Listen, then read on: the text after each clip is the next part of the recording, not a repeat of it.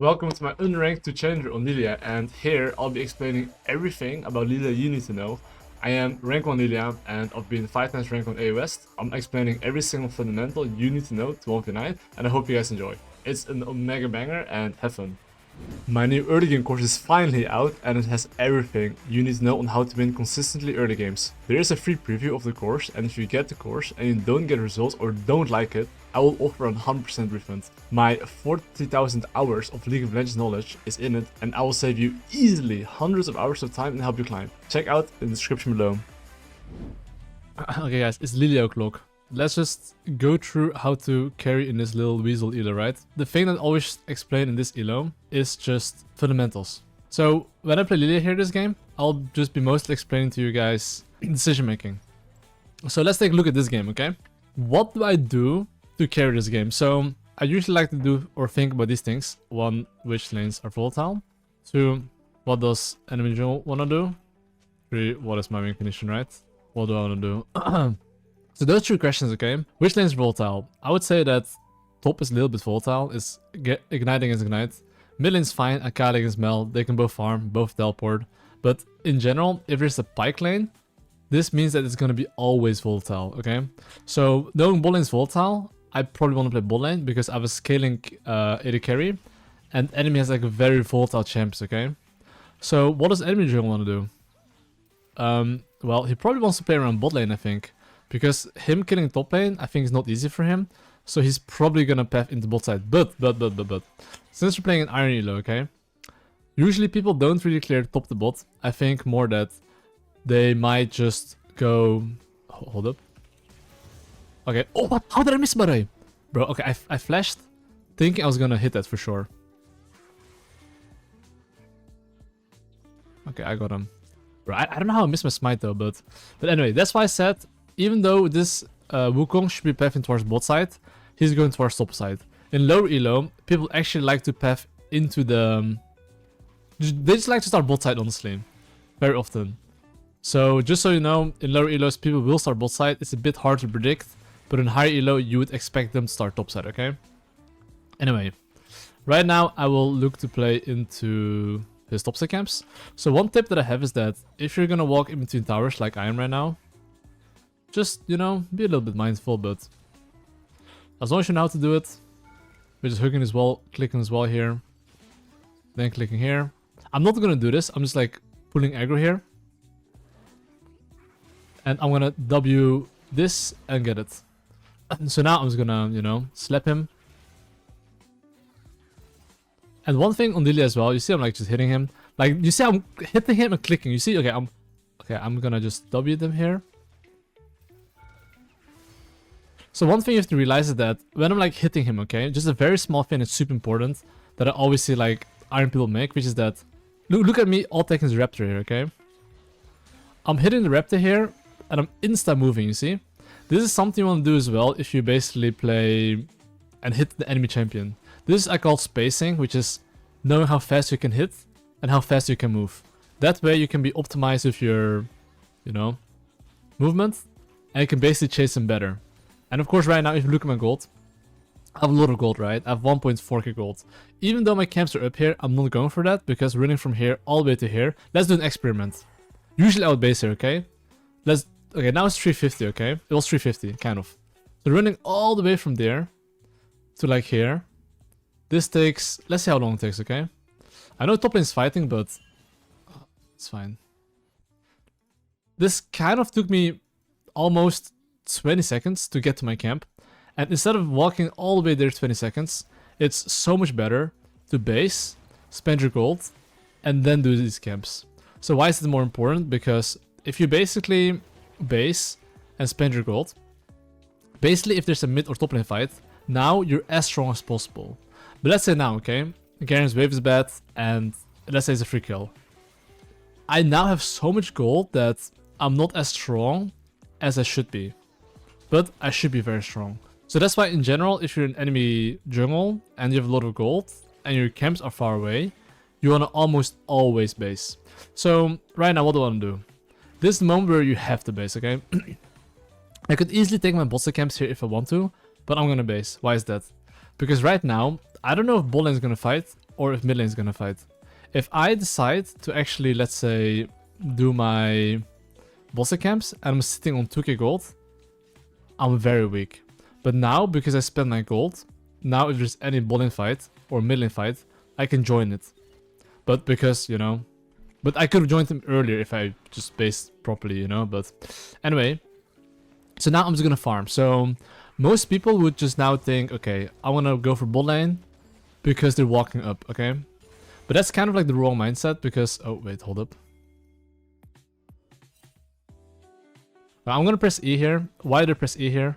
It's just to keep my movement speed. And you can see Wukong has 16 CS. I don't want to show myself here. But basically right now, I want to play for the Gribbies. In general, if you're winning, try to get the Gribbies. I think especially in low elo, Gribbies is like really OP.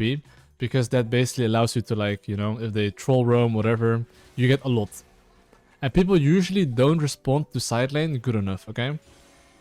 And of course, if you have the choice between your camps or enemy camps, especially if you're winning, you should almost always go for enemy camps. So you can see here, I'm taking enemy golems, raptors, and then I'm going for the objective. Because especially if you're winning, you can always get the objective, but you can't always take his camps. For that reason, I am taking his camps.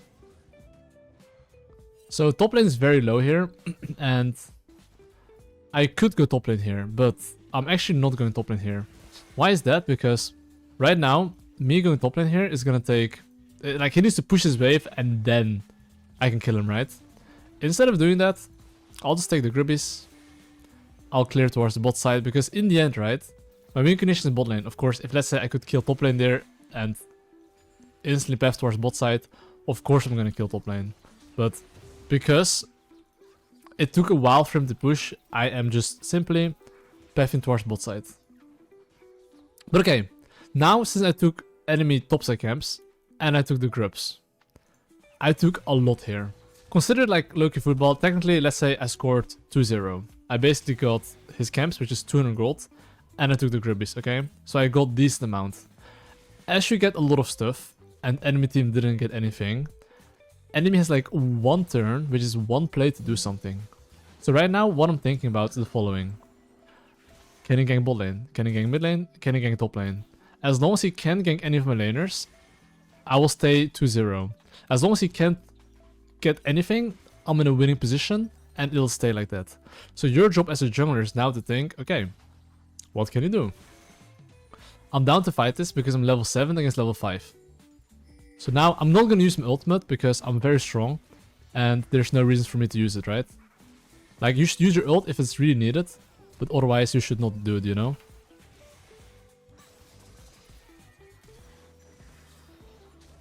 Now he's dead as well, I think. Okay, so the moment I get these skills here, okay? I'm thinking about the following. How much gold do I need for my item power spike? I need 160 gold. Does this mean that I am not going to look for any play till I have my item? No. That just means that ideally, I would like to take one camp, look for a base, and then look for a fight. Because that way, I'm increasing my chances of winning any skirmishes. And I mean, right now I consider bot lane's fighting, so... Okay, I can't do anything, so I'm gonna just bounce. I'll just use my E here to keep movement speed. But here you can see my Tomken just died, so I am gonna keep on farming. So I'm just gonna take only this camp here. After I take this camp, I'm gonna base. So as I'm basing here, because I have my item power spike, I'll just write a chat. 2 ways to lose the game if ahead. If laners are boosted, if they die to enemy jungle, right? Essentially. So, as long as I know what enemy jungle can do, which is honestly only top lane gank, I think mid lane completely fine. Bot lane should be maybe fine, because you see this wave.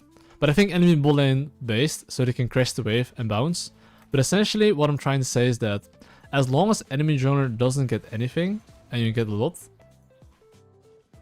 you're winning the game, okay? But let's talk a bit about champion mastery now, okay?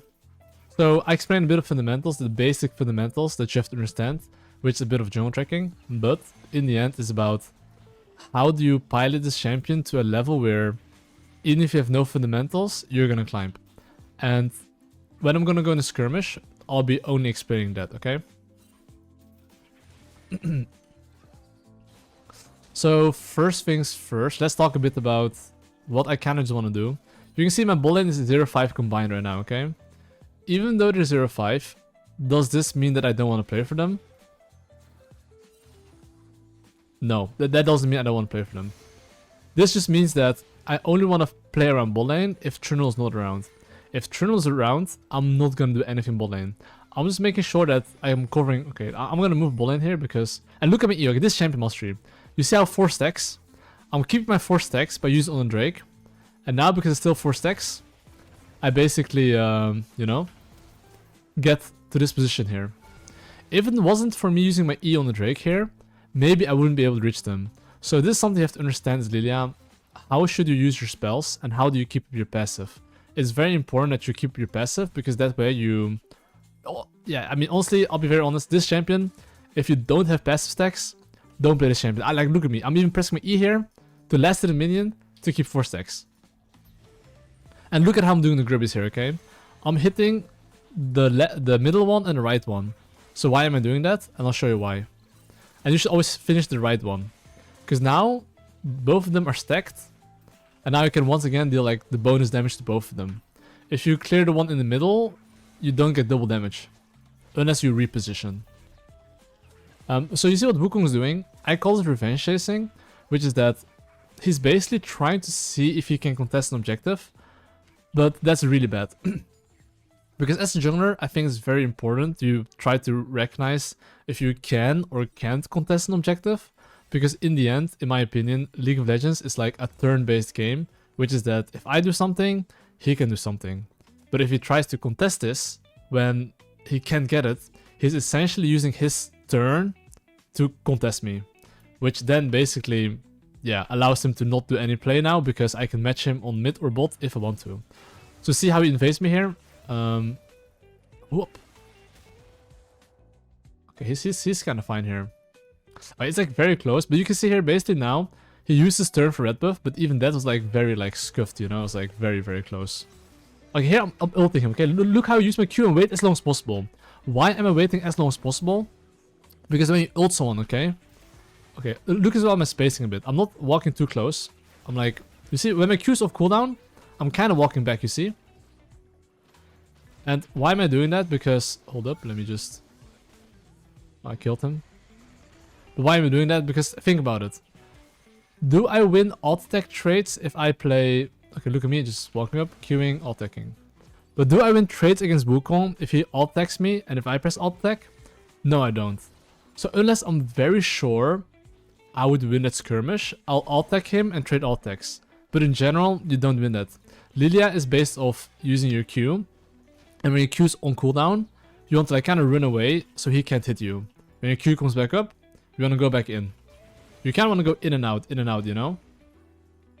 So just to give you some perspective here, look at how I'm going to play here.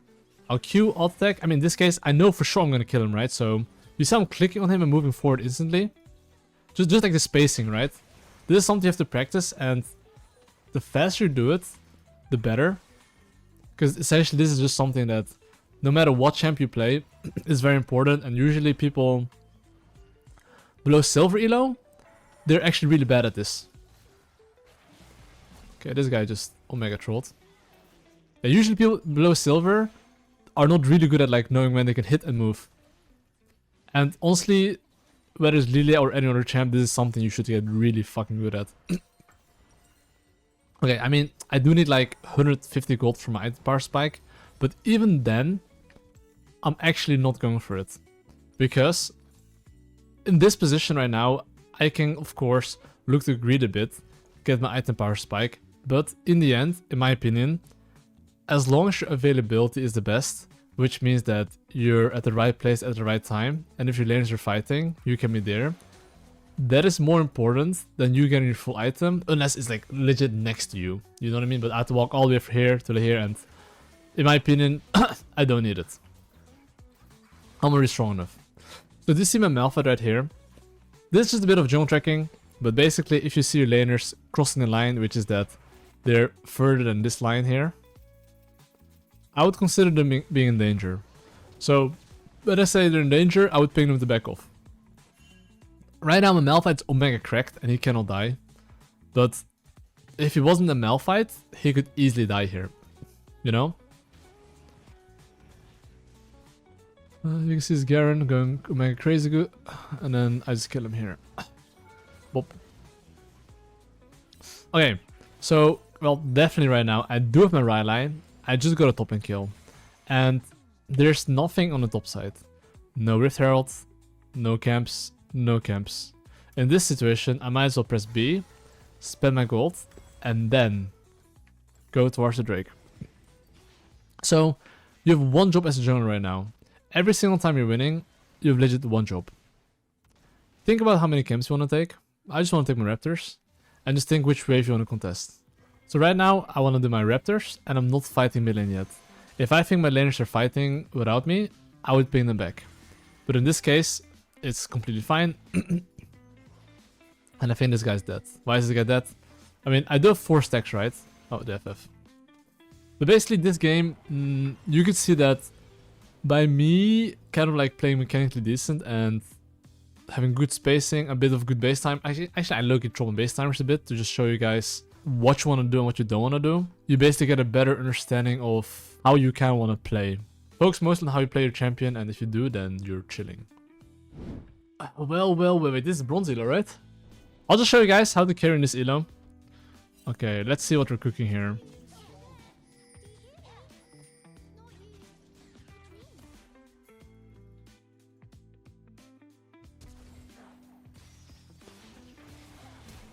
Okay.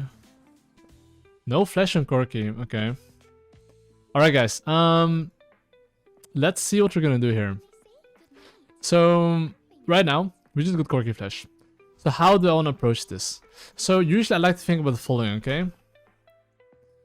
Always this. Which lanes are volatile? What does individual want to do? 3. What do I want to do? So, I think that we can all agree that both junglers want to play bot side, and I think that enemy jungle probably is gonna start top side. Why do I think he's gonna start top side? Because he probably wants to play bot side. And if you play Lillia, and if you want to play bot side too, because I know he's gonna play bot side, and what do I want to do? I want to play bot side too. This is just me using my champion strength. This is me clearing Raptors into blue buff, because I know probably he's gonna start here. So there's gonna be a few options now, okay? Either if he starts here, which he didn't. Now, because he didn't start here, if he's gonna go top the bot and he doesn't know that I invaded him, he's gonna realize later that I am basically taking his bot side camps and he's just losing farm, okay? So, because he shouldn't really know if I'm here or not, unless he's a ward, this would be really good for me. Even if he knows I'm here, him going to my top side is actually not even that good for him, because he can't do anything topside, right? So, after a successful invade like this, you as a jungler have one job. Don't go for a gank. Because right now, if, let's say Elise shows here, which he might show soon, if not, he's topside. You see how I'm just reminding my top laner, hey, Elise is not showing here, which means he's probably in the top side. Which probably means he put down a ward and he saw me. But now my bot lane is allowed to play permanently aggressive at least.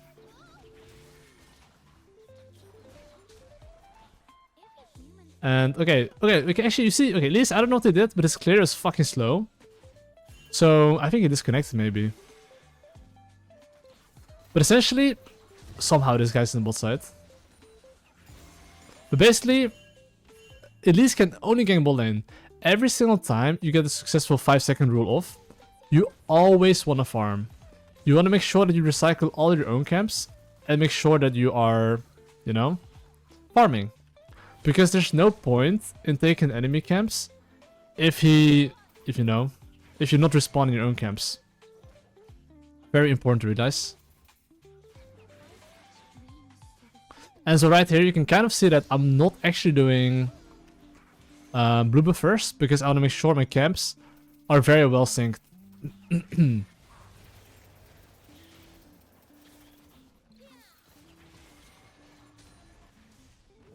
Oh, that's really good they survive here. So see how they survive here? That's really, really good. So right now Elise seems like he's going for the bot crap. And now I can do the Narnia strategy. This is a bit more advanced, right? But based on what the Narnia strategy is that you always want to re-invade him and take his camps on repeat. I think I might not be able to make it actually. But I do think Elise should base after crab and he should go towards the top side. Which will then allow me to take raptors into his bot side.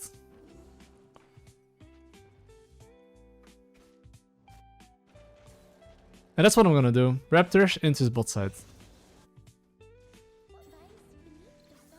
You see how mid lane is pinging to defend mid lane? Nope.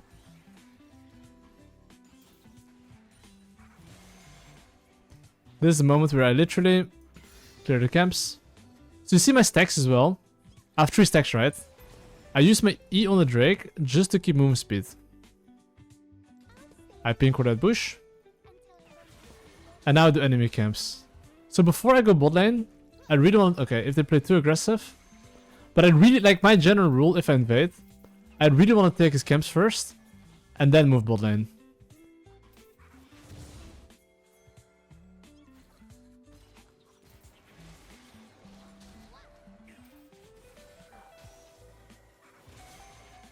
Okay. Let me see what I want to do here.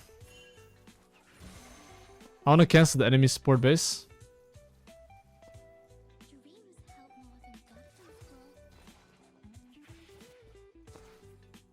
I'll just base here. Why am I basing here? Because the Gribbies are spawned in 10 seconds.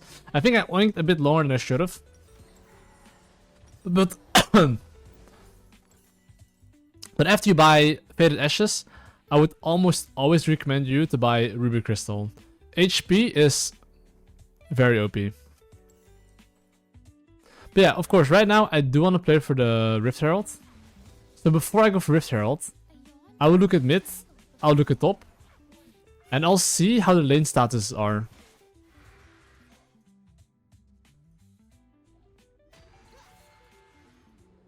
I'm moving top lane here, as you can see.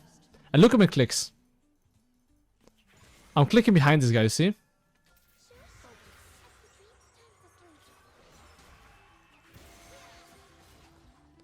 See if we can kill him. He should be dead. Oh.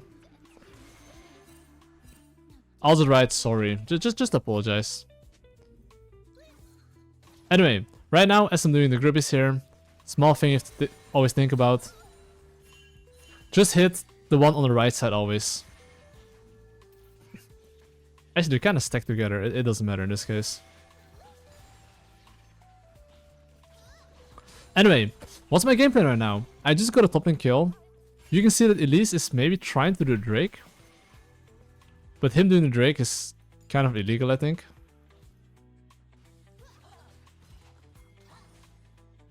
Okay, so I'm like low-key but that's okay. I'm making sure that Elise cannot do the Drake here. You see, once I make sure that Elise is off the Drake, I keep on farming here. League of Legends is a turn-based game, which means, well, I do something, he can do something.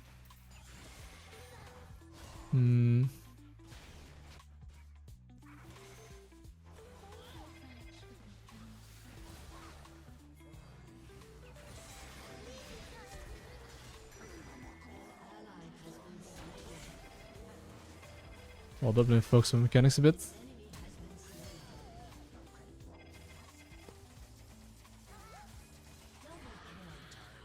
This guy should not have ultimate, I think. I'm dead, I think. Okay, I cringed a bit there mechanically, but all good. Why is the science so tanky, bro? This guy's an omega chunky beast. Anyway, right now, what's my game plan? So there as well, right, is Lillia in general. Always try to hit as many people as you can if you Q ult. Because then you can sleep all of them and that kind of banks, you know. But anyway. Right now, I press tab. I want to play especially for bot lane. So because I want to play bot lane, I'm going to go top to bot. Clear weak side into strong side. That way my camps cannot get counter jungled.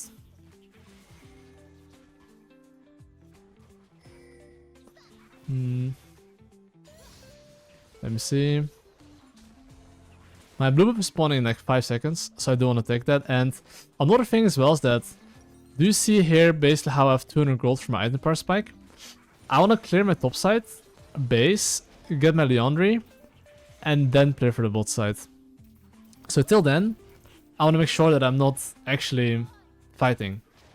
So you have one job as jungler.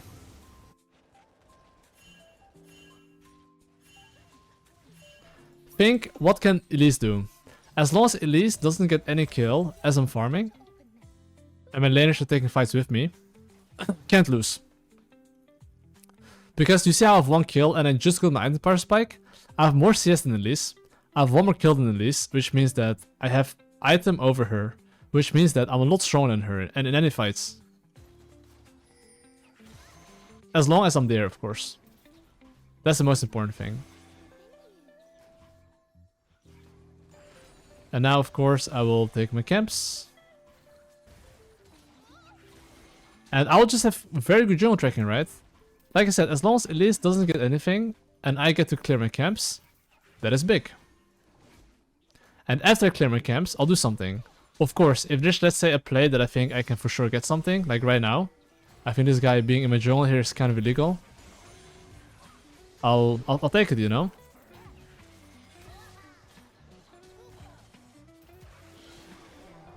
But if it isn't for this, I would keep on farming.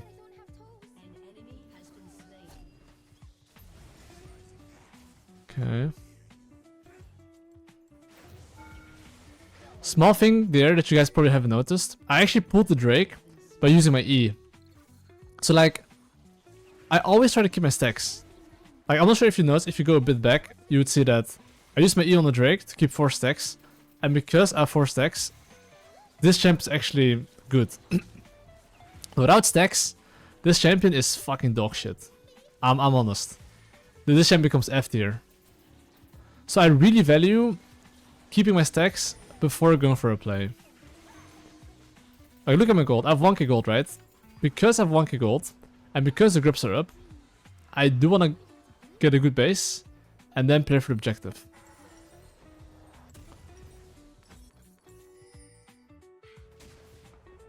And look at these items. She has Hextech Alternator. She's very weak compared to me. So that as well means that I should be able to take fights without her being able to do anything. Okay, so I do want to take the objective here. And as you can see, I will start it.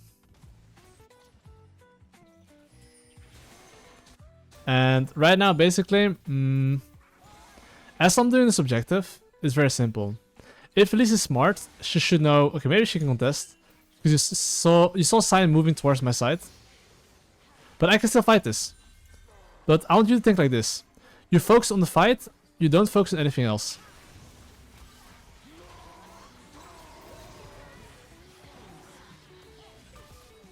So even though the gribbies are up, that's not my main priority. My main priority is winning this fight. And of course, after killing them, I want to see what camps there are to take. I think his golems are up as well. Okay, so if you want to snowball your lead, okay? Elise currently just respawned. Let me just... Oh.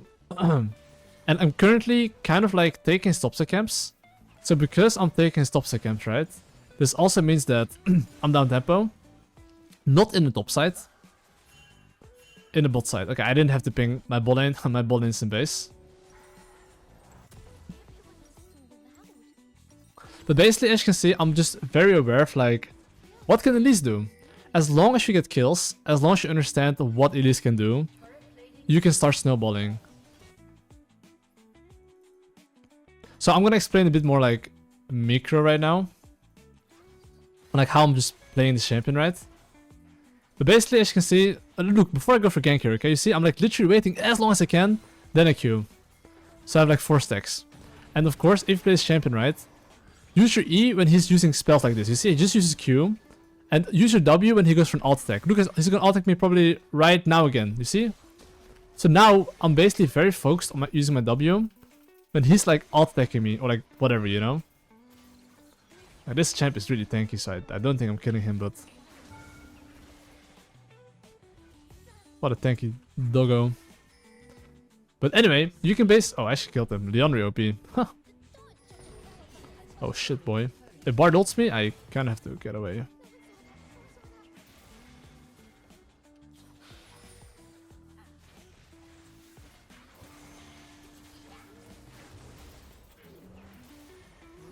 No, I survived. They're so tilted. But yeah, basically you can see how I'm using my E and W. I will use my E and W based off their auto attacks or their spells. That way you have a higher chance of landing your spells. And landing a W in general is like very hard, especially center. And the only way you can hit it is if you actually, you know, time it perfectly. And another tip you can do, right? You see this Gromp, you can just put them together. So you can kind of be more efficient with your spells. And of course, since I got a lot of stuff here, I kind of need to base. You can even see here, when I go for this invade, right? I try to use my spells as late as possible. Because this champion with 4 stacks, which is 500 move speed, you can kind of, you know, outplay enemy team very easily. But without move speed, not possible.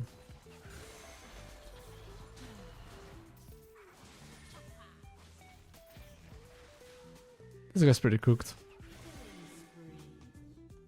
Okay, what's next on the menu? I basically got my Leandre, okay? And because I got my Leandre, I would like to base. So you see the Rift Herald here? Even though I can take the Rift Herald, in my opinion, it's much better to base instantly, spend your gold, clear your bot side camps. If Elise is smart, think about it. Elise would try to... Let me get Darksteel. Elise would try to not contest the Herald, right? Because he should know that if he's losing, he doesn't win that. By me basing, not going for Rift Herald, if there's any bot or mid lane fight, I'll be there. If there's no fight, then I'll do the Rift Herald. By me playing like this, I'm basically at the right place at the right time, which allows me to snowball even harder. Objectives, by the way, is legit a bait. In a way. I just use objectives to force fights. So you can see now, if there's any mid or bot lane fight that I think is good, or she even does the Drake, I'm ready to punish her.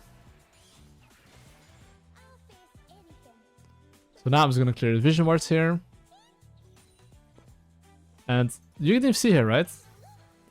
I have like a ward here, so that tells me that Elise is not on the Rift Herald. So I can just do the Drake here. So why can't I do the Drake here?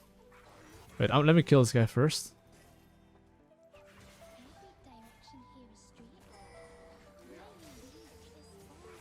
Like, you see how I use my E? Always use the E on the back line. You never ever want to use the E on the front line.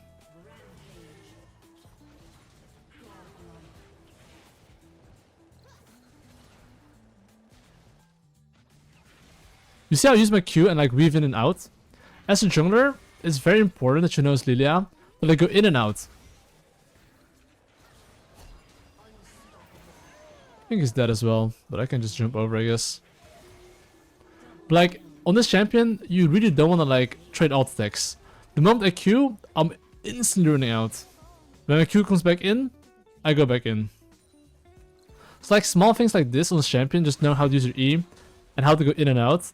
It will allow you to like get to the next level basically. On this champion, I would say that spacing is very important. If you understand these things and have like some decent jungle fundamentals, I'm telling you, you're gonna smurf so fucking hard. So even here, you can see the Rift Herald's up. Guess what? I don't care, you know. I'm just basing. I'm spending my gold, and after I've spent my gold, now I'm gonna clear my camps. If there's any fight, I'm ready to go for that fight because I'm as strong as possible. If there's no fight because enemy team is playing safe or trying to trade, I can easily match them. You can see I literally got 14 kills at minute 19, and you know, I'm not doing that much. I'm just having good base timers. And I'm at the right place at the right times because I'm not going for objectives. Objectives, legit, overrated. And now, because I based, look at Sign. Now I found another kill. So how did I find this other kill? Because I simply based, didn't do the objective. And now, after I got his kill, okay. And basically, I would say that I don't have anything else to play for anymore. Now I'll go for objective, but he yoinked it. You see I'm going in? Okay, I can just kill him here, I think. So you see, you can even see here, right? I'm kind of like weaving in and out, you know?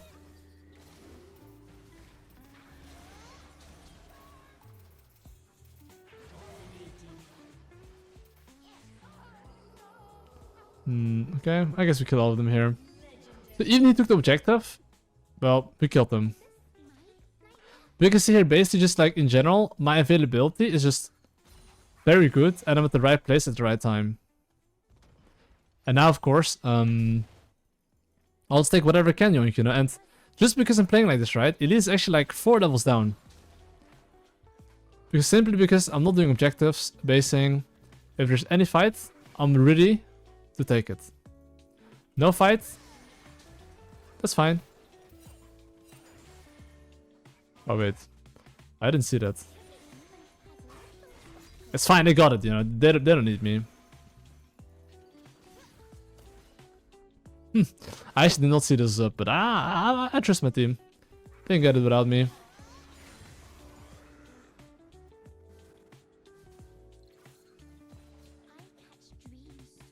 But now I'm basically legit 5 levels up on the list. Easy, man, easy. You got it. Usually I should help them, you know, but you can see literally 5 levels down. Okay, I have 1.6k gold, and you know, I kind of want to be basing here. So because I have 1.6k gold, I'm basing, getting my Zonya. Okay, the question now becomes just, can I fight this? Yes or no? If yes, obviously I should fight this. But before I fight this, look what I'm gonna do. I'm taking my camps here. Wait, yo, hold up. And after taking my camps here, I'll then look for a fight, you know? But you see here I'm like always getting stacks first and then fighting. That's like a rule I have. I'm not even kidding, it's actually a rule. I really want to get stacks before I fight. If I don't have stacks, I usually will not fight.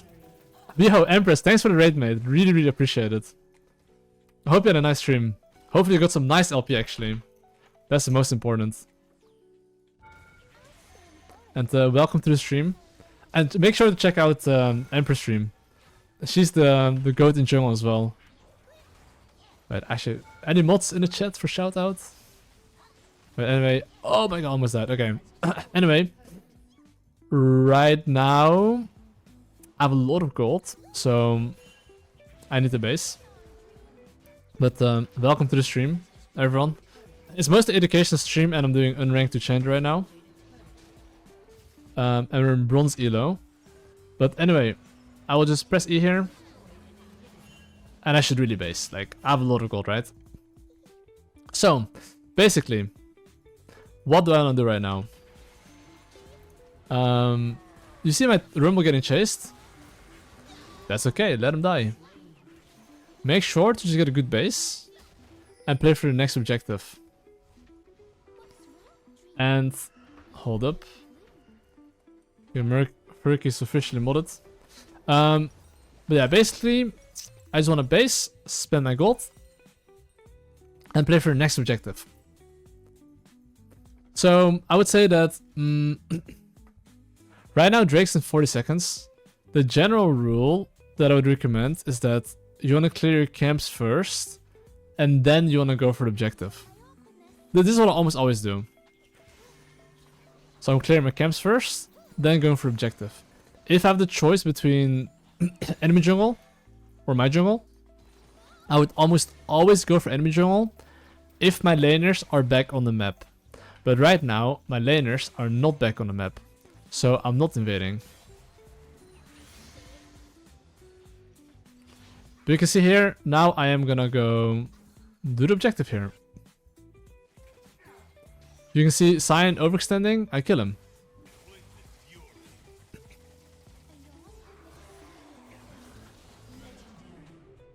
And now, I do the objective. So, after I take this objective here, the Drake, what's my goal? One goal. Right now, after taking this Drake, I need to ping my top lane to play safe. And my mid lane to play safe. Yo, dude. Thanks for 3 months, mate. Really appreciate it. Thanks so much. Okay, anyway, let's see what I'm doing here. But basically here, I am looking to clear my Drake, which I just did. And I'm playing for the objective next. So, as you can see here, okay? Currently, I'm really far ahead. And look, Elise is cocoon. So, I sidestep the cocoon. Now, I slow her. Almost. Look at me. I can ult him here, but I'm ulting more. I'm ulting Corki as well. So now, because I ult 2 targets, or hit both targets... Oh my god, I'm almost dying. Almost, buddy.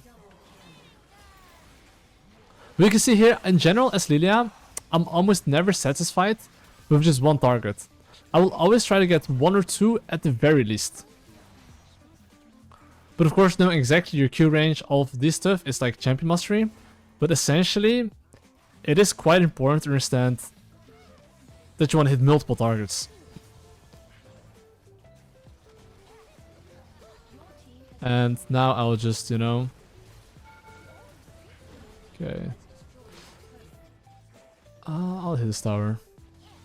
And now it's pretty much a GG well played. But to summarize this game a bit, basically I would say that... Honestly, I just had good base timers. I didn't go for objectives when I could have taken them. Instead, I prioritized just simply basing, having good base timers, and being at the right place at the right time, and then I snowball. GG well played. Okay, a very big tip that I always have. If any of you guys play AP champs, you should always try this in lobby. Can you play 80 solo lanes if possible, please? If not, it's okay. You have to be very gentle, be very careful about what you write. Okay guys, this is kind of like silver gold Elush. I can show you guys the 5-second rule on Lillia. But if I do the 5-second rule on Lillia, I'll start super. So if I'm playing against Vi... So okay, why am I going to do the 5-second rule here and start super and healing pot? Because this is a game where I do feel like enemy junglers should start top to bot. Like, why do I think he's going to start top to bot? Think about it. It's Malphite against Gnar. It's really AFK, right? And because it's really AFK, there shouldn't be anything happening. So basically, right now, what I want to do is make sure that my bot lane can play aggressive. I think about the following things, right? Which is this, okay? 1, which lanes are volatile. 2, what enemy jungle wants to do. 3, what I want to do. So basically, to answer this, bot lane's volatile, 100%. Mid lane's a bit volatile. So what does enemy jungle want to do? Probably play bot side too. So usually if he wants to play bot side, he's gonna go top to bot. If you play champs like Lillia, Kayn, Viego, you can do the 5-second rule, which is just invading here. And basically I want to play bot side too, right? So basically by me being able to do this, because of my champion, I do raptors into the enemy camp. This way I'm actually playing for bot lane. And if he doesn't ward this, I'm punishing him basically. So now I'm going to sweep this when I'm in the middle, right now. And I'm going to check if he maybe start bot side. Okay, so now we see him doing blue buff. Like, he probably has smite. So I'm going to count probably 10 seconds. It's 2 minutes, okay? I'm going to wait till 2:08. Because he was very slow for whatever reason. So I'm hugging the wall here. Now I'm going to go from behind. And now he doesn't know if I have smite or not. So the crucial part here is that he does not know if I have smite or not. So what he might do is probably like try to steal it. But right now, oh my god. So look at my spacing as well, right? Do you see I'm like hitting him and then moving? Very important.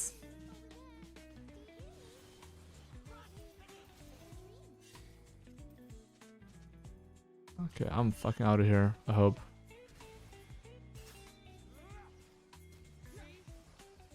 Stop it, Echo! Stop it!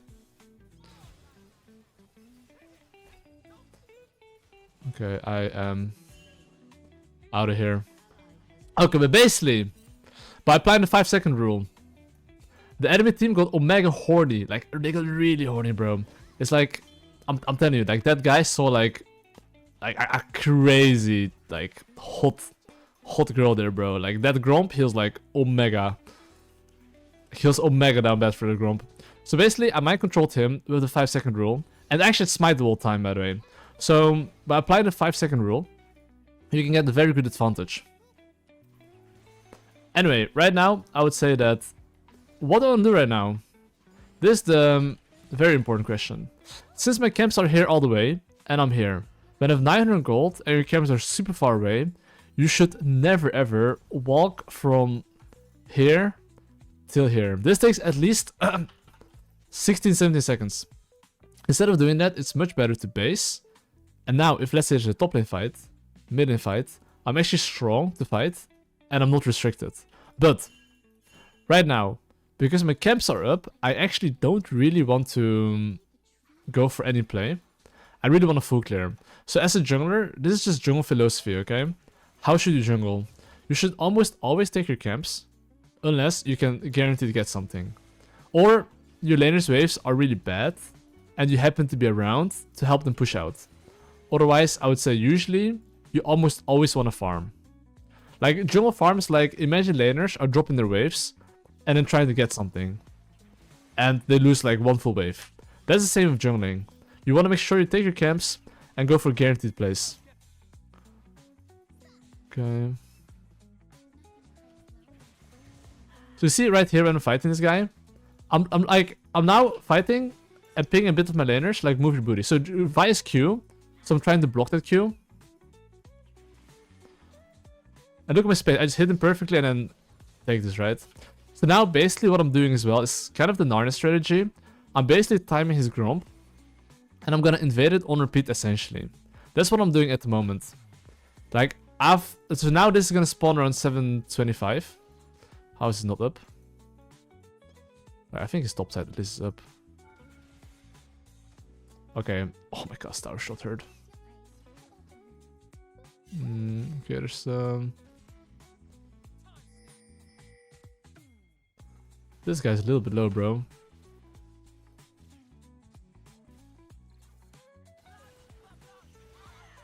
So now I'm gonna kite him for obvious reasons, because I'm a bit low. This guy seems like he wants me.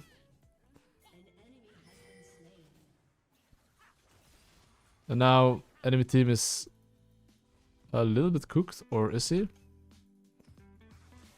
Anyway, so do you see how much gold I have? I have 1.3k gold, right? Because I have 1.3k gold, do you think I'm gonna do the Raptors right now? Sorry, not Raptors. Grubbies, yes or no? I will not do it. It's much better to just base here, spend your gold, which is 1.3k, which is perfect for my item, and then look to go for the objective. So right now, once again, I'm basically increasing my availability. And when I say my availability, let's say there's any fight anywhere. Right now, because I'm actually basically basing, if there's any mid lane, top lane fight, or whatever, right, I'm strong enough to fight. So in this situation here, now you can see he's going for the grubbies. And now, because I've spent my gold, I will be able to fuck him up. So always, as Lillia, it's so important. Stack your Q before you get in there. Okay, he kind of left the grubbies. So do you see how he left the grubbies here? Because he left the grubbies here, and now... Okay, this is like how to snowball essentially, right? And this is, in my opinion, a really good strategy that not many people do, but the Narnia strategy, if you're ahead, it goes fucking hard. So when he doesn't do the objective here, what can I do? I can now skip my Gromp, because I know he's never gonna invade it, and I can look to invade his bot lane camps. So right now I can take my bot lane camps here, and then I can look to invade him here. But before invading here, okay? Do you see how I'm pinging my laners? And look here, I'm using my E to keep 4 stacks. Always keep 4 stacks if you play this champion. If you don't have stacks, you're fucking dog shit. So now, because I pinged my laners in advance, you see, literally my mid lane came and my bot lane came. Simply because I'm pinging all my laners, yo, move your booty, you know? And if it wasn't for that, they probably wouldn't come here, you know?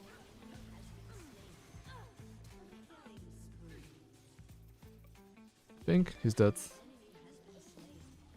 And now they basically get Omega killed here.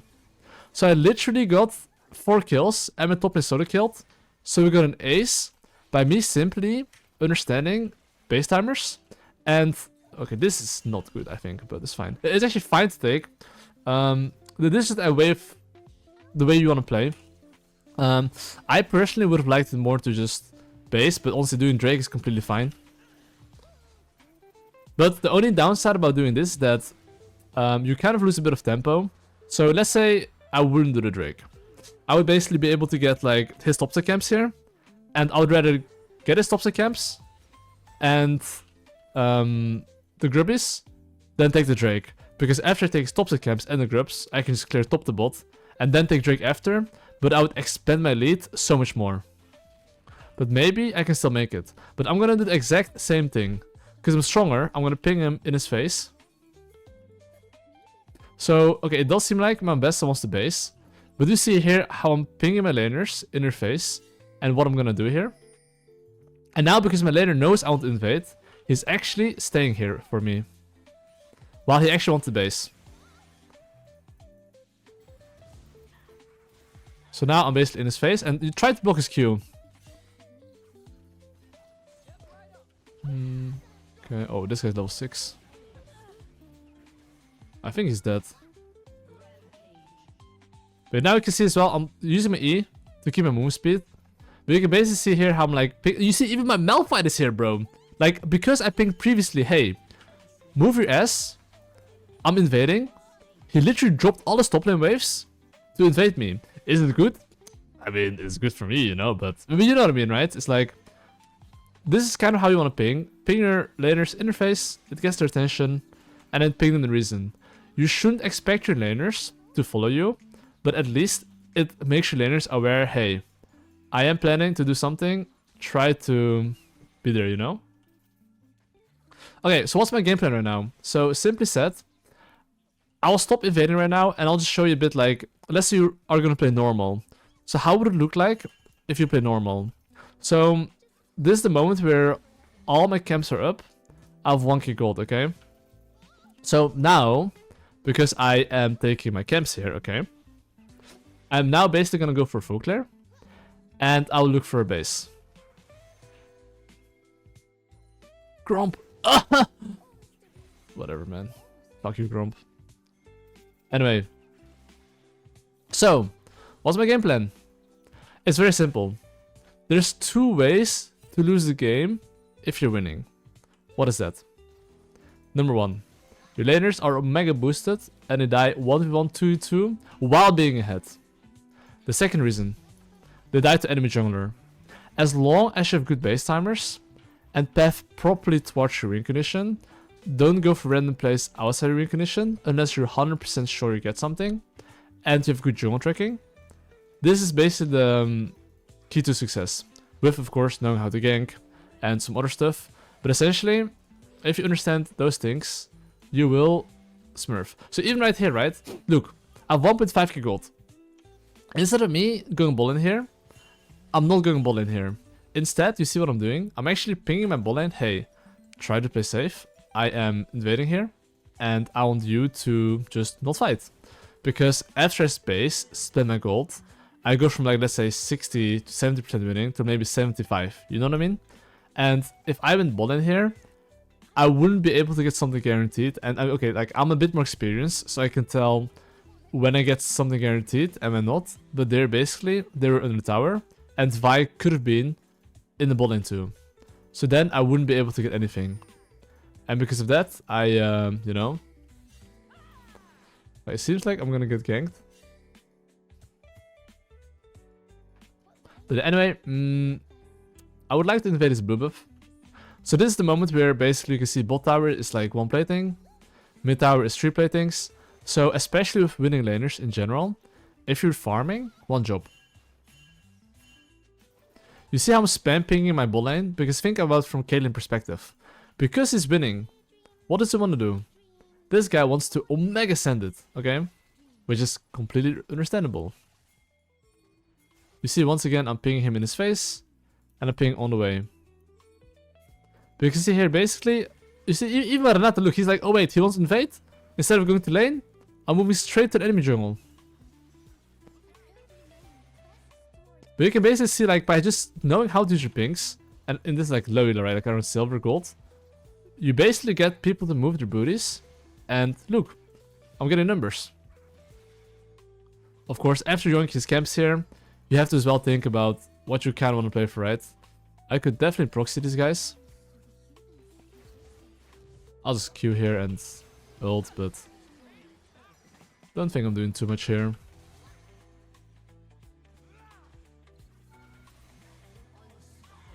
Oh, what? Huh? Wait, there's a fight behind me?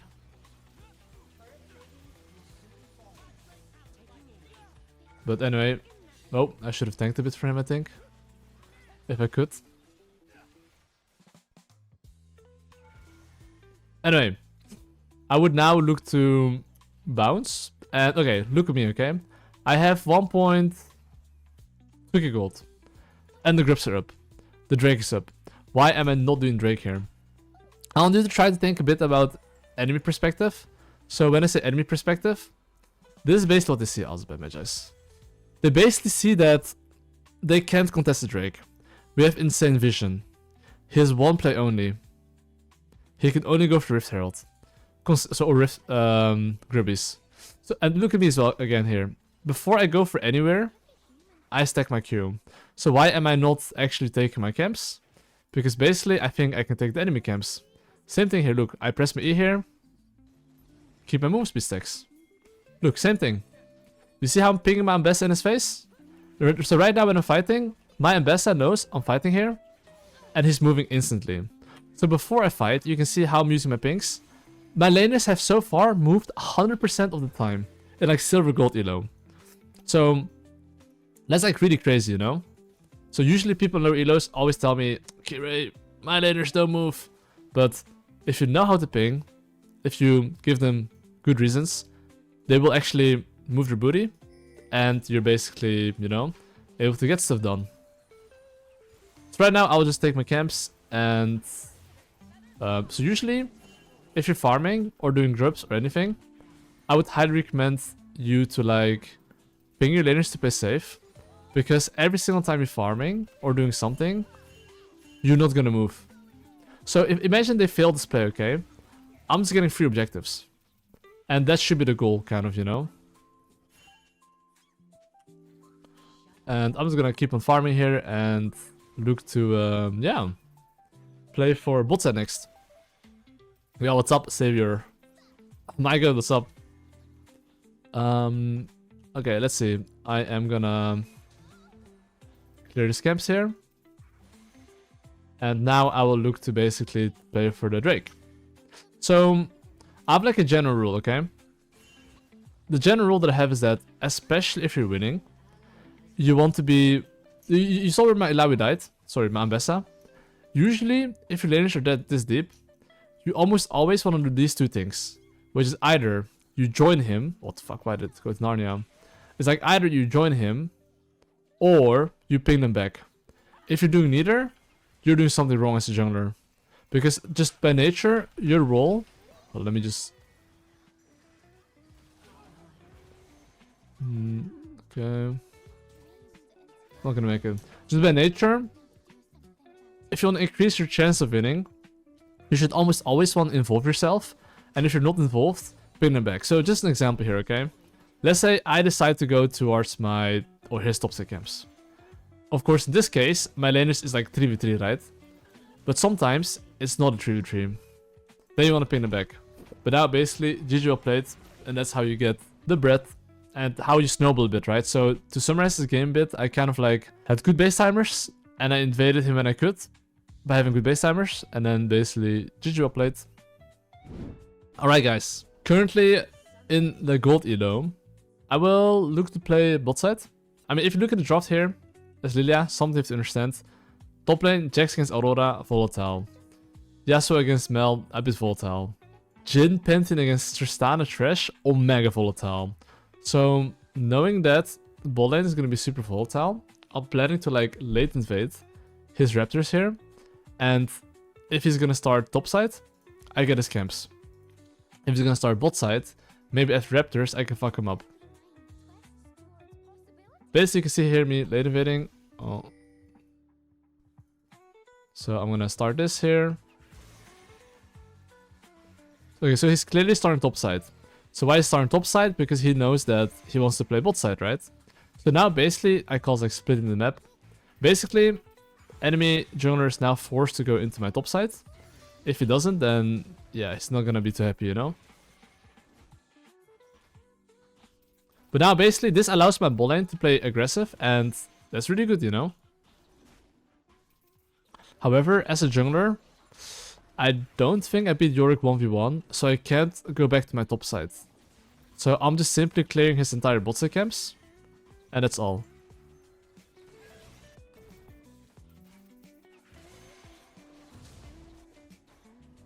So I'm just gonna ping to my teammates, hey, he's in the top side, be careful.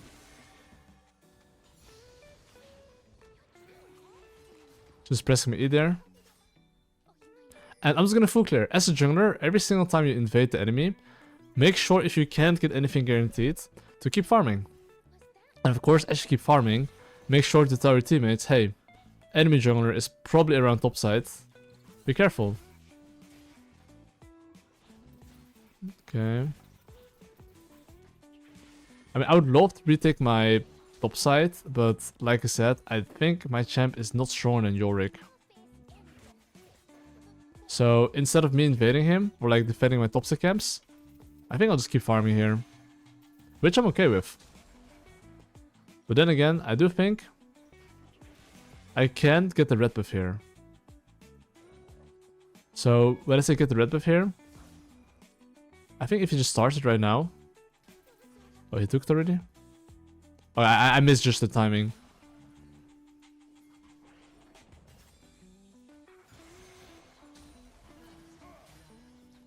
Maybe I beat him up actually, I'm not sure. I'm level 4 right now, so I can actually beat him up.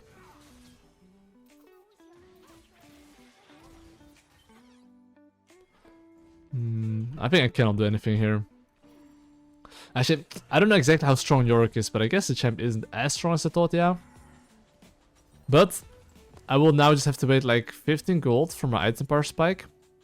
And I am pretty sure that if I can, I would love to invade his raptors. So every single time you play Lillia, right, just try to make sure to try to like re-invade if possible. But looking at my mid laner, I do think he needs the base. Okay, you can see Yorick went for the top crab, which also means he fucked up a bit of his tempo, which allows me to invade him here.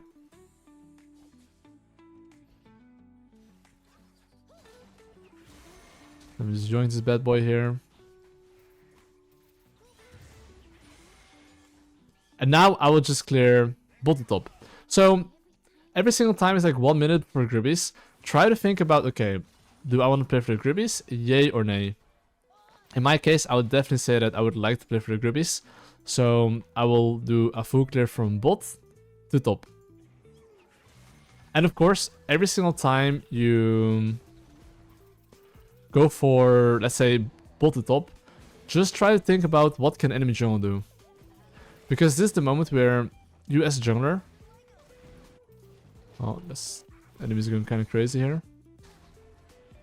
You have to think what he can do, basically. But I looked minimap and I think he cannot do anything. So I can just go for a simple full clear and go for the objective. And right now, of course, I see Yorick. And before you go for the objective, okay, because look, 20 seconds before the objective, you have one job as a jungler when you want to fight something.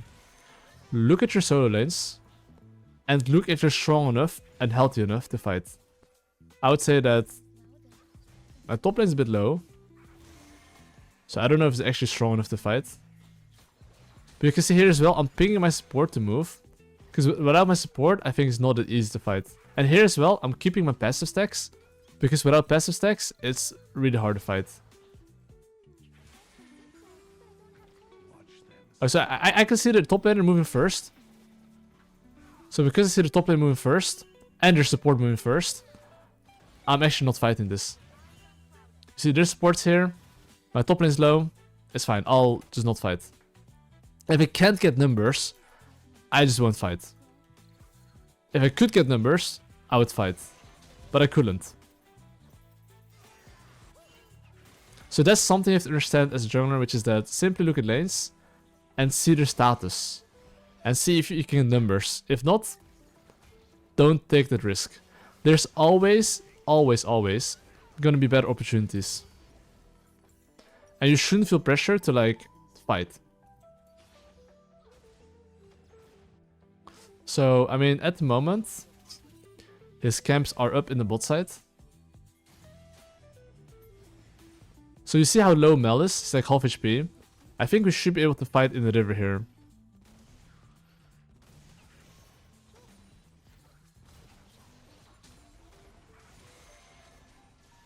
I would like to invade him here. Their support is missing every single time before you invade as well, right? Make sure you look minimap. See who can move first. Their support could move first. So I do need to be slightly more careful. And look here as well. I'm using my E here to keep my move speed. And see how I'm level 6? There's ward here. So, okay, I don't make it. I'm just gonna clear this ward here. And call it a day.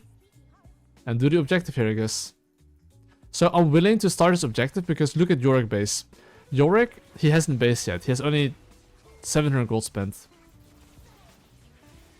So right now I can do the Drake because I'm level 6. And I'm very strong basically. We see Yorick. He still hasn't based yet. Okay. So the game is pretty even right now. And it seems like I'm basically not making any progress. So how do you make progress? I think about the following. Who do I want to play for? Mid/bot. So even though I'm playing mid/bot, currently my pathing is going towards the top side, which is fine. But you have one job as a jungler. Ping what enemy Yorick can do, try to get good bases, and then try to play towards your win condition. So right now I'm just simply full clearing, and I will then look for a base to get as strong as possible, and then look to play for my win condition, which is mid/bot. I'm down to invade here, because if my laner can get the push, and I'm stronger than Yorick, which I am, right? I have better base, I can fight him here. So look at me, okay? I'm using my ult here, then I try to use one more Q, and then I press my W, and then I'm basically looking to hit him, you know, but why is this champ so OP?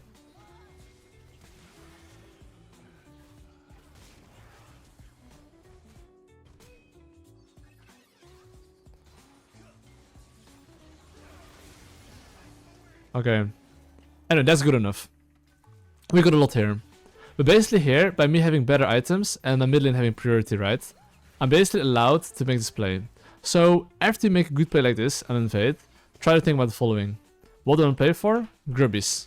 Do I need the base? Yes. So right now, okay, I mean, I guess he's leashing the crap for me, so I can appreciate that. But now I'm really looking for a base. And this is the moment where enemy team has one turn to do something. So what can enemy jungler do now to potentially get a kill? If he doesn't get anything in the next minute and I can get to take my camps, he will slowly but surely lose the game. Mid lane under tower, top lane basing, bot lane dead. He should not be able to do anything. So we're Gucci. But you see my mentality, how it shifts from like, okay, I'm stronger because I have good base, and then into, okay, I now have got a lot. As long as the enemy jungler doesn't get one thing, it's GG well played. And of course, I do want to play for the Grubbies here, because now I am strong enough. Yo, Mikesh, thanks for priming. Thanks so much. I appreciate it. But okay, now you can see I'm gonna do the objective here. And after I take this objective, I'm just thinking, once again, what can enemy jungler do? Because jungling essentially... Okay, they're trying to contest this here, I think.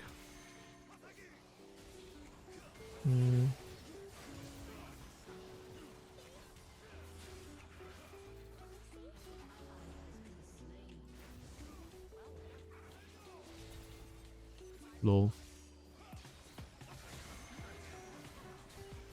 Okay.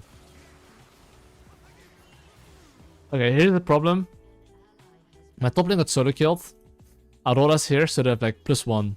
So even though I'm stronger, my top lane is getting omega cooked. So the fight was a little bit awkward, but that's okay. Anyway, you see this plating here. Sometimes when mid lane is dead, yes, this is like the classic.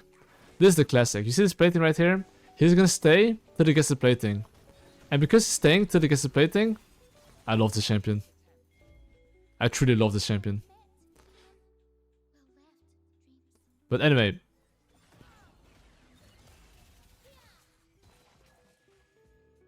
Yeah, fuck the champion. I love it. I love it. Anyway. But anyway, what I'm trying to explain basically is that, you know, how laners think. When my mid laner dies and he sees a plating, most laners will go for plating. It's very important to understand your opponent. That way you know if you should or should not gank there. Anyway, Drake spawning in 40 seconds. Because Drake spawned in 40 seconds, I definitely want to look for a base. And let's see. So see here, I would ping my laners to play safe. Oh, you see how my bot is moving? If my bot is moving here, we have numbers. So when you have numbers in general, try to fight if you can. Like League of Legends in the end is like a percentage game. You have higher chance of winning if you have good base timers and man advantage. So usually if you review your own games, if you were to look at those things, you would then see, you know, which fights you take are troll or not. Okay, so there, I kind of wanna, I'm kind of jailed. Okay, that feels fucking bad. I was like jailed like a fucking dog. Okay, so remember what I said previously? If you want to increase your chance of winning in League of Legends, man advantage and base timers. What happened there? That was a 2v1. And that's why I lost there. It can be that simple sometimes, you know? I mean, in this case, I'm going Magic Pen Boots because I don't think enemy team is buying any MR.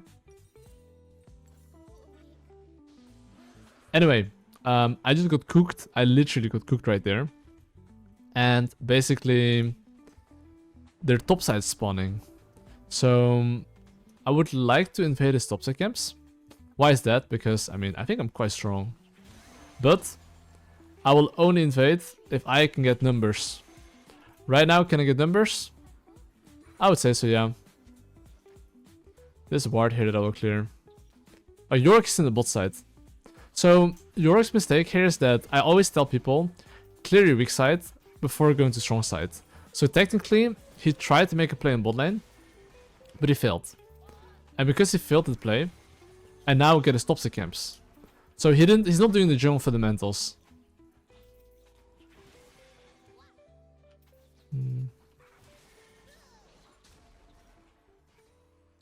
Okay. Now let's take the wolves here.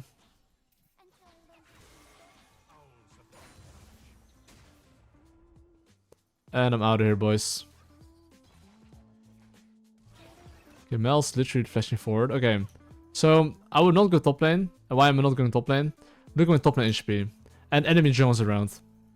When a lane is losing, especially if you're like in a losing game state, try to not help your laners. Just make sure they can just catch the wave, base, and after the base, you should look to play. So right here, this guy took a free tower shot. So here I'm waiting as long as possible to wait for my Q. And now I just cook him, you know. I knew he was gonna cage me there.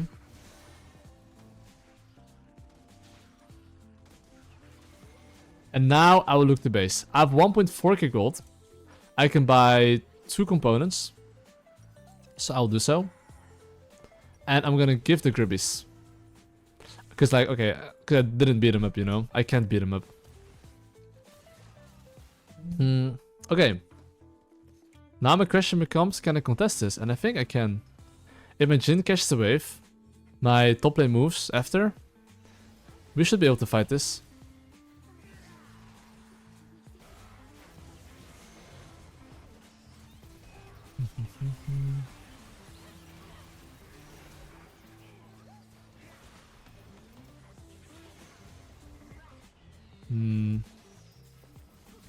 Okay.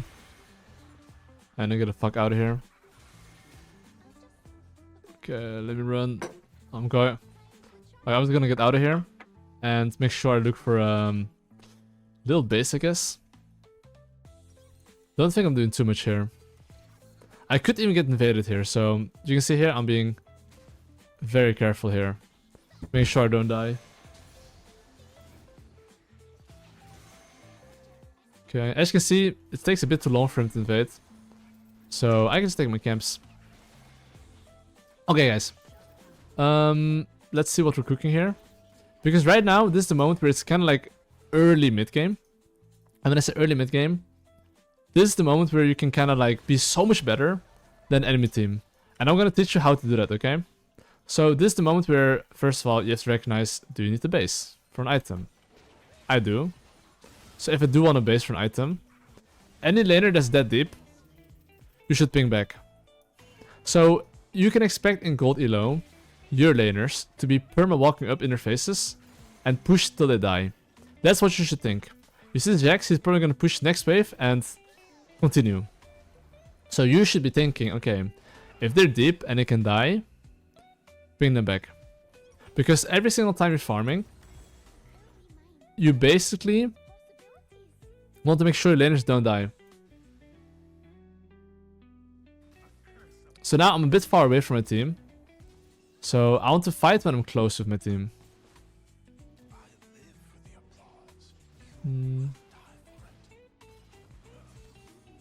Like here I'm just trying to push them out, which will allow me to get some control, but you see the Aurora was like here on top side. So they have man advantage. And because they have man advantage, I can't fight here.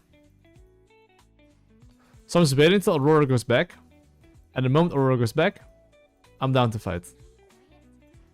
Till then, not really.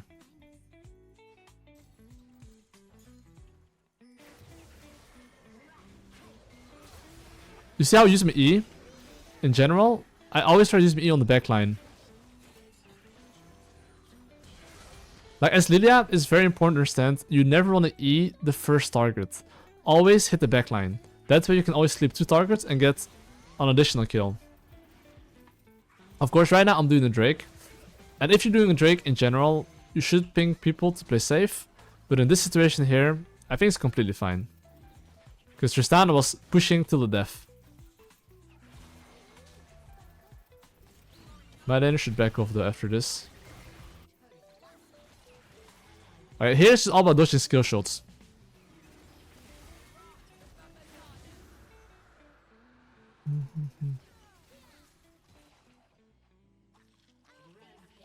And now I just want to look for a base. Simple, right?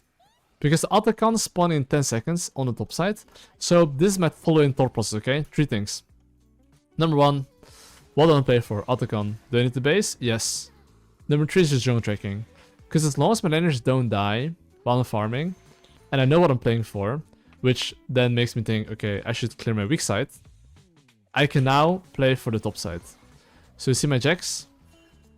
I'm just pinging, hey, they might maybe be on you. Maybe you want to run a bit further away. And now I'm basing. Okay, this teleport is omega dog shit, but it's fine. But basically now, as I'm farming and I'm not there, I need my laners to not die. Doesn't always happen, but you know. And now because my Yasuo is pushing bot lane, we essentially just want to play defensive. I think, wait, can we fight this? They just killed our support. Okay, I guess we're giving it.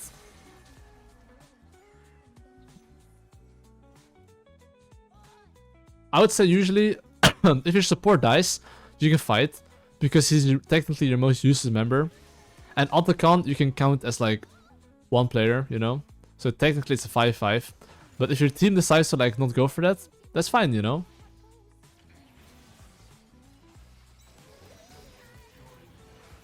Okay, I'm kind of trolling here a bit. But it's fine. Oh, wait, hold up. This guy's really trolling though. Oh, he's dead though. Ah. Oh, what the fuck? I mean, on the bright side, I guess we got mid and bot, you know, we take that. But yeah, I mean, I kind of face checked for fun. I shouldn't have done that. Because Trash was cheesing there, I died like I did. Which is not banging, right? Because I lost my flash for fun kind of there. While we were getting a super good trade. And I definitely, like, you see here, I'm pinging my laners. Just don't think about fighting. Okay. So, my top lane is still mega useless. Same for mid lane, but they're getting more useful, right? So, if you look at the map state. My Jack's getting chased, like, kind of crazy.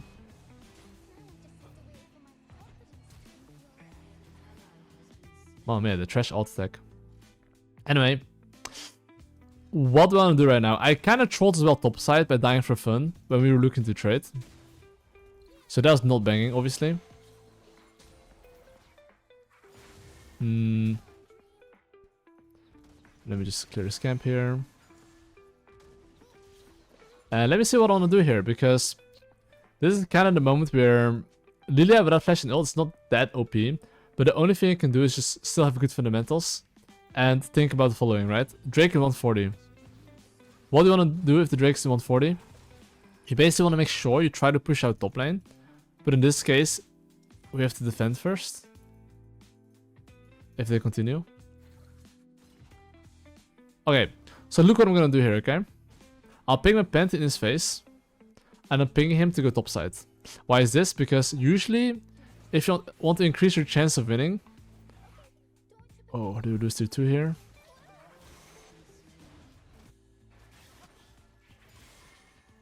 I was gonna say, if you want to increase your chance of winning, you want to make sure you try to get man advantage. And if you want to play for Drake, the best way to get man advantage is pushing out the opposite side. So now, for example, we can force Mel to be on top lane.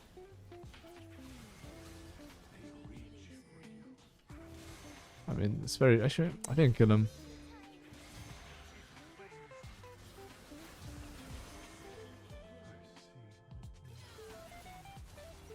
Fuck this champion. Actually, fuck this champion. I was thrown E... Dude, the thing is that the E... It literally goes like an aimbot back to me, you know? Can you even dodge it? But anyway, yeah. My Jax went a bit loco, but at least we got the Yorick. Yo, Destiny Baru, thanks for the prime, or for the sub, basically. Thanks so much, mate, I appreciate it. Wait, Pantheon is... Oh my god, wait, Pantheon is OP, bro, what the fuck? He's Omega one-tap them. Support Pantheon, damn. Anyway, if we get this Drake, that's actually really big, because this will be our 3rd Drake, and I do think scaling-wise, we're actually not too bad. Because as Lillia, okay, the most important thing is that if you flash ult, you can win every single fight. But the conditions to win that fight is to get 4 stacks.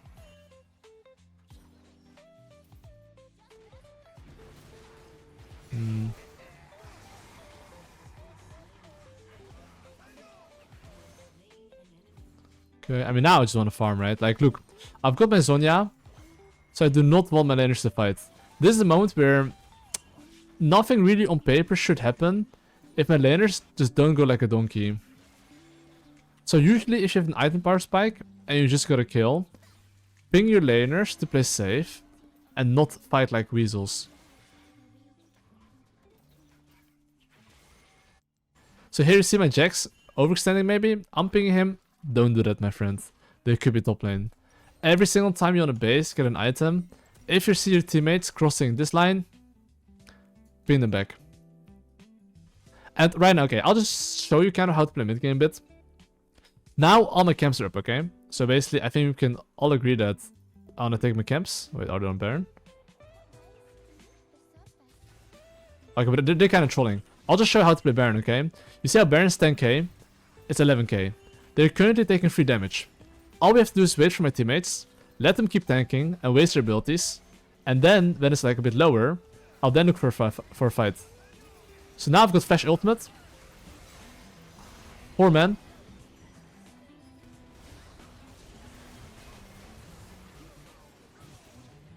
I'm 1 HP here, so... And now GG well played. But basically you can see here, before I fought here, I got 4 stacks. And because I got 4 stacks, it's a lot easier to land a 4-man combo. And because I knew that Baron is like... very healthy, and when teammates are far away, you have one job. Just wait for your teammates to get close, wait till they tank a lot of damage on the Baron, and when they do all of that, then you want to go in. This way you increase your chance of winning, and the most important thing is to be patient. But a lot of people wouldn't be patient, and know, okay, Baron's healthy, play slow. And then you get the bread. So I'm not gonna go more than this, because I think that it's risky. But okay. So right now we got a very good advantage here. I would say right now we went from a losing position, definitely to a winning position. So how do I escalate the game right now? And it's simple. Think about which wave you would like to contest. And wait, what's the thing called again? It's not redemption. No, it's definitely not. Oh, fuck. I've never bought this item before. This one, yeah. I'm gonna buy this one. Anyway, so you see which way I talked previously about which wave I want to use, okay? This is the wave I want to use to pressure. And when I say pressure, what do I want to... Like, the most important question, what do I want to do with that wave? I want to use that wave to hit top tower. Oh, I didn't even see this guy.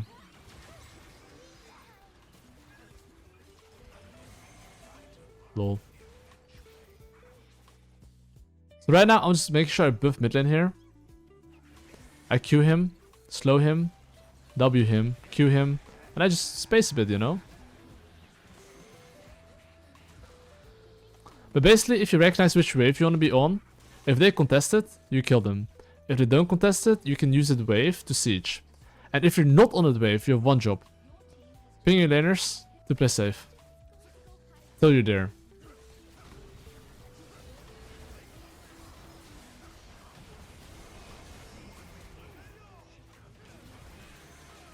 And that is GG, well played.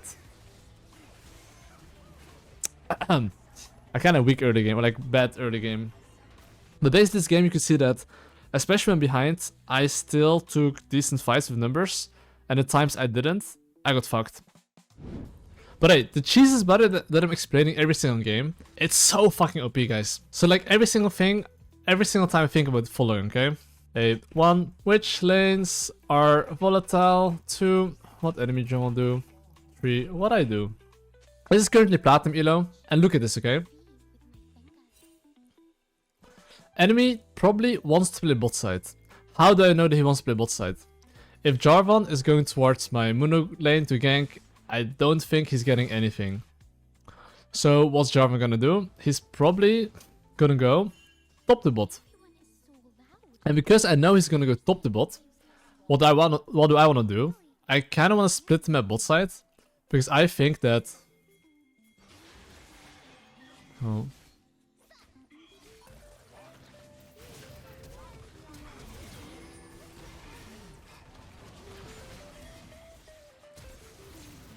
Are you serious, bro? Okay, please get him right.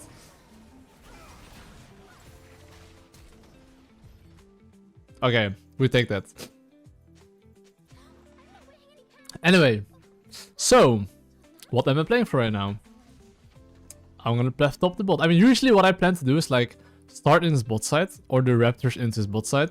But in this case, I mean, for obvious reasons, I have to go now top the bot.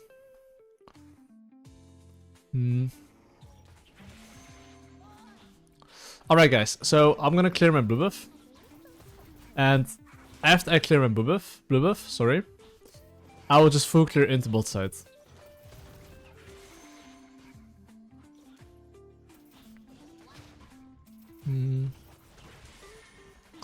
I'll just smite this, because my passive will kill it. And I'm just gonna path into bot side. So even though it's Platinum Elo, right, I think Champion Mastery is still super important. In this Elo, just pay attention to how I'm clicking and moving, you know? This is something you have to practice, like how fast can you hit and move? You see I'm hitting and moving? Knowing like the perfect timing is like key. But of course, right now as well, this is just jungle tracking, right? The higher elo you get, the more important it is. So right now, what I'm thinking about is, okay, what can Jarvan do?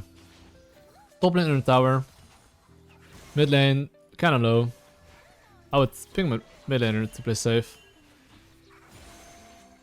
And as long as my mid lane doesn't die, and my bot lane doesn't die, while I'm farming, I'm happy. Because as Lillia, it's a very farm-based champion. This champion, honestly, I'll be very honest, I think I almost always play to full clear, or I play to invade the enemy and sneak his camps. Very often I do one of those things, because this is a champion where levels, items, is kind of important, you know?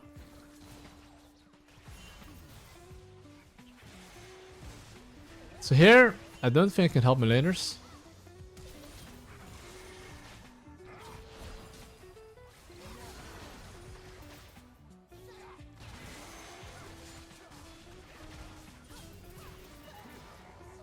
Oh my god. Ugh. Okay, that didn't bang. Okay, I actually made a mistake there. I should have summoned pink ward. I'll summon pink ward. The mistake there is actually more that like I didn't ping my bot lane in advance. Hey, you're gonna get ganked. You should not be aggressive because technically the enemy jungle had tempo over me. But imagine with the normal level 1 and a matches gank, I for sure would have won that. But because he was faster and my laners kind of died before I got there, and I joined the losing fight, it didn't bang as hard. We could have backed off, but I didn't. So here I would like to go mid lane, but I don't. Okay, so when you use your E... Fuck, Sage.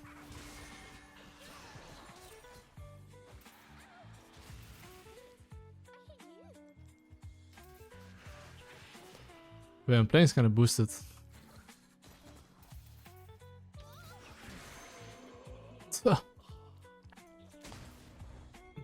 Yeah, I could have played it much better, but I think there's a ward here.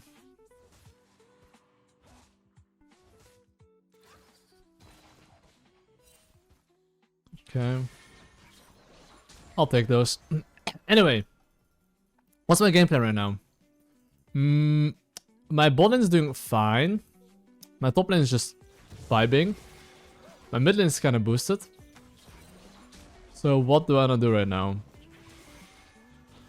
That is essentially the question I'm asking myself. So the Gribbies are spawning in 30 seconds, okay? And because the Gribbies are spawning in 30 seconds, obviously I'll have to think, do I want to fight it? And can I fight it? I would have to look at mid lane and look at top lane and see kind of like the HP statuses and then make a decision. So currently I think my top lane is quite strong. My mid lane is doing both even. And I think we could fight it. I think if Jarvan comes here, I could fight it, okay? So that's why I'm just gonna ping assistance to my teammates and ping on the way. Always try to hit your W, these two, with my mouse. That way you can always hit like 2 targets, extra damage. Because now if the right one dies, you can use your W on these two. But I'm kind of one-shotting it. Okay, and honestly, I am gonna base right now. Why am I basing right now? I have 1k gold, which is Ruby Crystal and an Amplifying Tome. So, I would like to be as strong as possible before I go to my bot side. Because now, if let's say there's any mid or bot lane fight, right? At least I'm very strong and I'm ready to take any fight.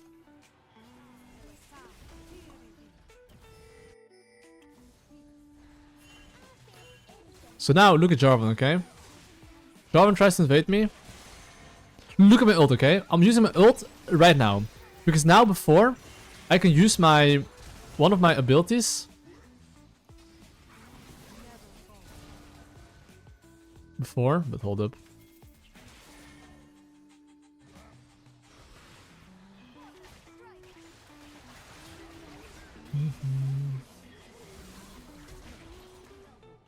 Oh, that got whipped. And as you can see here, right? because I based here and there's a fight here, I do have an extra Ruby Crystal and Amplifying Tome. But of course the downside to basing there is that you lose a little bit of tempo. Which I think is completely fine, but you know. That's why just in general base timers are importanto. But yeah, right now I am pretty sure I want to play bot side. And because I want to play bot side, do you see here how I'm not going to my golems? Instead, I'm going to my blue buff. Because I want to go top to bot. And yeah, I mean, after this, I'm pretty much just having good jungle tracking. Because especially since you get a lead and you get some stuff, just try to think about what can Jarvan do. Let's say right now I have no idea where Jarvan is. I have no clue, okay? I just look at my laners. And as Lillia as well, you see how I'm like doing these two together? You can always do two together. Okay, so the enemy camps here are up, okay? You see how his top side camps are up here? You think I'm gonna go for it? Nope, I won't. Instead, I'm just clearing my own camps. And I'm gonna press B probably right now. And I'm gonna spend my gold. And then I'm gonna go invade his bot side camps. Because think like this. Bot lane is my win condition, right? And the Zed technically just bought me tempo. What do I wanna do with this tempo? With this tempo that he bought me, I wanna use my bot lane pressure to allow them to play aggressive. And to like, you know, fuck them up. If they're playing safe, we can then look to invade. So that's my game plan right now. And the only reason why I can look for an invade here is because my bot lane is super OP. And I think that Jarvan should have went to top side. So you see how I'm pinging my laners here? Oh, so you see this, okay? When they're bot lane, or when they're fighting like this, they're bot lane, I'm here. And now I got an assist.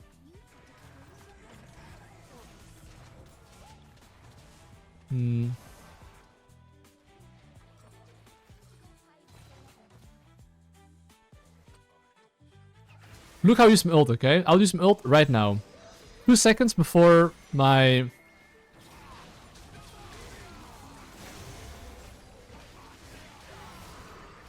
Okay, I kinda fucking trolled there. Okay, it doesn't matter if I died there or not. The most important thing I want to explain is that I want to Q, and after you Q, okay? You want to use your ult after 2 seconds-ish, because Drowsy takes like 1.5 seconds, and they're asleep for like 2 seconds, right? So, in general, if you can like Q, wait a little bit, then you ult and Q while they're drowsy, then your Q is going a bit more off cooldown, and then you want to use your Q again. Basically, you just want to like use as much Qs as possible in one rotation. Especially if you play 1v1, that's kind of how you want to like visualize playing it, you know? Because I just really want to show the combo, because like, you know. Anyway, what is the next objective on the menu? The Gribbies are up, so I would like to get the Gribbies. I don't have my first item power spike, and I do think Jarvan might have it. So he could be a little bit stronger than me, but I think that's okay.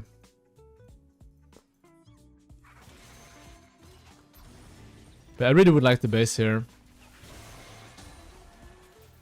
I'm gonna make sure I take the Gribbies, look for a base, because I've got my Leandry, and I wanna play for the Drake after.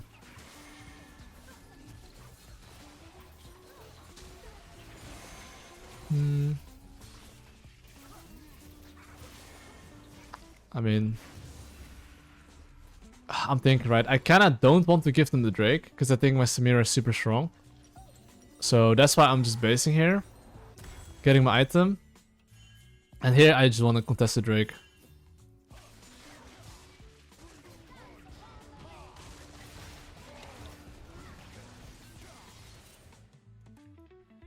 Okay. He definitely did chunk my Hecarim a bit. And now because he needs the base, I don't think I can actually get the objective. So the objective is just gone here, sadly.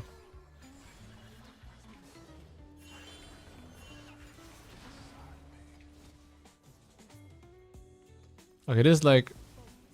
Yeah, probably not gonna make it. But pretty sure this guy's on the Drake here. Hmm. No, that wasn't banging. I did waste a decent amount of time there, so... Yeah, that kind of sucked. Because I tried to contest Drake, and I... Look. So this is why I always want to clear my weak side camps before going to strong side. Because do you see how now, because I didn't clear my top side camps, I have to go to top side? If there's any fight on the bot lane right now, and let's say the enemy is super low, I can't be there, you know? And because I can't be there, my laners have to respect while they're ahead. And that is something that laners in general really don't like.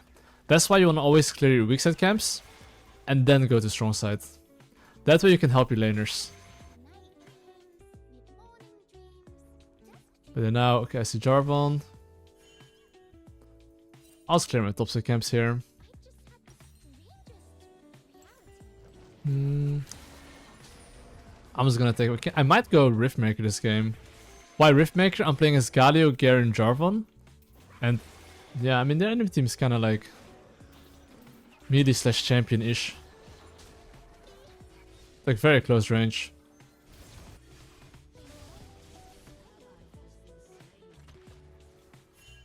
So I can see a world right now where basically enemy team is gonna be playing very aggressive because my Karma died here, right?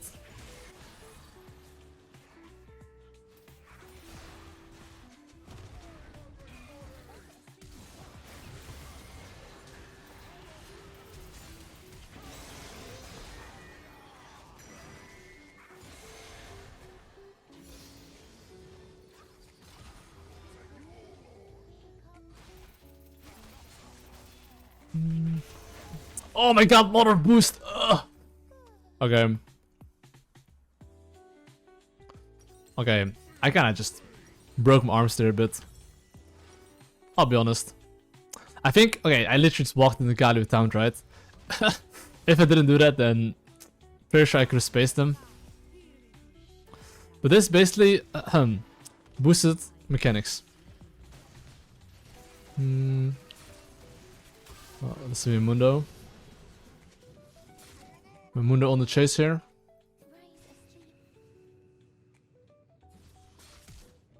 Oh, not too shabby. Anyway, okay. I broke my arms there a bit, but no problem. I would say right now my Samira has 2 items. He's very, very strong.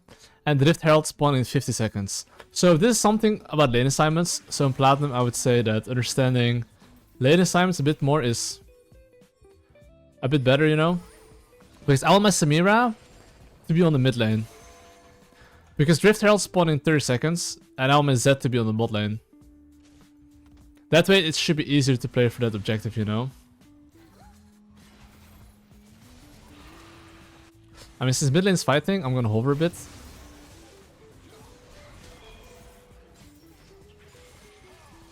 Oh. I'm thinking if I need to insta-base, but not really.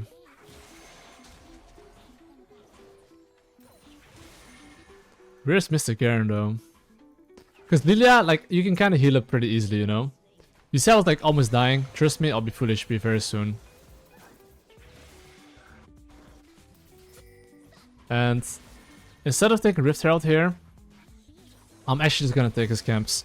Because Lillia is a champion where if you can get the head over the enemy jungle, you're gonna be so strong in any fight. You'll actually be like very oppressive, you know? So right here, I'm just joining his camps.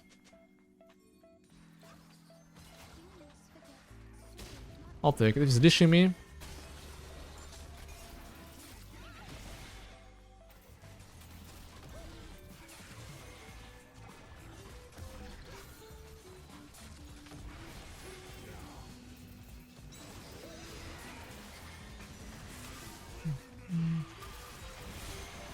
Because here, I'm going in and out, you know?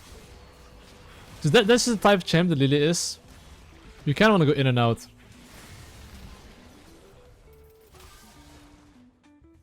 I have 4 stacks. I don't have to use my E. I just kill him like that.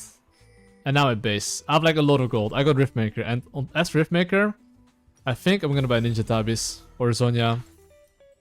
But anyway, right now, what do I want to do? I basically want to invade his bot side camps. Actually, this is Nidalee. Why am I saying Samir? Yeah. Anyway, it doesn't matter. I will look to take his bot side camps. And the third Drake is spawning, so I really want to play for the third Drake. So I don't want my laners to... So I'm gonna join the same line as my laners. When I say join the same line, when they're this deep, I'm joining them.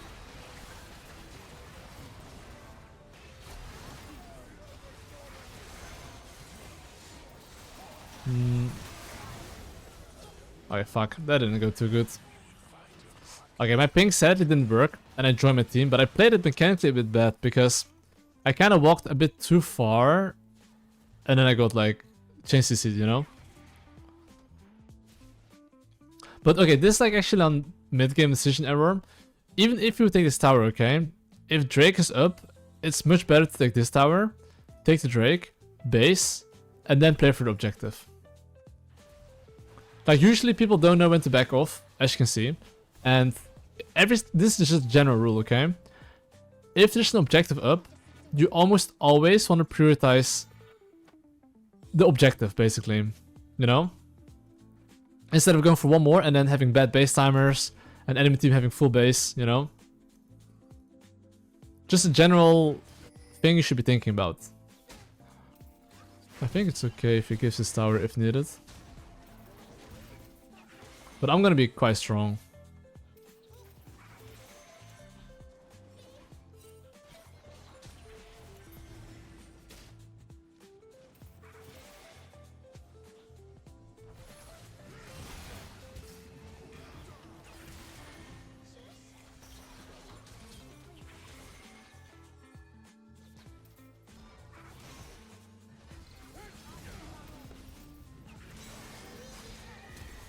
Always hit both of them. As Lillia, general rule, always hit 2 targets if possible.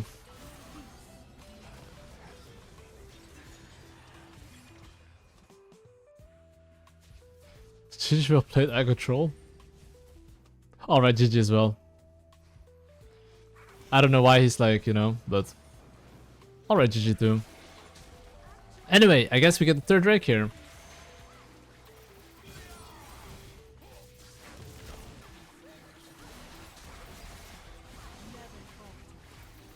Okay, I shouldn't write this.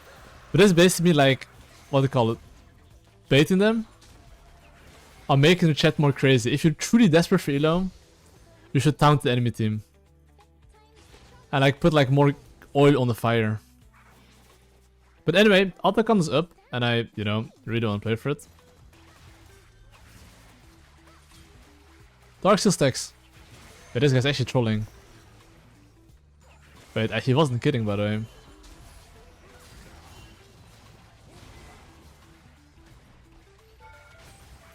I thought he was capping, but he was not capping. I'll report him.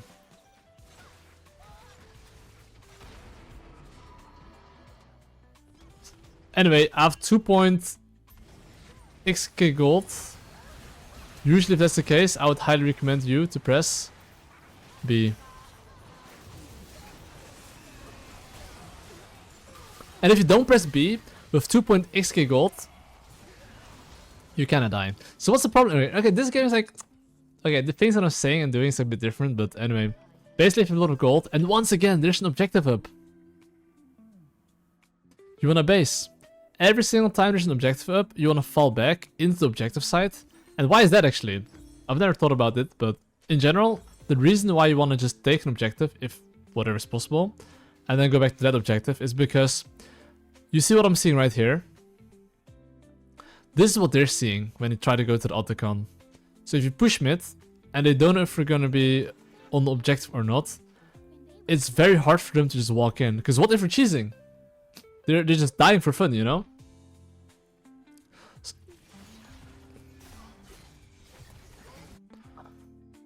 But I'm gonna try to stack my passive stacks here. I'm pretty sure we can win this.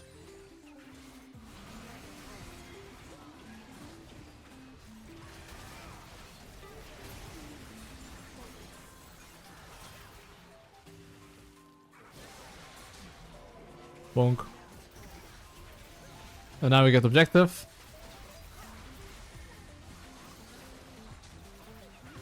And after we take this objective here, of course, let's see what we'll be playing for.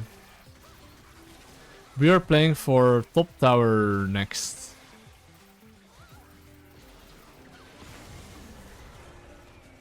Let me yoink all the shit first here though. Okay, actually no joke, we're playing for bot tower. I didn't see bot tier 2. So right now after you take the objective, right, you have one job. Which wave would you like to use? You see this wave right there? That's the wave you want to use either to kill them if they try to take the wave, or use the wave to siege. It can be that simple sometimes.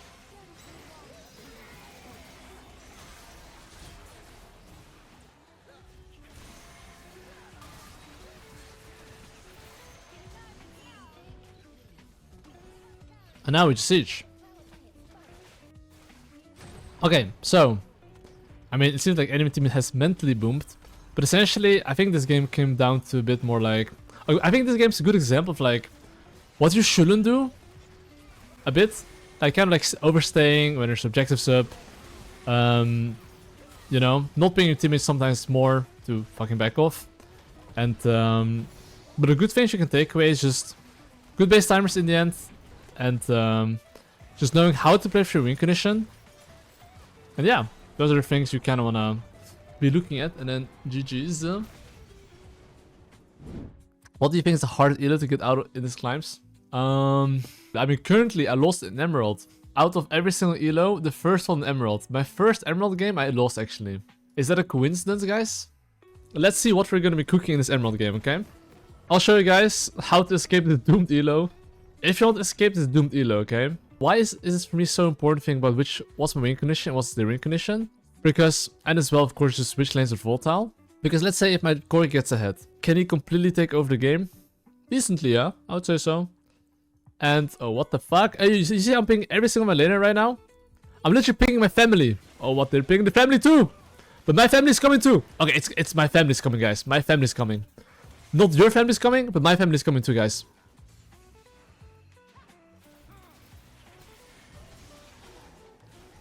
Okay! Okay. Do you see basically here? I spam pinged everyone in my family and their great ancestors to move their ass. You could literally see, before I even fought, I literally pinged Corki in his face, Rakan in his face. And then I pinged them, hey, like, look at minimap, guys, move your fucking ass. Because so often, they actually don't move. That's why you always want to ping your laners in their face and then ping them the reason, okay? Okay, anyway. I will now look to invade the pony. So right now, I'm fairly certain that they don't have any wards in my bot side because there's a shit show. And I'm fairly certain that if Hecarim were to start bot side, I could fuck him up. I'm gonna hold my Q here as long as possible, so I can keep 4 stacks. I think Hecarim's probably starting bot side though, because better first clear, so I can maybe find him here. Okay, he started top side. Which also means that, because he doesn't know I started here, okay? Look, this is currently very important, okay? What I'm about to explain, the following. Enemy team has no idea I'm here, okay? So what does this mean?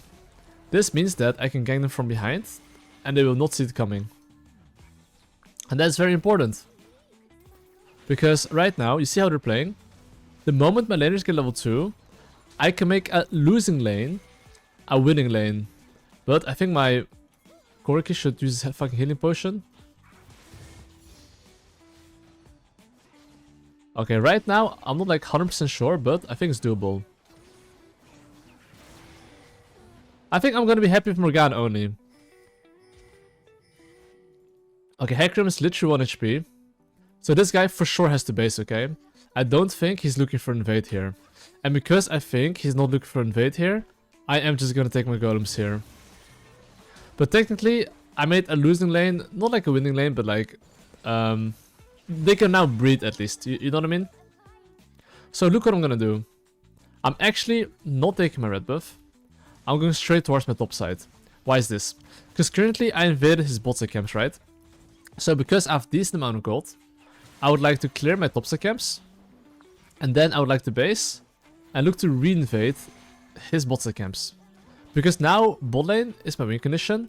And by me understanding that bot lane is my win condition, I want to make sure they can play aggressive. Which is very important. Because right now I would say that every single time lane's winning, they want to play aggressive, okay? And your job as a jungler is to make sure to identify, okay, can I help them?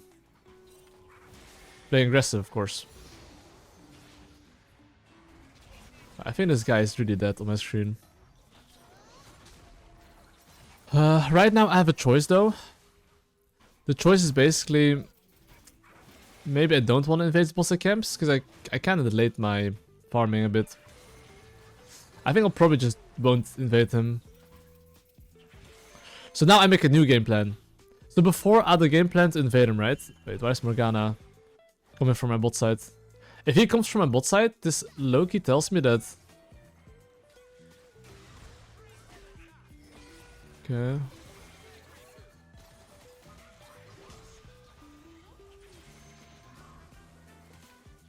Set this here.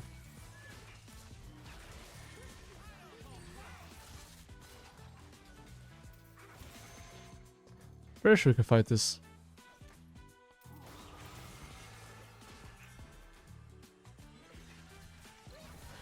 I'm 100% sure this is fightable.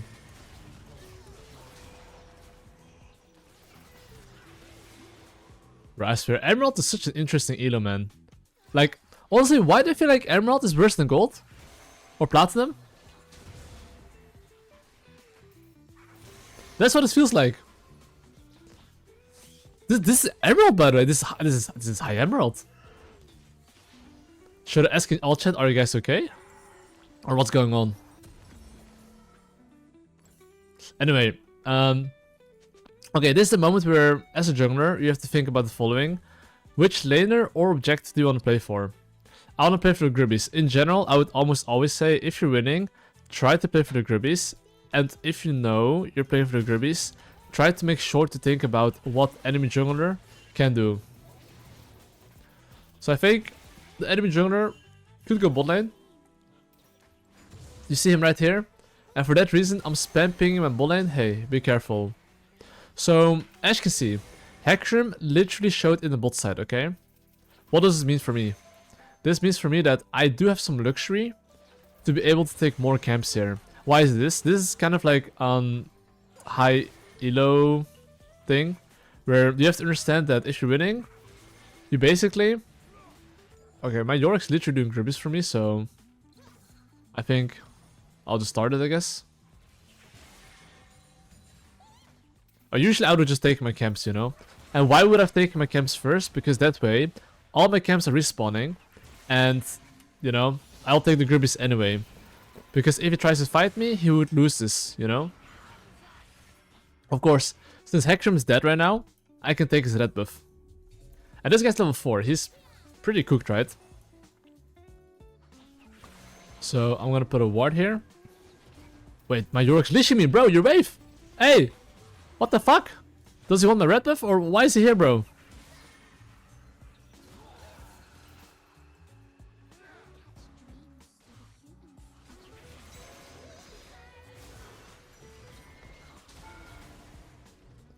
That's crazy. Okay, anyway. I have my Leandris in 170 gold. Every single time I get a kill, I'm trying to think about the following. Okay, what do I want to play for? Bot lane. Do I need the base? And when I say do I need the base, I mean more like how much gold do I need from item and do I need the base? So of course there I didn't need the base, but because I have my item soon, I need the base, right? So right now I'm planning to take the camps here and insta-base. And I'm not looking for any play here. Literally, I'm insta-basing. I see top lane pushing in. I don't care. I'm literally just getting my item power spike, spending my gold, and then I am pathing towards my win condition, also known as my bot lane. So, I just took his topside camps, okay? So his topside camps are spawned around 10. Because I know it spawns around 10, I could always look to reinvade that and fuck him up. Basically now you can apply the Narnia strategy and just, you know, cook him. So I'll take my camps. And after I take my camps, I'll just show you guys a bit how to snowball. So right now, look what I'm gonna do, okay? I'm pinging my laners, kinda to push, and look at me. I'm using my E on the Drake here. Never mind, I'm using Hecarim. Make sure to dodge the Hecarim ult. Like, as Lillia, it is kind of important. He probably wants to grab my ass, I think. My ass is juicier.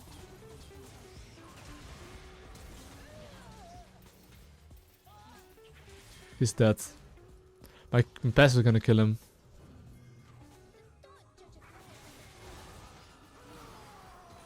Morgana's Q.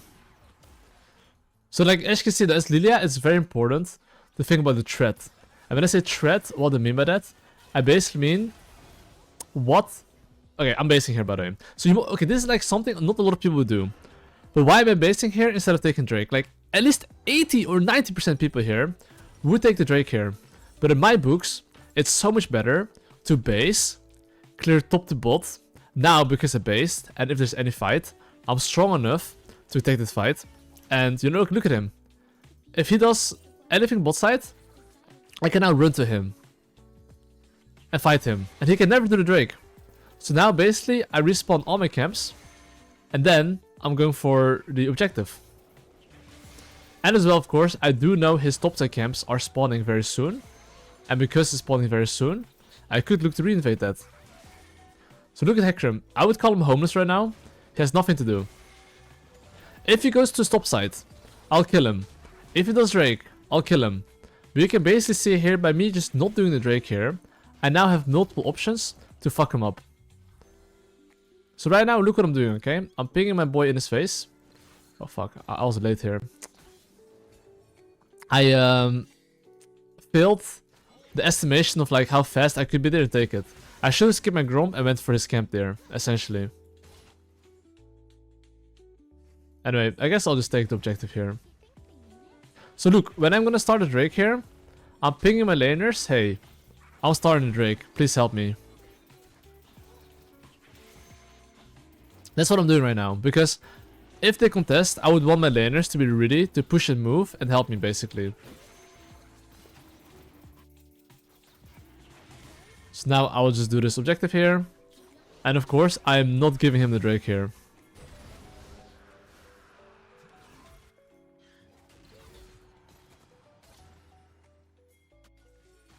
You see here, I'm ignoring the Mordecai, sir. He's getting pushed out. And now this guy's to ult out.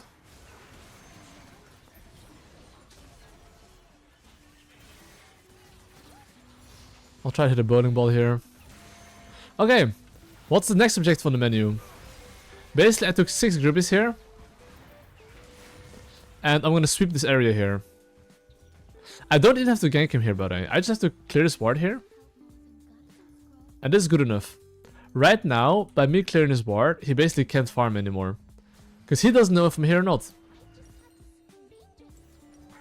So let me go for a base. And let me buy Magic Pen boots. Because I'm the only AP here. Okay. So right now, I just have to think about the following. What do I want to play for? I want to play my Corki, but you see all my camps here? I am not doing anything till I clear my camps. So I have one job. What can enemy journal do? That's all. That's what I'm thinking about. Of course, if let's say enemy is overextending like this, I'm gonna hover. That's a different story, you know? I'll make sure... look here, so I'm saving my E because I'm trying to hit actually Draven. I'm not actually hitting or looking for this guy.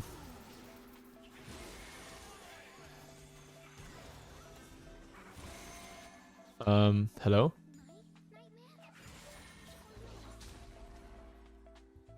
Why did he take my kill?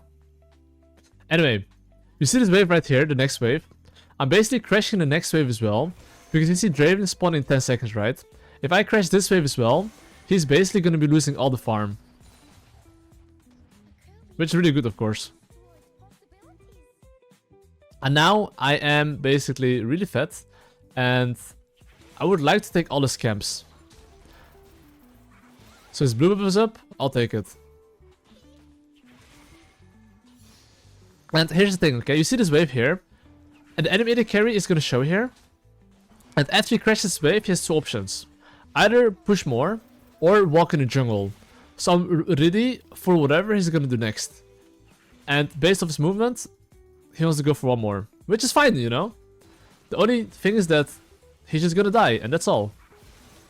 And that's completely fine too, you know. But you can basically see here, by understanding how laners think, you should already be ready to punish them, essentially. I'm gonna Q before, and now waiting as long as possible. Now I W, because as Lillia, okay, you always want to Q right before the sleep, and the moment he sleeps, then you want to basically use your Q. That's like a Lillia combo that's super important, that in general always like Q, wait 2 seconds, then I ult, and then I Q right before the sleep, then I can WQ again. So technically you can use 2 Qs really fast. And that's one of the important combos of Lillia, just to nuke people. And a general rule that I have is that if you're winning, instead of taking your own camps, I take the enemy camps.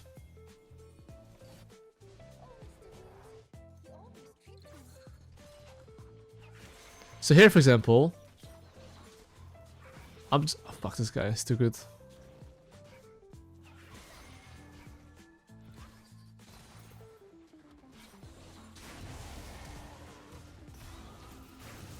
I mean, I'm more than fine here.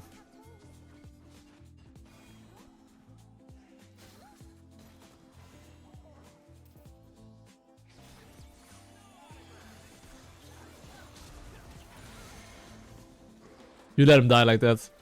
But you can see here, and that's the main reason why I want to go for enemy camps instead of your own camps, especially if you're winning, because they have to make a bad decision, which is fight or not, and I guess the insta FF after that. I mean, we did get 3 kills this game, but essentially just like knowing good base timers and snowballing, that will get you some bread, you know? And jungle tracking. Alright guys, let's see what elo we're cooking here. We're cooking an emerald diamond mix. We're like cooking in the burger stock elo. Emerald diamond kind of, you know, so kind of like a mix. Should we cook something here? What do you guys think? Should we cook the 5-second rule of the game? I think this is a game where I could technically cook the 5-second rule, guys. Play standard to win? Okay, let's actually play standard to win. I like it. I'll show you guys how to fook. Okay, let's do one thing, okay? This game, I will basically go top to bot, and I will actually handicap myself, okay? I am never gonna... Okay, that's so hard, man. Oh, should I do it? Okay, no, that's not realistic. I'm just gonna clear top to bot, okay? That's all. All you need to guys know. Top to bot. I'm gonna go top to bot, and... yeah, I'll just show you guys basically by having very good jungle tracking, by having good gank execution, and by the new course that I'm making with gank execution, it's so fucking good, I'm telling you. It's like, I'm big brain, you know? It's gonna be so lit. But I'll show you guys how to basically get some good ganks off, and basically, you know, some other stuff. And yeah, I'm gonna clear top side into bot side. And I'm gonna make sure that I play, you know, into bot lane. What the fuck? That golem went to like Narnia, bro. Okay, of course, as you do your third camp, right? Just look a little bit at lanes, see what's plopping, and the one thing I'm doing is I'm looking at where they're putting down the wards. So see Cho'Gath right now. Cho'Gath right now, if he's not putting down a ward, I'm gonna fuck him up. So I'm looking minimap right now. This guy is not putting down a ward. Okay, now he's putting down a ward. Okay, smart guy, smart boy. If he was actually not putting down a ward, by the way, I would have made sure I was gonna send him straight back to base right there. But he based. So, smart guy. Oh wait, Nocturne level 3 gang bot lane? What the fuck? Dude. I didn't expect... What the hell? I swear, Emerald Diamond elo is so weird, by the way. I'm not even kidding. Like... people, like, bro, in my mind, it's like Nocturne gonna full clear, you know, he's not gonna gank Kai'Sa Lux lane, but, he did. Okay, oh, right now, okay, look, they need to crash this wave. You see this wave right there? I'm stacking my passive as long as possible. Look at my clicks. I'm cutting off their escape path. And now I'm pressing my E because they see me right now. I hit the bomb, I dodged the skill shots, I think, I try, okay, I dodged. Now I killed the Zillion. He flashed, but he's not gonna make it. Bum. Okay, what's next? Now I base. But basically there, you could see that I knew one thing. They needed to crash the wave. Number 2, the wave was dog shit. Number 3, I kept 4 passive stacks. And because of that, I got some bread. Okay, so what's next on the menu right now though? Because I think we can all agree that Nocturne is for sure topside, right? I think we can all come to the same conclusion here that if he does 3 camp into bot side, that he'll probably go into topside, right? And because I know he's down tempo and he's going into topside, I am looking to invade his bot side here. So, well, same thing, right? I'm always trying to keep 4 stacks before I invade. Very important. Keep 4 stacks. So, of course, as I'm invading here... Oh, hold up.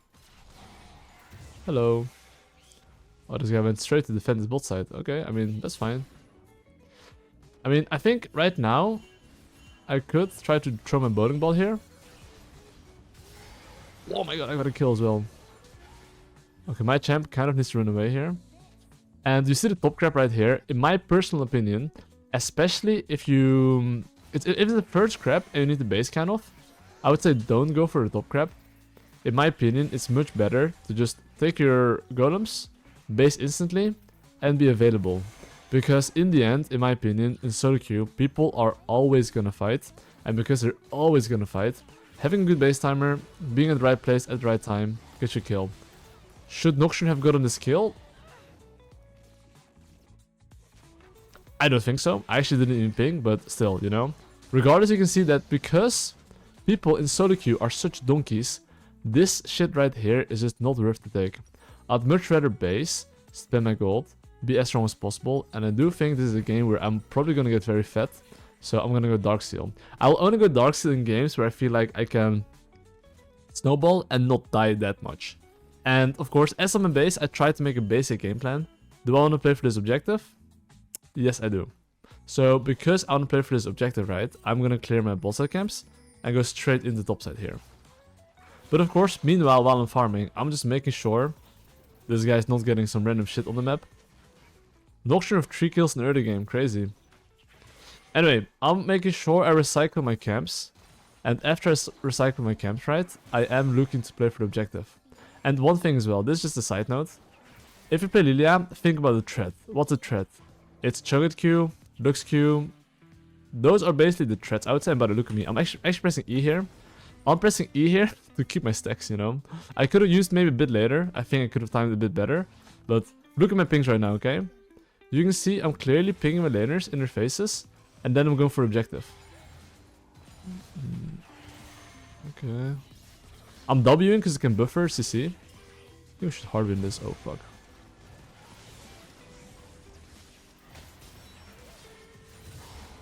Okay. But you can see basically here, well, we cooked them up. So, in general, right, before I went for the grubbies, I saw I had top lane priority. And because I knew a top lane priority, and I pinged my laners, hey, move your ass, we managed to kill him, okay? So always before you go for an objective, look at mid, top, look a bit, who can come. So that way, if you get numbers, you win. And of course, I'm level 6 here. You see the top lane wave here? His top lane wave is kind of cooked, right? Look at my Q, look at my Q. I'm dragging all the way, Qing it now, smiting it. And now, I'm trying to go top lane. So now you see what I'm doing? Whoppa, I have stacks. I sleep him. I'm just gonna bonk him with my W soon. Boom. But you can see here basically the importance of stacking your passive. It's so important. Okay, after I got a kill, I need 450 gold for my item power spike. In general, honestly, if I wouldn't farm from item power spike, I would probably base. But I think right now, if I clear 4 of my camps and I get my item power spike, it's fine to greed a bit and then look for a base. However, knowing I want my Leandries, I know that I can't help my bot lane right now because I really need the base, okay? And because I really need the base, it's not like I don't or can't fight. It's more like I can't help them, you know? Like right now, we pray for the best and hope they survive.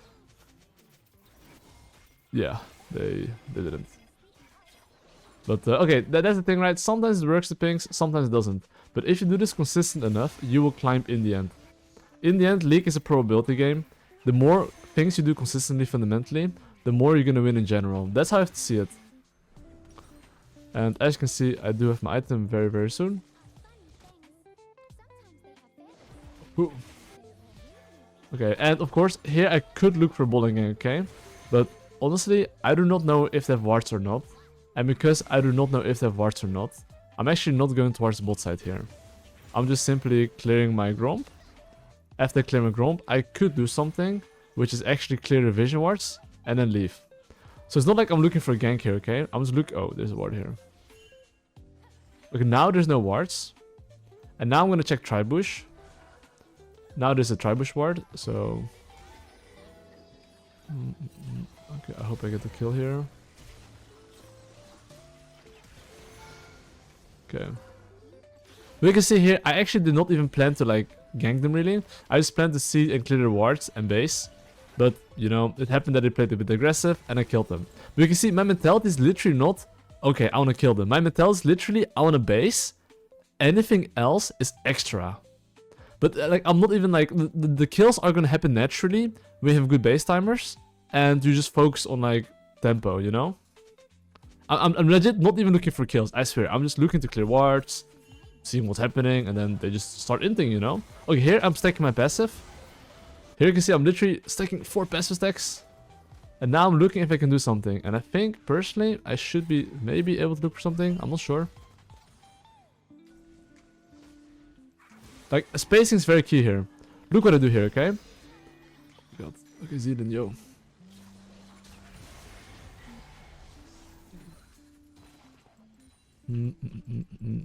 Oh, wait. Yeah, this guy's cooked.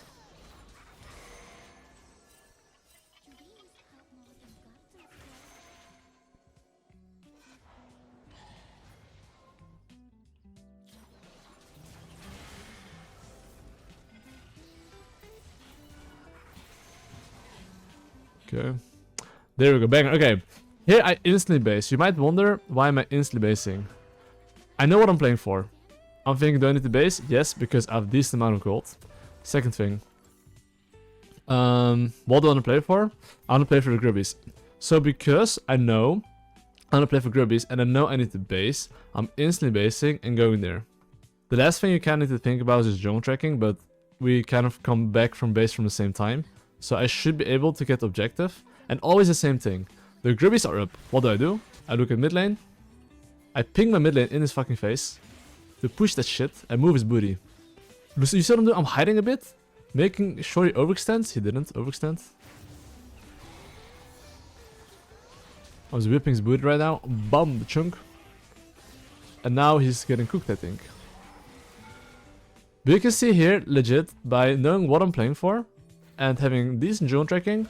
Now, because as well, here's the crucial part. Usually before objectives, you always want to take your camps, okay? But because there's such a shit show, he could not take his camps. And because of that, he died, and now he loses all his camps here. So the thing is that he's losing his Gromp. He's losing... Wait, let me see top lane. Like, top lane got killed, so it is what it is. I want to stack these two together, if I can. Wait, you won't be back 2 minutes? It is not because I didn't come top lane, right?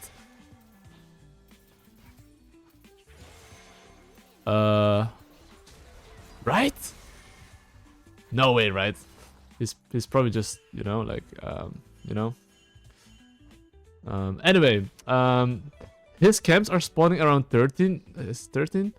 Actually, maybe it's 14. I don't know. My maths is kind of bad. But basically, because I took his topside camps, I could do the Narnia strategy and look to re-invade him. Wait, he meant it. Bro, he's serious. What? Bro, don't play League if you have to go AFK. Okay, maybe his house is burning. And it takes him... Oh, wait, hold up. There's a fire. Oh, fuck, yo.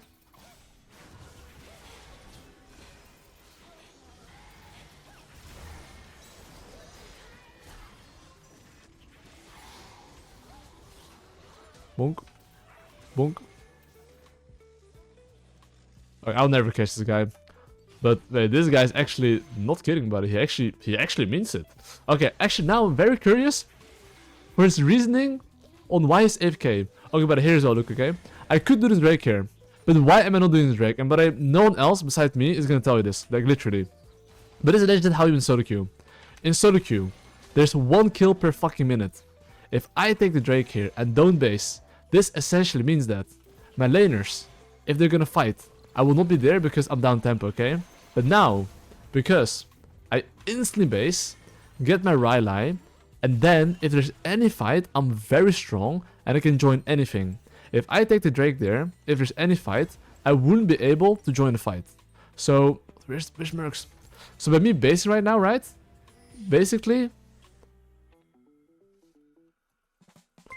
Wait, did he ping me? Yo, Shadow Kha'Zix, thanks for the 8 months, mate. Appreciate it. Okay, now I'm just curious, why is AFK in 2 minutes?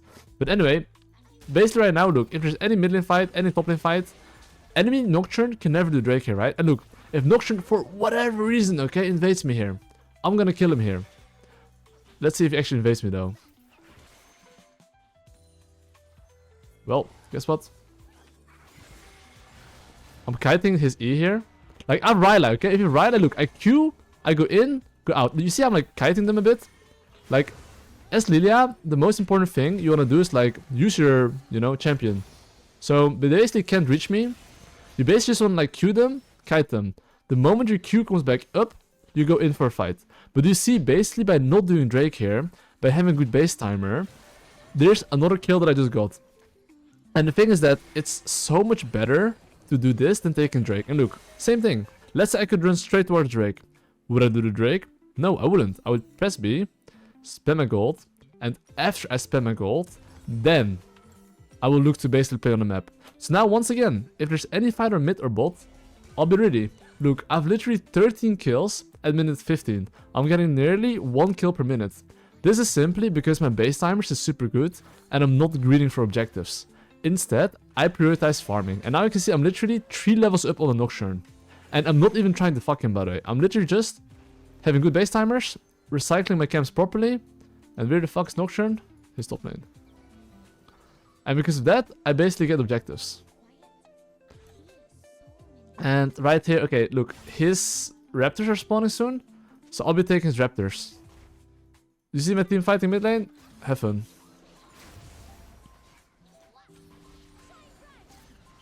Okay, so now I'm just yoinking the camps here. But you can see Nocturne getting top lane, and he didn't clear his bot side camps. So, essentially, he didn't clear his weak side camps. And because he did not clear his weak side camps, I take it. Wait, actually, we can kill this guy now. And now he's dead. Okay, here's the thing though. So, I have the choice between Drake or the Rift Herald. But in my opinion, if Nocturne is in the top side... Wait, hold up, I'll just kill him. I think this guy's pretty cooked.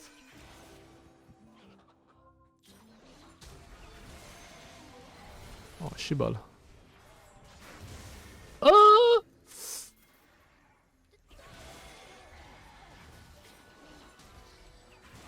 Spacing, spacing, spacing. Kiting. Boom. But you can see basically Ryla is so fucking OP, guys. And the people are saying, Kirei, shouldn't you go Riftmaker on Lillia? Do you think I can do these things with Riftmaker? Like making them look like clowns? Probably not, you know. And yeah, essentially spacing, you can see like it's very key. And then GG well played. And that's like an Emerald Diamond elo, very low Diamond elo, right? By basically having good base timers, that's how you get the bread basically. Ooh, and let's see, we're playing in a little Emerald elo. Good luck boss in this curse of elo. Yeah, Emerald Diamond. Okay, I've invaded cards before as Lillia, and he kind of slaps me, so... But I think I could late invade his bot side camps here. Because I think cards in general wants to start topside. And because cards wants to start topside, I can do what I'm doing right now. So he's kind of forced to go into my topside right now. So I would say this is really good if you play against a champion that you know he's gonna start topside. And, you know, he's gonna path in the bot side. Wait. It's actually here.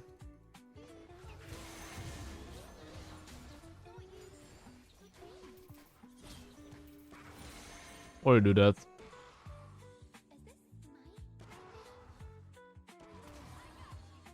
Oh fuck.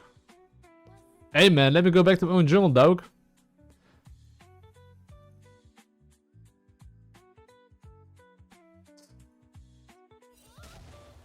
Whatever, I'll take a fast base.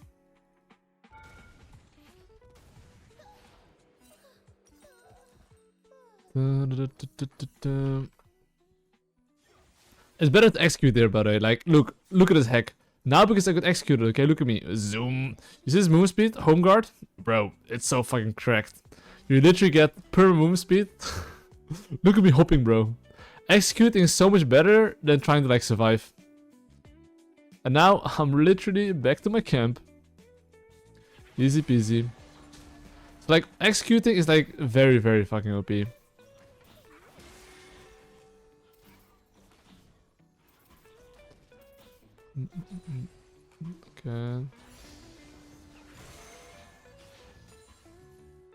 Yeah, you get more home guards if you die basically, so abuse it as Lillia. Anyway, right now I'm just gonna full clear top to bot, and I'm making sure that I'm gonna play with my bot lane. Because in the end, the lanes that are low-key volatile is the bot lane, and I wanna make sure that I'm around the bot side if they wanna play fights. And now I'm gonna go into the bot side here. So especially after a successful invade, okay?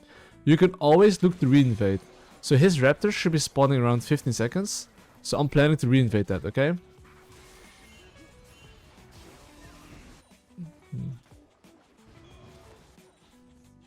Of course, you should only do this if you're winning. Otherwise, you should not do that. So, look at cards right here, okay? I think probably he's gonna come to his camps here. So look what I'm gonna do. I'm gonna like bonk him right here. Oh wait, he's not walking straight into me. Oh, look at my W, okay? I use my W when you use Q. Right now he uses Q, probably, usually in general. He doesn't. He just dies. And I would just take enemy raptors. Okay, what's my game plan right now? Every single time I get a kill, I try to think about, okay, what would I kind of like to play for? So the Grubbies are spawning in 130, okay? Because the Grubbies are spawning in 130, what do? I want to clear all my bot side camps, make sure that I have a very good base, and be as strong as possible for the Grubbies. Essentially, that is my game plan right now. But you can see, as long as I have decent zone tracking and think what Mr. Cards can do, I am omega chilling. And right now, he can, yeah, go top lane. Okay, I pinged my top lane too late. But you see here, I actually didn't ping my top lane. My top lane, for sure, could have survived the gank, but because I didn't, you know, ping at all and I just, you know, let it go, he just died. Yeah, I have 1.6k gold, so I will look for a base here, spend my gold, and be as strong as possible. I think at the moment, yeah, I'll spend this component. And I will do golems into the objective. So, very often, what you want to do is, you want to take one of your camps, and make sure that your top lane or mid lane, whoever, has lane priority and can move for the objective. So do you see right now, I'm pinging my support to move for the Grubbies. Because I want to fight for the Grubbies, you know, so... And now you can see my support's moving towards the Grubbies. And because he's moving towards the Grubbies, if they try to contest me, they'll die. And look at my XP. If I take one more camp, I'll be level 6. And you can use this as a surprise. Enemy jungle right now thinks you're level 5, okay? But let's say he's gonna try to contest this. I can get level 6 right now. I can sleep him. And I can kill him now. So he doesn't expect me getting level 6 of the Grubbies. And now, basically, he's cooked again. So that's a trick you can look to do. Because they're like, oh wait, he's level 5. But then, I smite the camp, run towards him. And get level 6. And then basically you cook the enemy team. And then, you know, you get an additional lead here. And of course, after I kill him here, I'm not sure if his camps are spawning, but it's okay. Instead of going to his camps here, I'm making sure I go towards his bot side camps. Like, right now, especially if you're winning, okay? You want to make sure you invade enemy. I think it's pretty much dead here, right? Yeah, it's dead here. So, look at me right here. You see his raptors and red buff spawning? I basically timed his camps previously. And because I timed his camps previously, I now play to invade. I see Karthus. Karthus is going for bowling gank, but Karthus in general should almost always try to farm, unless he's really sure he can get something. If that's not the case, he should be farming. So he's kind of omega trolling.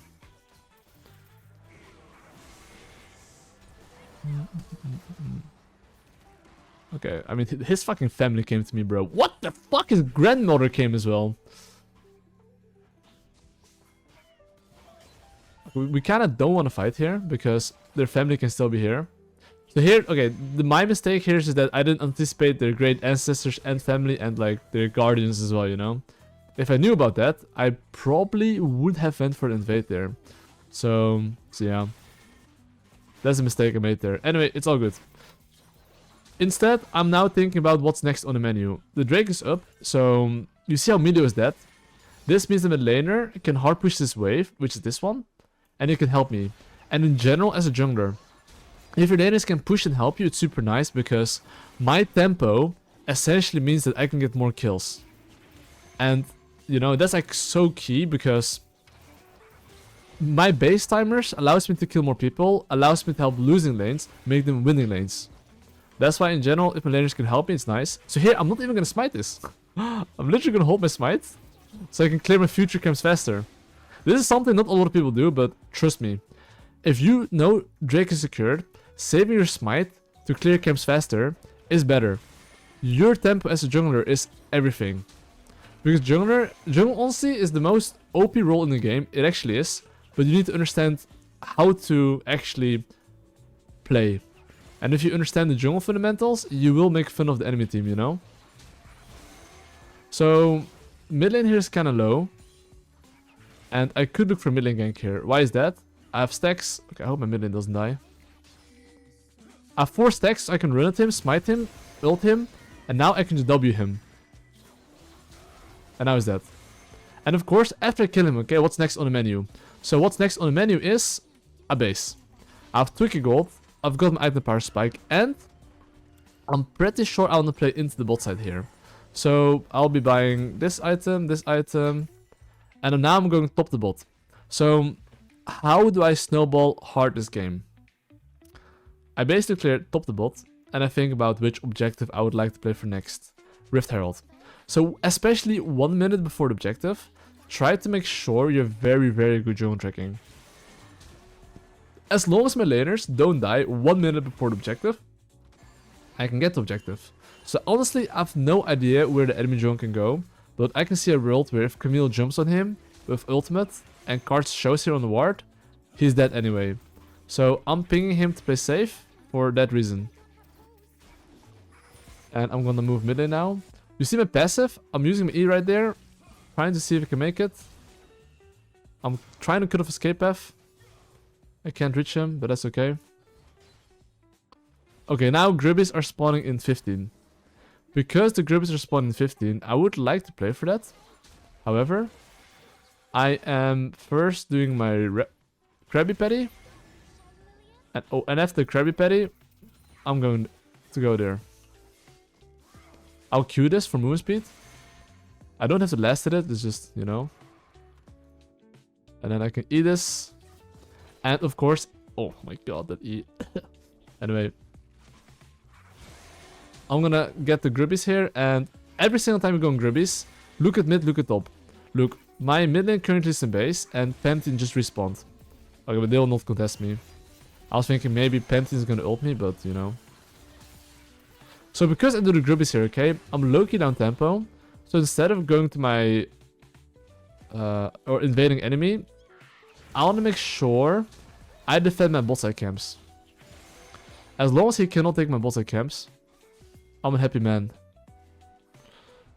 Cars walking to the river.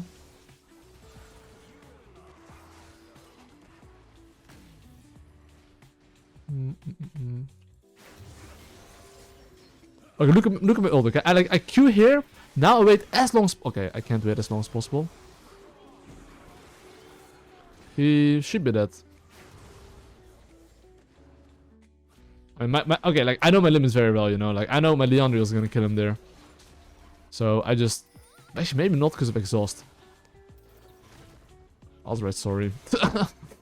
Anyway, what's next on the menu, boys? What's next on the menu? The enemy raptors is spawning in 10 seconds. Would I rather take my wolves? Or would I rather take the enemy raptors? I hope you all come to the same conclusion. We all like chicken. We're going for the protein. So, let's get the protein. And after I get the protein, their family is here, okay? And because I know their family is here, look what I'm doing. This time I'm smart. But I'll make sure I'm hitting him to show dominance. After hitting him, I'm gonna show dominance on his Pantheon. Look, you can basically buffer CC. So with Lillia, what you can always do is like W when they CC you. This is something I like to do if I'm getting chased and I know a CC is coming. And Karthus made one mistake here. You see, Karthus has no fundamentals. He's not clearing his weak side camps. He should be clearing his weak side camps, but he's not. Because he should want to play bot side, technically. And because he's bad fundamentals, you know, he's getting cooked. Okay, I'm going top lane here. Okay, look. This minion, that minion right there. Like, every laner has a boner for minions. I'm actually really serious here, okay? Like, every single laner, when they see a minion, they're like, oh my god, guys, that's crazy. And they go for that. Like, so the trigger in Q for you to go for a gank is when it's like a last hit, okay? Last hit is your friend. Because that way, the enemy team is flashbanged. And when I say flashbanged, okay? I'm not even kidding. When it's like a minion, okay? Laners are legit zooming on the minion and they don't see anything else. Minimap is legit not there, you know? So, that's why very often as a jungler, you almost always want to gank when they go for like a last hit. And that makes them walk up, and that makes them basically get cooked, basically, you know? I mean, the Drake is up. I would like to play for that. But I have fundamentals, which is that I will clear my weak side camps first, which is my Raptors. And then I could go for the Drake. Till then, I don't want to go for the Drake. And the main reason why is because, think about it. If Karthus has brain, he should know he cannot contest the Drake, right? So if he's smart, he should want to take a top lane kill or my camps. And because he wants to do either one of those, he's basically, you know, wants to do that.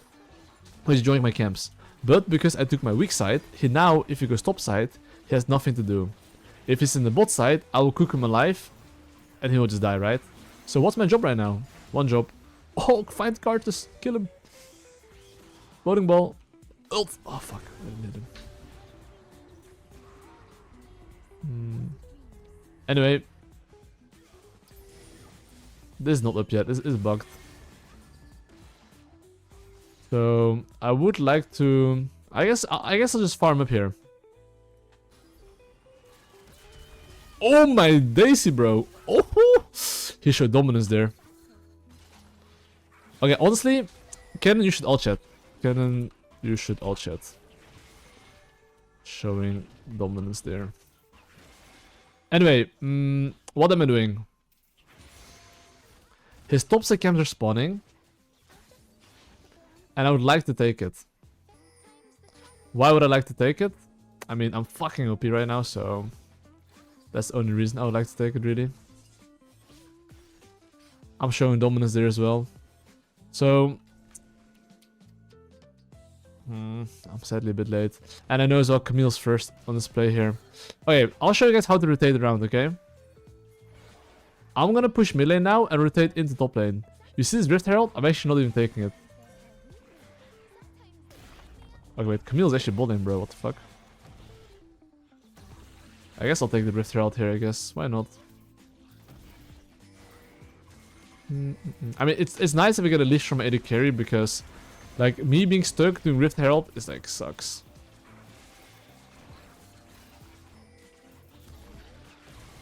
Boom, got it. Alright. What is the next thing on the menu? It seems like my teammates are fighting and we go Jinx Flash. That's a banger. Okay. I got Rift Herald, I got 1k gold. How do I end this game as soon as possible? And I will do the following. I will base, spam and gold. That's the first thing. Number 2, I'm pinging my laners to not go full donkey mode because, bro, my cannon is gonna die if he stays there for a bit longer, you know, so I would like it if he just doesn't do that and plays a bit safe. So any laner that I think is overextending, I would ping them to play safe. So I think everyone should be okay right now. Beside my cannon. And now my cannon is basically like good boy. Because think about it, even my cannon stays top lane here. What's he gonna get? Like nothing, you know? So it's better for him to base, be in a safe position. And then look, now everyone based, okay? I'll show you exactly how to snowball. I'm gonna ping my Z to like push the wave. And after he pushes the wave, I want him to group. So right now, look at how I ping, okay? Enemy red buff up. This is how I snowball. Every single time there's a camp up, enemy jungle wants to go for it. So look, I'm literally pinging my family. Yo, please, yo, move your ass. And if enemy shows here, you cook him alive, grill him like chicken. So look, you see, there's a red buff. Enemy play aggressive. Okay. Oh my god! I mean, I'm low-key OP, you know? I'm really down to fight this. You see, I Q here, I walk back. Like, spacing is very essential on this champion. Which is that... Oh. Okay, I'm gonna space him, look. He wants to hit me, I hit him back.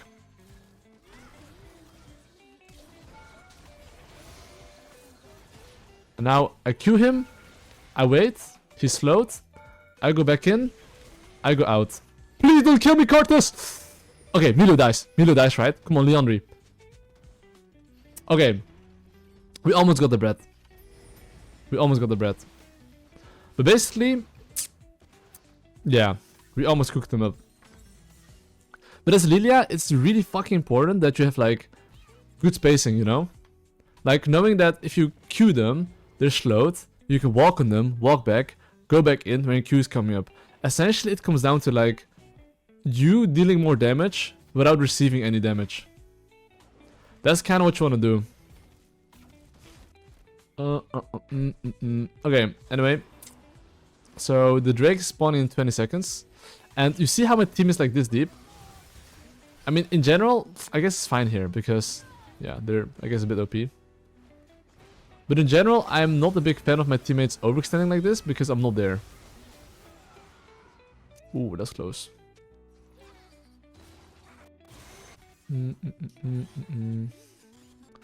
Let me see what I can do here. I think I can take the enemy wolves. Am I tripping? I think it's up, right?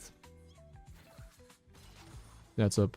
So, okay, now because Karthus is dead, okay, instead of taking my own camps, I'm yoinking his camps. This is a general rule if you're ahead. And I don't have to do the Drake right now, because I can always take the Drake. If they contest the Drake, I win anyway. And this is how you can Giga Snowball. I'm like, tra la la la la la la lee, lulu. And now, because I'm an enemy jungle, right? You see Pantheon? This guy's dead. He has to ult away.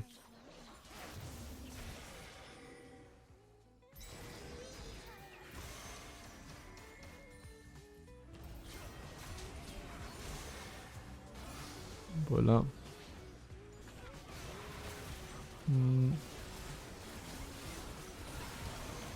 Okay, that's good enough.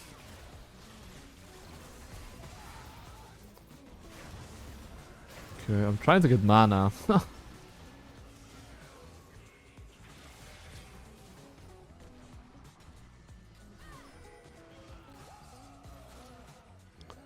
Yeah, now this guy's cooked. Whoop. And now I can take the objective if I want to, but instead of me taking the objective, like honestly, I'm telling you, objectives are so fucking overrated. Like, just push this wave, get gold, push the next wave, get gold, spend gold. If they want to fight you on an objective, you're so much stronger. And by now, me, honestly, I'm not even gonna take this. Actually, I could take this. Fuck, I'm gonna fuck my tempo, but that's completely fine. I'm gonna take this tower. And I know that I'm like a little bit cooked in tempo. But that's okay. I get literally, I don't know, 1.2k gold from this. Then I'm gonna base, spam my gold. If they ever try to do any fight on mid, top, I'll be there. If there's no fight, they're playing safe. Guess what? I will be then playing for the objective. So you can see here literally, Drake is up. I know enemy team cannot do the Drake. So what am I doing? I'm literally gonna take my topside camps and chill. If there's any fight, I'll join a fight. If there's no fight, there's no fight. So as well, I'm thinking from like Camille's perspective. I could see a world where Camille kind of wants to like hit top tower for, I don't know, for... Oh no, my god, yo, hey! Whatever. They have 4 stacks, and because of 4 stacks, he's slowed right now. Look at my spacing, okay?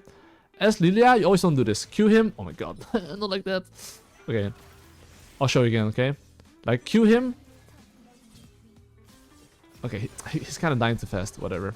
Anyway, I'll just clear towards mid. No, I'm gonna clear towards bot lane. But here you have 3 stacks, so I'm trying to get 4 stacks. As Lillia, I always am trying to run with 600 move speed around the map permanently. You see, I'm keeping my stacks, running like a complete psycho. And then I know enemy red buff is up. If he's here, I try to cook him basically. Now he gets hit, he gets ulted, and now I wait as long as possible. I wait for my Q to come back. When my Q comes back, I WQ, kill him. Oh, there's someone else here.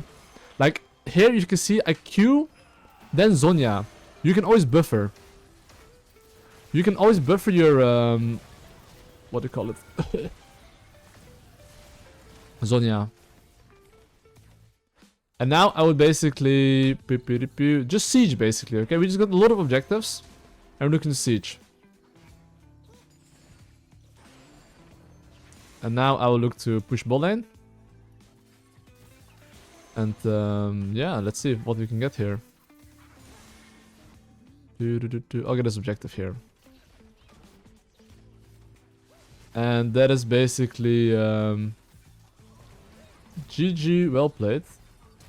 Not GG well played yet, but... Oh my god, the cannon ult! What the fuck? What? Bro, I'm gonna play cannon jungle. What, he dealt so much damage though. What the fuck? It's crazy. Okay, anyway. I will now look to push. And GG well played. But basically you can see this game, enemy cards didn't have weak side clearing fundamentals. And because it's very good base timers, I'm at the right place at the right time. And I'm basically punishing people. So basically by having good base timers and not going for random plays and knowing how to gank, you're chilling. Oh my god, we're entering diamond elo, guys. Alright guys, let's get the bread. I'll show you guys how to get the bread in diamond elo. Okay guys, I'm playing as Fiddlesticks. So let's break down my pathing and why I'm doing it, okay? Top lane, AFK. Mid lane, AFK. Bot lane, a little bit volatile. But essentially, if all lanes are a bit volatile, I'm playing for myself. What's the best way to play for myself? Lillia against Fiddlesticks, I fuck him up. So I'm gonna apply the 5-second rule here and evade him. Fiddlesticks is probably gonna clear top to bot. And because he's gonna clear top to bot, I can just take his bot side for free. You see I'm kinda like left and right. By kiting left and right, you basically receive less damage. So now I'm going for an invade. I'm always pinging if I'm invading on the way. So my laners know I'm invading. Oh, wait, actually started bot side. That surprised me. He's probably shocked at my damage. He's probably like, what the fuck, bro?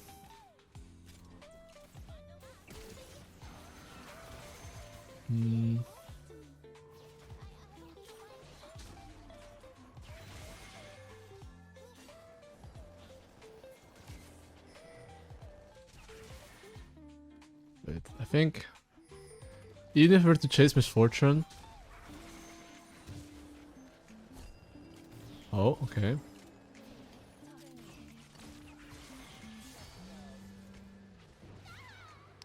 Insta-base. Why do I insta-base here? I have 1.1k gold, running all the way from here to here, takes quite a while. And because I have gold to spend, and because I don't know where Fiddlesticks is going, he might go to my top side. I'm insta-basing, insta-going to my top side, making sure he's not taking my camps. But you can see here by me understanding that if he starts top side, he's cooked. If he starts bot side, I'm stronger. He gets fucked. So what's the mistake here? Fiddlesticks try to contest me 1v1 when he's just like... not stronger, okay? So that's the only reason he got cooked. And right now I'm just farming, so you see all my camps are up. And because all my camps are up, okay? And look at this though, small trick. If you play Lillia, you can always like Q, W, stack them together, and then like do you clear a bit faster. But basically if all your camps are up, and especially if you're in winning position, and you just did the Narnia strategy and the 5-second rule, you basically want to Omega punish him. So how can you Omega punish the enemy team? Full clear your camps, and after you full clear your camps, go for the invade on the Gromp again. What's going to happen now is that we're actually stronger than them, and if they fight us, they will die. If they don't fight us, they will lose the Gromp. So you can see me here basically trying to like, you know, take my camps as soon as possible, and going for another invade. And this time with a red buff as well. So right now I'm gonna take this. I'm gonna stack 2 of them together. So that way I can hit both of them. And now, oh my god, that's cute. The W. You didn't see that. And now I'm gonna go in, okay? And as you can see, I'm trying to keep my Q stacks as long as possible. And now we can see the Fiddlesticks.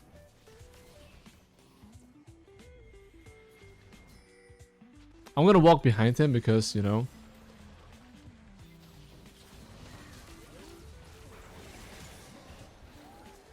Boom.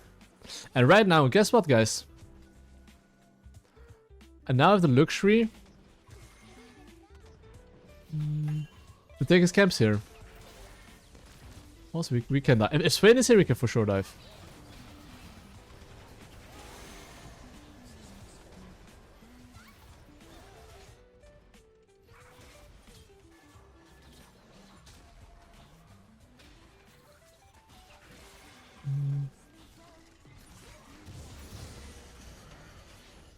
This guy seriously trying to jump on me.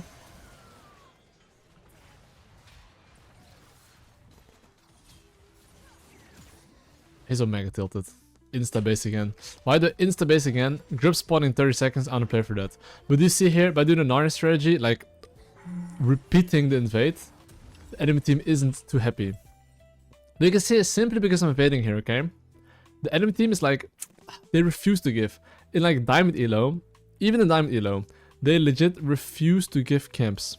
I think from very high Diamond onwards, they kind of like want to give camps. But like in Diamond Elo, they just refuse to give anything. And because they refuse to give anything, they get fucked. So okay, how do I keep snowballing this game? So right now I have a few options. Right now I do want to get the Grubbies. So if I don't play for Grubbies, I would like it if my top laner can push the wave before I go for the Grubbies, okay? You can see Kiana's moving into the top side here. So I do have to be slightly mindful. But I'm just going to hit the Grubbies very confidently because Fiddlesticks is useless. And after I take the Grubbies, okay, I want to apply the Nana strategy permanently. So I'll always re-invade his bot side camps. So I'm going to take the Grubbies here. After I take the Grubbies here, I am essentially going to go to his bot side here. So see his blue spawning. Instead of me going to my wolves, I'm actually going straight to his blue buff. By playing like this, if any of the laners play aggressive, I can basically punish them. And of course, you see how they're playing? Look, now because I'm not taking my camps, and they're playing aggressive, guess what? I'm going to bot lane. And here's what, look at me, okay? I'm actually keeping my passive stacks. Do you see how I'm even like eating the Drake? Yeah. I eat the Drake there, literally. But basically I try to keep my passive stacks up. And now because the laners play aggressive, okay, I kill them. So you see as a jungler, if you understand how to snowball your lead and apply the Narn strategy if you're ahead, you'll basically Omega cook the enemy team. So why do I not invade right now? Because I just killed the enemy team. My laners are in base and I have my Leandris. So for that reason, instead of me invading now, I'm not invading him here. So this is gonna be a bit more advanced, okay? This is in Diamond Elo, so I can explain this. So because I used my timing to gank bot lane, what does it mean? This means during his timing, he's taking his bot side camps. But this also means that if I now go to his top side camps, I'll be able to invade him there. So here, instead of taking my wolves, I'm going straight to the enemy camp. And I'm going to make sure that I invade his top side camps here. So look what I'm going to do. I'm pinging my Janna in his face, assistance. I'm pinging on the way to the enemy camps. So now Fiddlesticks camps on top side should be up. And I can basically punish him here. And of course, if he ever goes here, I'll kill him. Let's see. And let's see if he's gonna respect me this time. You see his golems are up, so I can yoink his golems here. So you can see Fiddlestick is maybe trying to do the Drake, or I don't know what he's trying to do, but he can't actually do anything here. But you see here now, because I understand tempo very well, not only do I invade his, do I get the bowling kills, I understood that his top side camps are spawning soon. And the nice thing is that I can retime these camps. So you see how right 11 in the chat is like 11 for his camps. If I want to reinvade that, you know? So, of course, I just took a lot here. And because I took a lot here, I kind of want to like invade his bossa camps. Because I do know his bossa camps are spawning soon. So look what I'm gonna do. I'm pinging my Swain in his face to push mid lane. Because I'm fairly confident he can push mid lane. And I'm gonna look to invade enemy. Oh wait. Maybe he can't push mid lane? The mid wave is a bit bad. So I'm actually just gonna fix the mid lane wave here. Making sure that it's gonna crash. That Kiana's gonna lose all the farm and I get some farm here.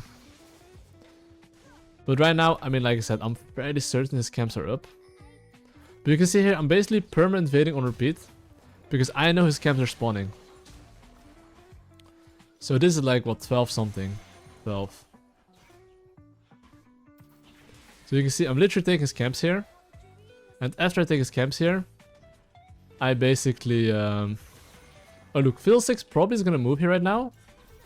And look what I'm gonna do, okay? I'm pinging my laners to move here. If anyone goes or walks aggressive here, I will kill him. So I think this guy's flash, because his flash... Wait, what did I ult by the way? You can see Fiddlesticks is literally, he's literally homeless. He's literally going to top side like, oh my god, there's no camps. And now, because I'm an enemy jungle, okay, opportunities like these arise. Which is that, randomly, because you're an enemy jungle, right, you can basically cook the enemy AD carry. And now the enemy AD carry is like... playable, guys.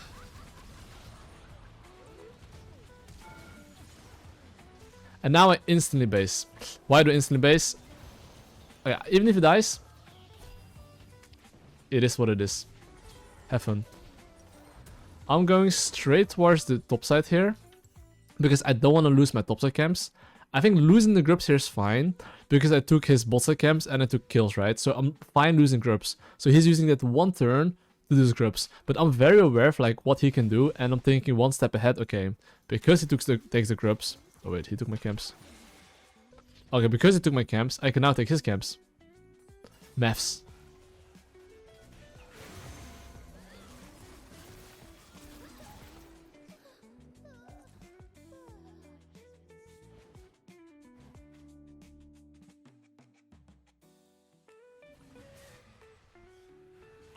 What the fuck?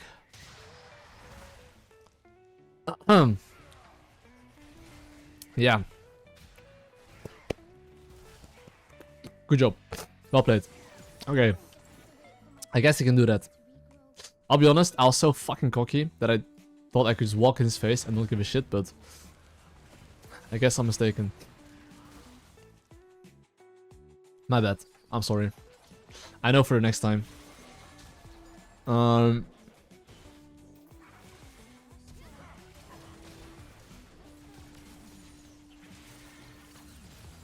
So you see what I'm doing? Bum. He didn't even pick his W. Why is he one-shotting me, bro?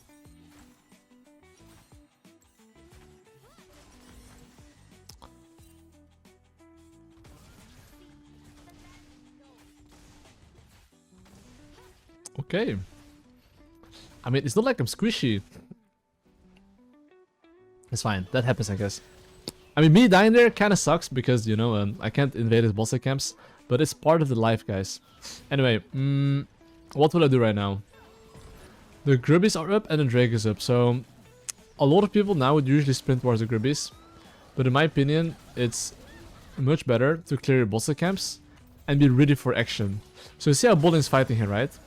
If they continue fighting, which looks like they low-key are, I'm gonna sprint bot lane and kill them. You see how my E is off cooldown for like 2 seconds? Instead of moving bot lane here, I'm literally popping my E here, keeping 4 stacks. And because I have 4 stacks, okay, it becomes now a lot easier to chase them. These 4 stacks is the main reason I reach him. So, okay.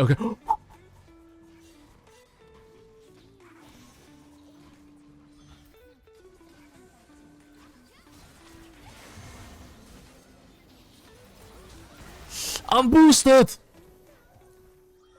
Okay, that's me being boosted. Fuck. It's fine, guys. It's fine. Also, I played with the boost though. I should have just like played it properly. Anyway, because I died, and I didn't clear my camps. What's next on the menu? Okay, I kind of got... I'm being a bit gapped by the Kiana, okay? So, that's fine. But you see, all my camps are being up. I would like to recycle my camps and then play for the next objective. I haven't cleared my camps in a while because Kiana is just fucking me every single time. So, I will now officially clear my camps. I see Kiana on my screen. No, I don't go there. Because look, if I go there, this happens. I'm a smart guy. I learn, you know? My Swain did not learn. So I'm gonna clear my camps here. Like a good boy. And I'll be honest, if Kiana's going for next wave, I find it fucking illegal, so... He's gonna use spells on the wave? He uses spells on the wave? Now because he uses spells on the wave? You can go. You can go. Feel free to, you know, do whatever you want. Goodbye.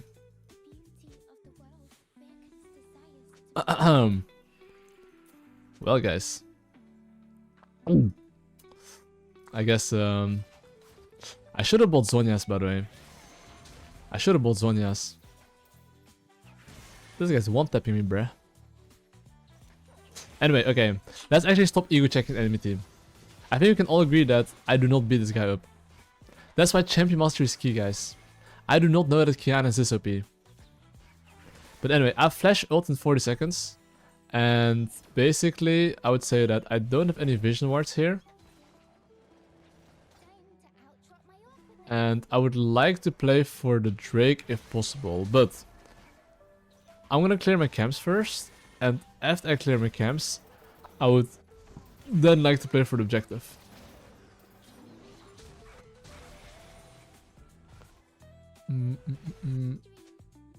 So right here, I'm just trying to clear all my camps.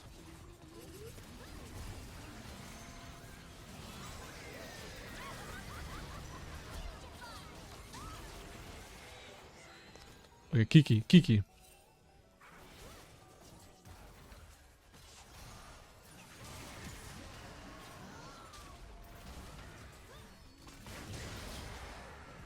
Yeah, you wanna flash with me, buddy?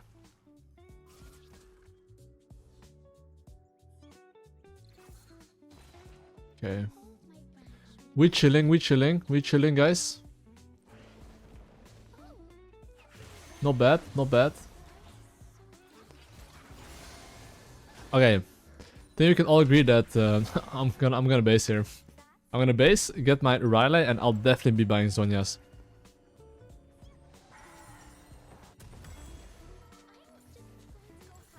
And I still want to play for Drake. The only thing is that I don't have ultimate, but Fiddlesticks should not have ultimate either. And I do think my champ is a bit more useful than his champ without ultimate. And Kiana is getting his base cancelled here, so... Because his base is getting cancelled here, and my Swain is teleport, we should be able to get this objective here.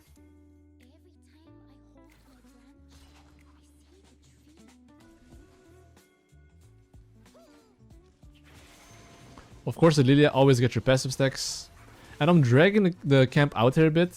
So why am I dragging the camp out here a bit? You see this vision line here? If they try to contest, I should be really like make it a bit harder for them, you know? So in this situation... What? He stole the Drake even, bro! I couldn't smite it! Damn.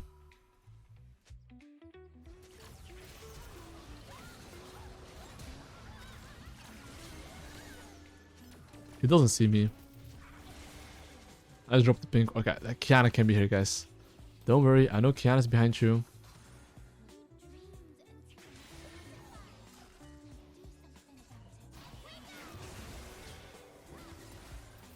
Don't worry, Kiana, I know you're fucking OP.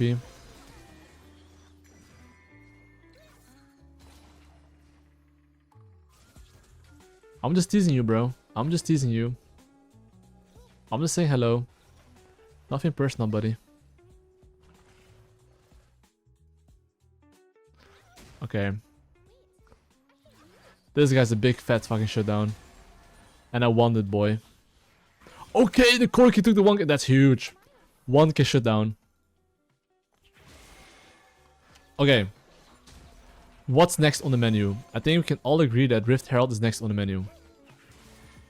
So I would like to take this right now, right here. Because my doggo can leash for me.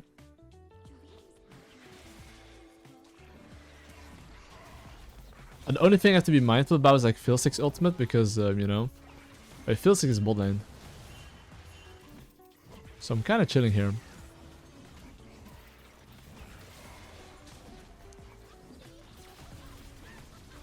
Thanks for the leash, bro.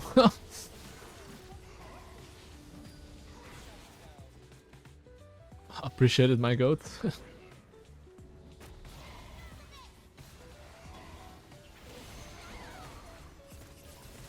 Oh.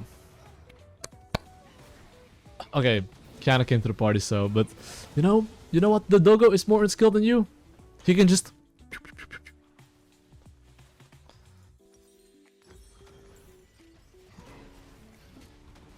Okay, but now though, enemy team is not having a blast.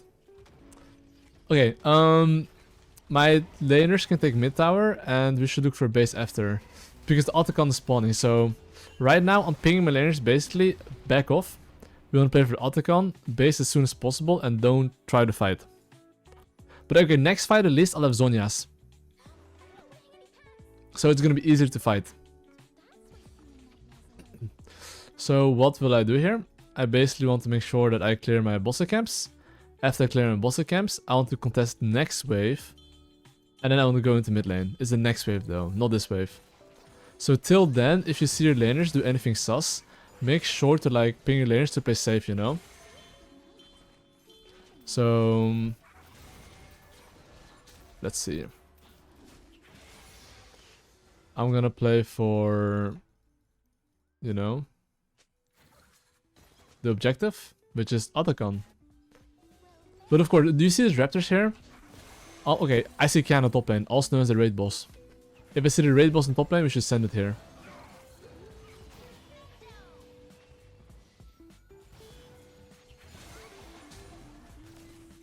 Okay, misfortune. It's in my sight. This guy's cooked. Even if it's flash, I have ultimate for him. Okay, now I can take his camps. And the Otacon is up. So right now I would say we definitely just want to push mid lane and go for Otacon here. Okay.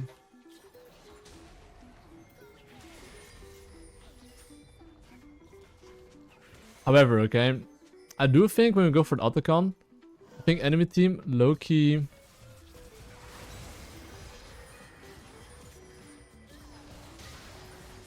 wants to contest us.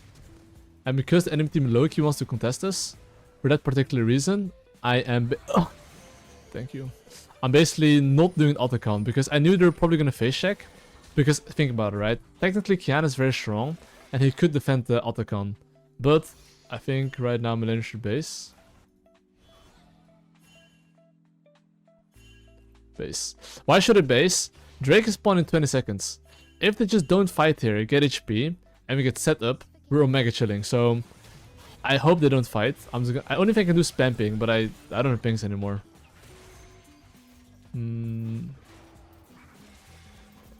I do think I can contest this though.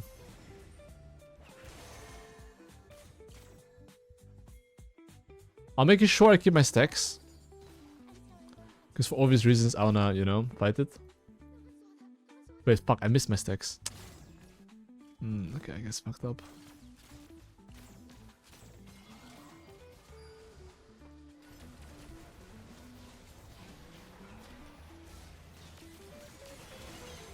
I'm playing very slow here, as you can see. I think my passive should kind of cook him.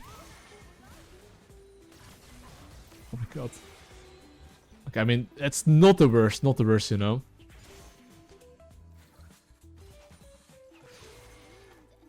The Drake is up, however, I'm pretty sure before I go for Drake, I would like to break open bowling tower. Because in general, if Drake is up and you can get it, try to take tower... Oh, oops, I misclicked. I didn't have to take it, but it's fine. Try to take the towers first and then try to take the Drake. Oh, wait. No. And of course, you see how much gold I have? Instead of going for Drake right now, I'd rather base, spend my gold. Fuck, maybe I could have taken enemy camps, but it doesn't matter, honestly. What should I go right now? Honestly, I think Jokshow goes fucking hard here. Why does Jokshow go really hard here? Because look at their champions. Burst, burst, burst, burst. Actually, in a way, they have some DPS, but you know what I mean, right? Just by having Jokshow, not being able to get one shot, I'm basically allowed to walk in Kiana's face, and he cannot do shit. So I usually really like it against assassins. Like, I really like it. So now, look, with Lillia, okay, 4 stacks. Look what I can do. I can smite him. Oh my god. Sonya! Sonya! Oh my god. I get one shot. It's fine. My team is gonna win this though. They used 3 ults on me, guys.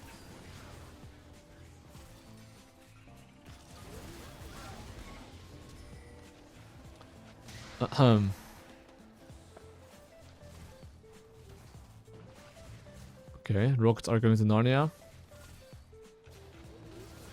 Okay.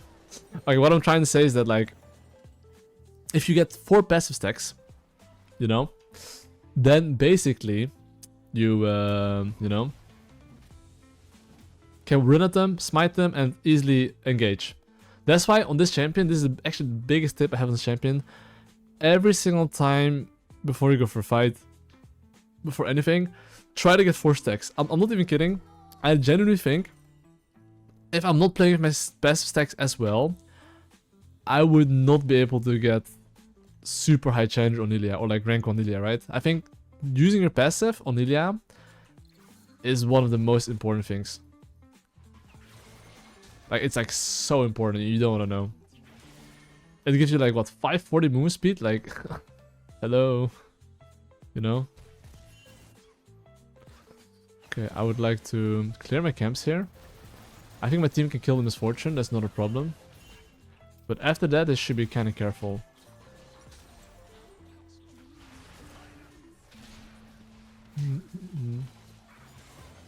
So basically I slowed them here. So look, because I have stacks, okay, look. I can flash ult this Weasel, and now I can come back, W his fucking face, bonk him, Zonya here, and they're all cooked. Boom. And now I'm pretty sure we can end the game on top lane. But just in general, by having flash stacks, you can flash ult and it's like, it's so difficult to react to. And then we get the bread here basically. GG well played. GPQ Jenna. But yeah. Basically, the 5-second rule went pretty hard as a game. Reinvading him. That's something you want to look to do. And well, GG's. Alright, it's a full master lobby.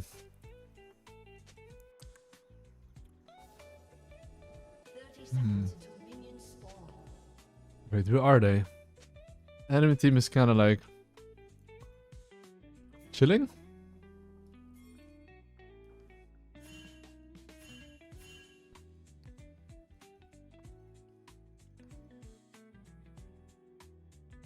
He has to be here, right? Where the hell is Jace, bro? Oh, there he is. Bro, I was like, ah.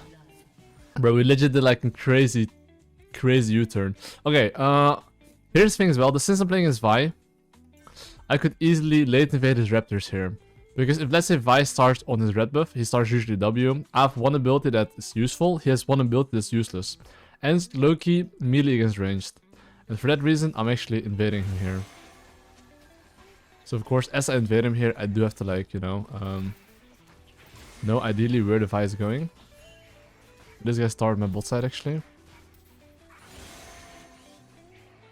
Wait, sorry, I have Ahri support? Am I seeing that right? Huh, I have Ahri the carry, bro, I just realized.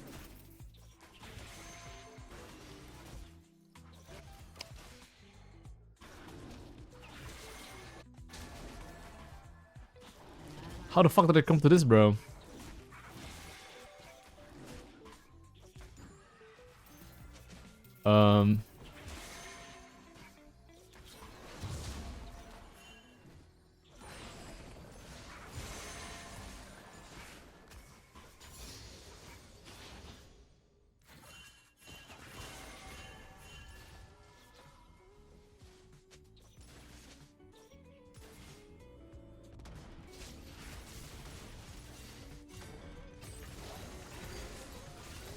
That's not how you fucking dive, but...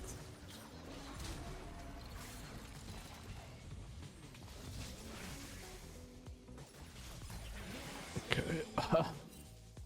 Brothers. That was interesting.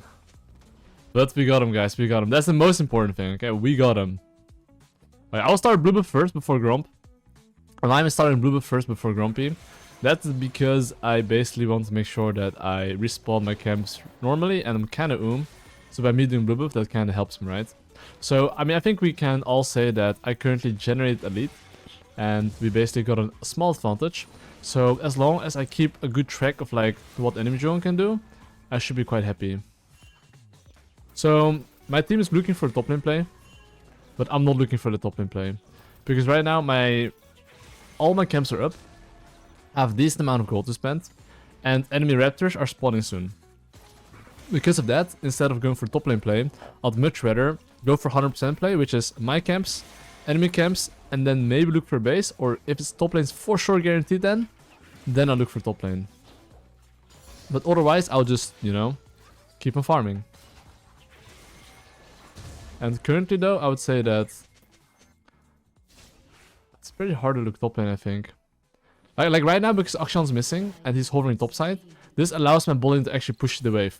If my Akshan wasn't moving, right, they wouldn't be able to crash the wave. But this is just mid gap, right?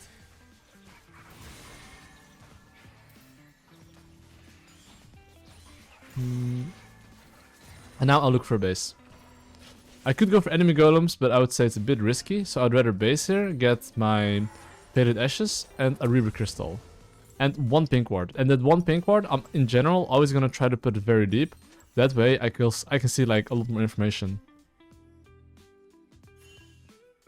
Okay, since it's 23 CS, this tells me that my camps are actually up, and I can clear towards, you know, topside. So see how the grubbies are spawning in like 1 minute. I do want to play for the grubbies, like 1:30 to 1 minute before the grubbies.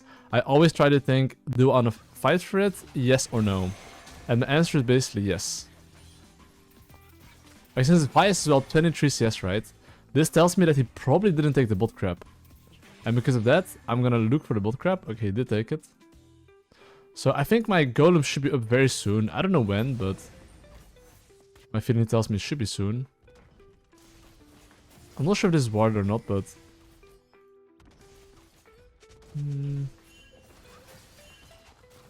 Okay. Maybe my golems are not spawning anytime soon. I'm kind of lingering around bot side because I think it's spawning soon, but it doesn't seem like it. You see how I have my E? I'm gonna use my E here for movement speed. I get like, what, 20 extra movement speed? I'll take it. And, I mean, the groups are literally spawning in 10 seconds, right? So here, I'm gonna hover mid lane. Because I know Silas wants to jump in. And because I know Silas wants to jump in, he now lost his flash and his HP, which then allows us to basically get objective. But you see here basically how I'm like hovering mid lane first and then going for objective. This allows my mid laner to guaranteed not get ganked, so I'm there to counter gank, and to secure basically his push, which allows me to go for 3 grubbies.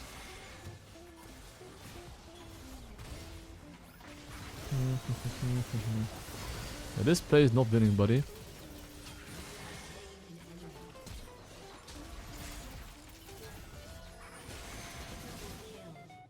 Okay, and now, basically, not only because I got mid lane priority, my mid lane was faster to top lane play, and this basically snowballed the early game really hard, right? Simply by me, before starting grubbies, going mid lane first, and then going for the objective.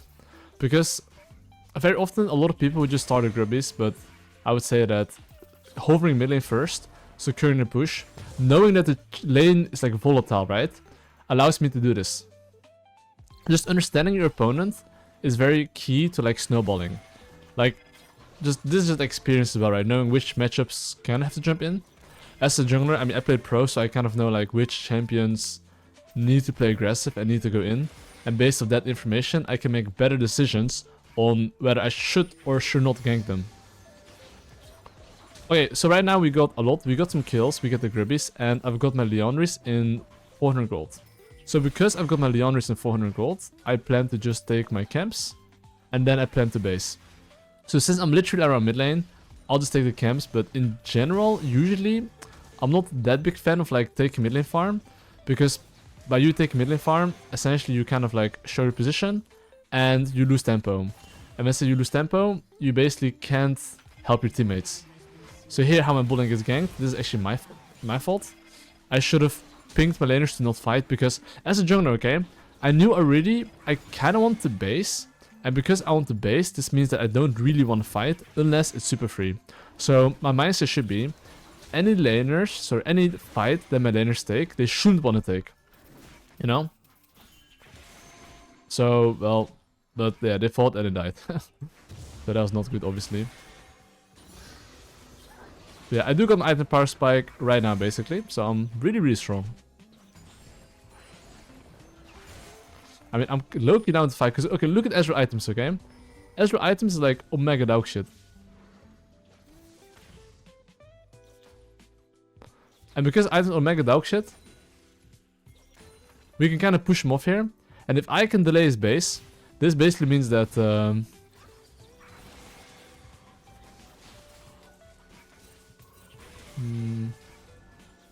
I'm still strong in the Vi as well, right? So...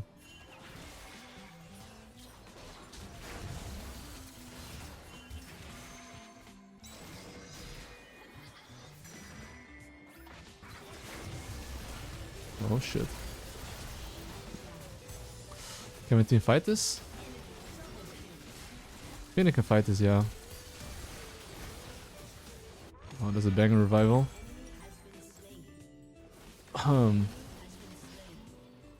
Oof, the clutch escape. Okay. Not the worst, I guess. Okay, I didn't expect the Jace to be here. Jace kind of surprised me there. I expected it to be like a 3v3. But at least my top lane is getting a decent amount of platings here, right? So I'll take it. It's not too bad. But okay, what do I do right now? Basically, my AD carry is doing decent. He's like, my AD carry is basically Ari, guys. Sorry, AP carry. I need to like, you know, correct my words. My AP carry is doing decent. And basically, I think that currently the Gribbies are spawning in 1 minute. So I want to play with my strongest laners, which is Akshan and Ari, for the Gribbies. So having this game plan, okay, and especially 1 minute before the objective, we have one job. What can enemy team do? Can I get any kill?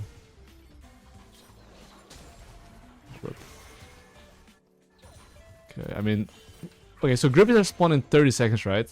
So I do have time to like basically take one more camp. And after one more camp, I will... I'm getting pinged, but I think I can do something here, yeah. Only if he's playing aggro, of course, right?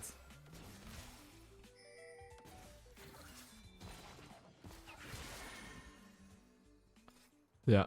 Anyway, we need one more wave. One more wave keeps the doctor away. So I'm just gonna try my E here. This is more for mental pressure, right? Just him knowing that I'm around. And by him knowing that I'm around, basically that he cannot contest. And I get objective here. So you see how we're all pinging like crazy. Hey, push the wave and move your ass. We basically want to secure the Gribbies here.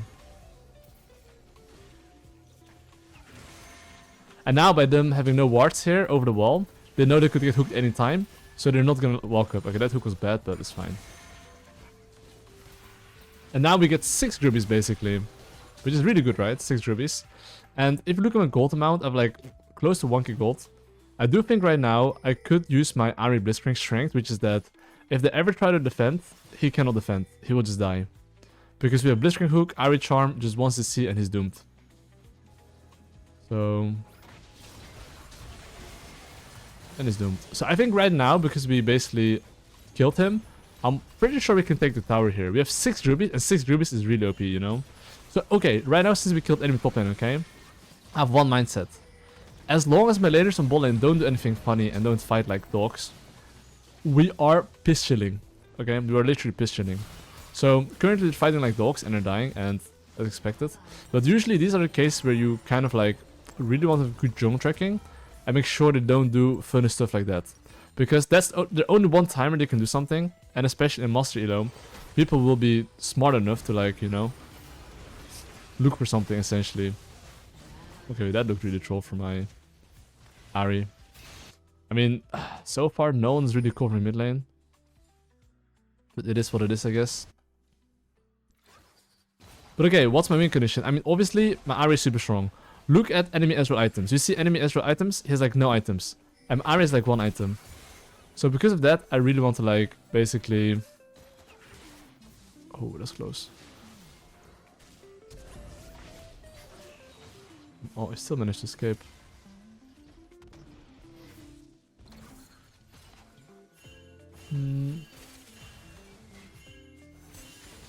Okay.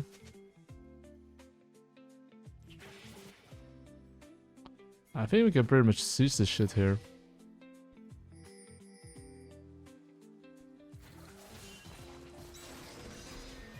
I think here this is more like a free hook. Yeah, this guy's a free kill.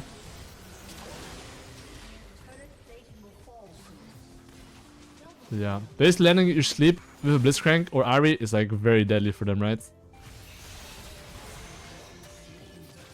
That's okay, honestly. Okay, we're out of here, guys. Good job. Anyway, what's the game plan right now? The Drake is up, and I for sure want to play for Drake. In general, every single time you get an objective or anything, okay? Try to think about what you want to play for. Currently, I want to play for Drake. What does it mean? I have to think, do I need the base for my Rylai? I need 400 gold for my Rylai, okay? Which means that I need like a full clear on my top side. So this also means I have to think, okay, if I do a full clear, can I still make some time on Drake? And my answer is yes. Because enemy team shouldn't know about my item, and if I just start the Drake randomly, what if I'm there? It's really bad, right? So I should be able to get it, you know? So I was gonna go, okay, I have to cover mid lane here, I think, because, you know, my team is really trolling with my mid tower.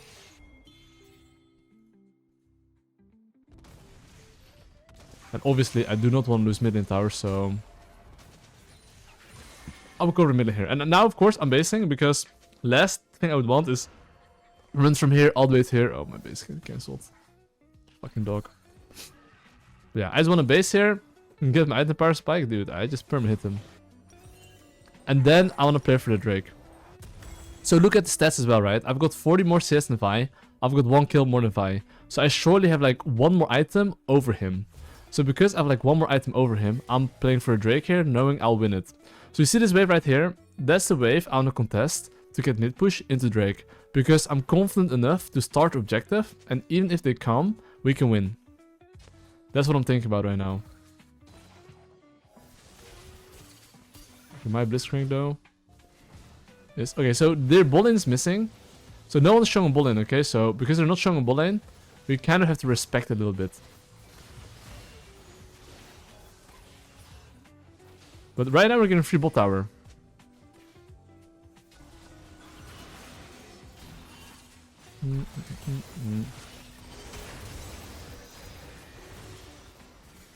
Okay, they're kind of low here, but I mean, I can easily heal up. I mean, I kind of trolled it because I think I could have gotten more targets. I only hit like Vi, I think, but if I played a bit better, I would have hit more people. So that's like more mechanically misplayed, you know?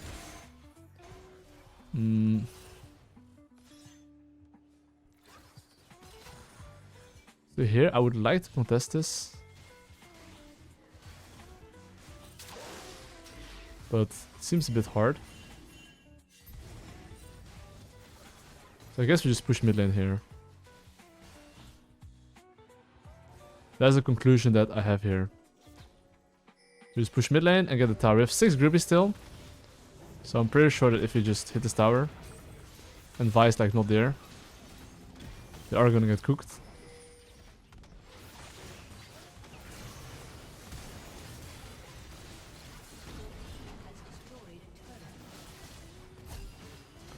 And that's good enough, honestly. Oh wait, Vi went in or...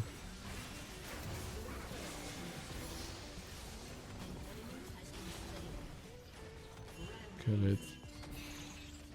Okay, it's fine. I'm out, guys. Okay, Rift Herald's up. Okay, so as you can see, every single time I get objective, I'm thinking, okay, what am I playing for? Do I need the base? An answer to that is, I'm playing for... Yep, Rift Herald. Do I need the base? I would say I kinda need the base here. I have 800 gold, so I could buy like Ninja Tabis. I could buy like pretty decent items, right? So I think buying Ninja Tabis, honestly, goes pretty hard against Jace, Vi, and Ezreal. So...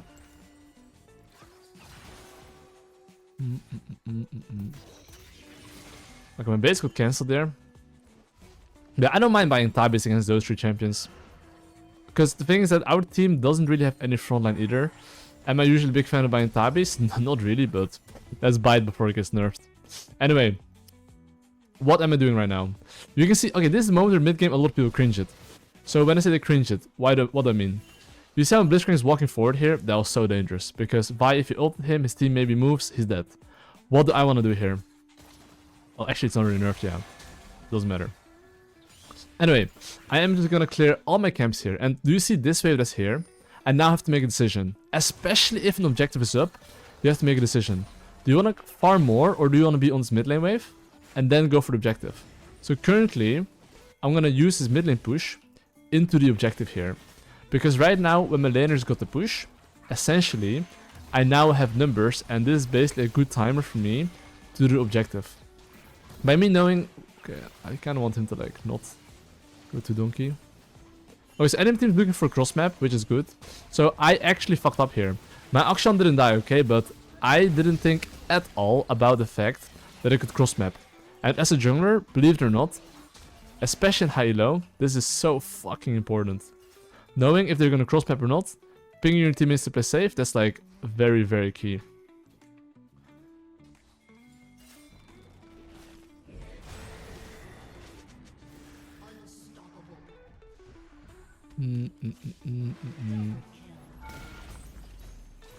Okay, let me just take this tower. I think I can take 2 towers probably. Okay, I think Blitzcrank shouldn't have taken it, because Blitzcrank's like the OP champion hook, but it's fine. Can we grease for one more? I think it's better to base, yeah, because you see auto count actually spawn in 20 seconds. I think basing here is much better than even taking mid tower. So this is what's super important high elo, okay? Whenever there's a big objective like Otacon, Drake, whatever, instead of taking tower, it's much better to just push the wave and look for a base instantly.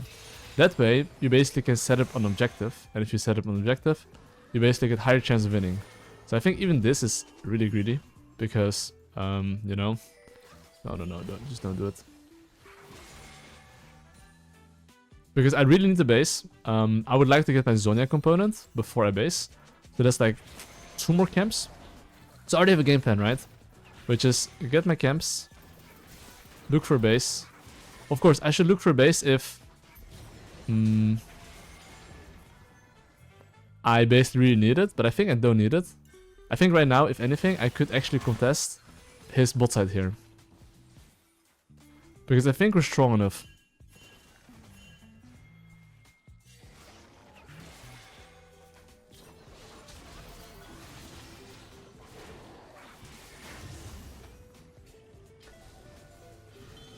I mean, I'm like low-key a carry, right? So I should not be the first one walking up.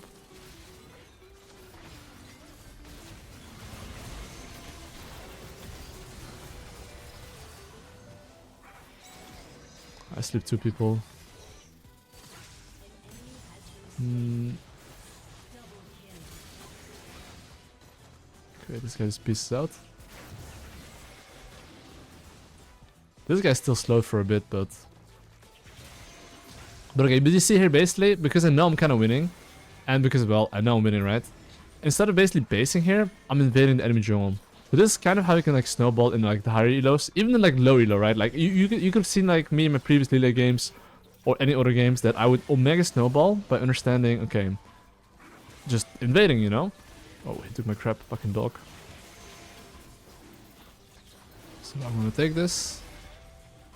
I'm gonna press my Udyr in case they try to move. And now we back off. Now, like, we don't want to fight. And why do we not want to fight? Because, here's the thing. We have so much gold to spend. And because we have so much gold to spend, it doesn't make sense to look for a fight here. Because after our bases, we'll be in a much better position.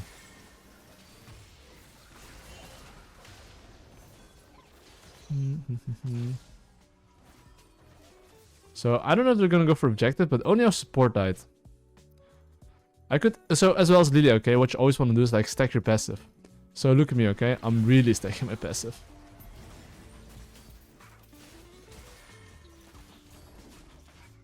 Of course, we should wait for the team and, okay, they got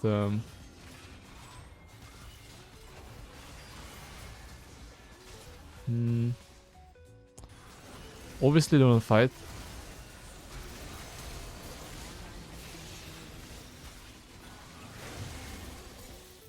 Okay.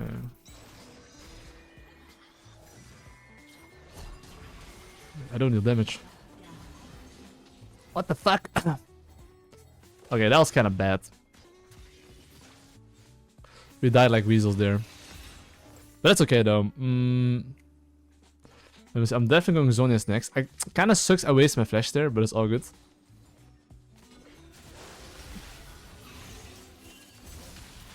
Okay, Blitzcrank is like, yo boys, what's up? Anyway. Let's see what we're doing right now though. Baron is spawning 120. We pretty much just want to play for it, right? So especially since I'm dead and the enemy team, I would say, have some map control. And why do they have map control? Because look, no one of them has to go top lane, no one of them has to go bot lane, right? So this tells me that they could technically be all ruling mid lane. So we have to be kind of careful. So my job as a jungler is to make sure to ping my laners, hey, be careful, don't walk up like a donkey, and try to not die. Because this is the moment I kind of want to just take my camps and play a bit safe. Okay, is it legal? So one small thing with Lillia, try to make sure to use your E on the back line. Like, always Q the front line, E the back line. That way you can always like sleep two people. I think right now we have no reason to walk up here. Even though we killed the Vi, my Ahri is very low HP. So he probably wants to base, you know? Yeah, I think I cannot really do much here.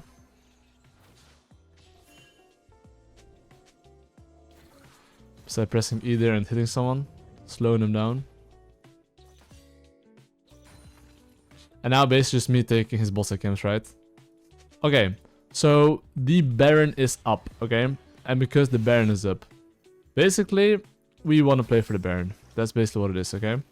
Because whoever gets Baron control has to face check. So let's say they push mid and they move in the Baron. We don't know if they're doing the Baron or not. And especially if they can, let's say, do the Baron for whatever reason, then, you know, you have to face check. And face checking is pretty scary, especially if no one can face check. Look at their team comp. Who of their champions can face check? Literally no one. Anyone that face checks will get one shot by our champions. So that's why, basically, if you do the Baron, and if they have no wards, they're kind of cooked. In this situation, I think we can kind of sneak it. I do not think the enemy team is actually coming to contest. Okay, I'll have to like just play better, I guess.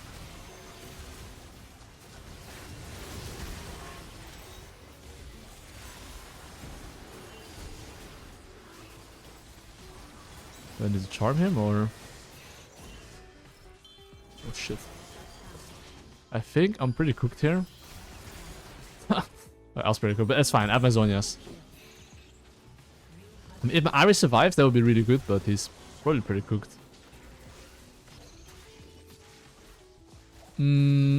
Okay, Drake spawning in 30 seconds. I mean, at least we got the Baron, right? I'm pretty sure we got the Baron. Yeah, I got a Baron. And, well, I would say the Drake's pretty doomed, because if you look at our respawn timers and look at their respawn timers, yeah, we're kind of doomed, you know? We're not getting it. So, I would say that I am just gonna give the Drake and just play for the next fight. But for the next fight, I'll have my Flash and Ultimate. And if you look at enemy team comp, if you want to utilize Lillia's strength, Flash ult, like, this is honestly like the most underrated thing that people have to understand. As Lillia, if you have Flash ult, you're so fucking OP. Like, if you have 4 stacks, Flash ult, so many people do not know how to play against Lillia. I don't know what my Blitzcrank is doing, but he's Omega playing on fire. So look here, every single time before a fight, I'm always trying to get stacks. Like, look, do you see me? I'm literally getting stacks. If I don't have stacks, I am not fighting. I'm not even kidding. No stacks, no fight. That's how this champion works. Okay, so I'm gonna get my stacks here. And then after I get my stacks, I'm Omega down to fight. So, okay, I mean, I'm gonna see if they're gonna contest my red buff or not, but it doesn't really seem like it.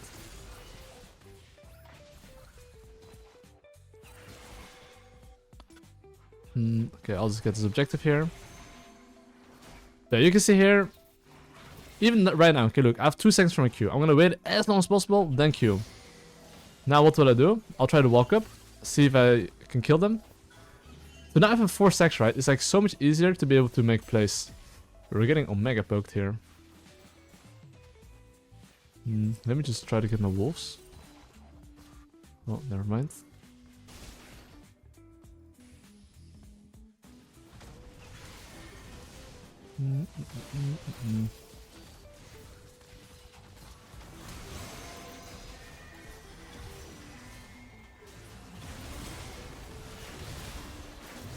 Okay, Zhongyang.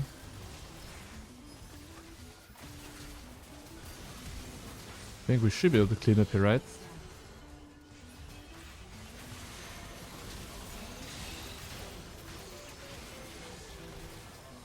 And just like that, we aced them, and GG well played. But no joke, the only reason I could do this is simply because I had stacks. And because I had stacks, I hit like 1 target with E, I flash Q on 2 people, now we hit 3 targets with like Ahri, Blitzcrank. And because of that, I basically win the game. Just by having flash ult and having 4 stacks. And if you play this champion properly like that and understand that you want to hit multiple targets, in almost every single scenario, if you land good ultimate, you will win a teamfight. Just play better. But basically to summarize, like, good base timers and knowing for which objective you play for in this elo is like really important. And you know, then you're kinda chilling, you know? What's the best thing to focus on to climb from bronze to gold? Champion mastery and base timers and a bit knowing how to gank. Some of the fundamentals in general, right, I can be like explaining to you. So, I mean, let's just look at this game, okay? I'm playing Lillia. How do I want to carry this game? Like, what does it take? Because currently I'm playing in High Master. I'm pretty, okay. I recognize some people, right? So I'm playing in High Master, okay? So, how do I plan to carry this game against their champions? So, okay. I have Draven Pike against Talia Lux. It's gonna be Omega volatile, okay? I have Abyss against Jace, which is low-key volatile as well. I'm trying to predict what the enemy Kindred's gonna do. I think probably he's gonna start top to bot. And because I think he's gonna start top to bot, I'm actually late invading here. So by me late invading here, right? If he starts red buff, I can actually cheese him on red buff and I can actually like smite his red buff. Because Lillia does raptors quite fast and before Kindred finishes red buff, I'll be there, you know? But let's say he's not doing his red buff and he starts top side, guess what?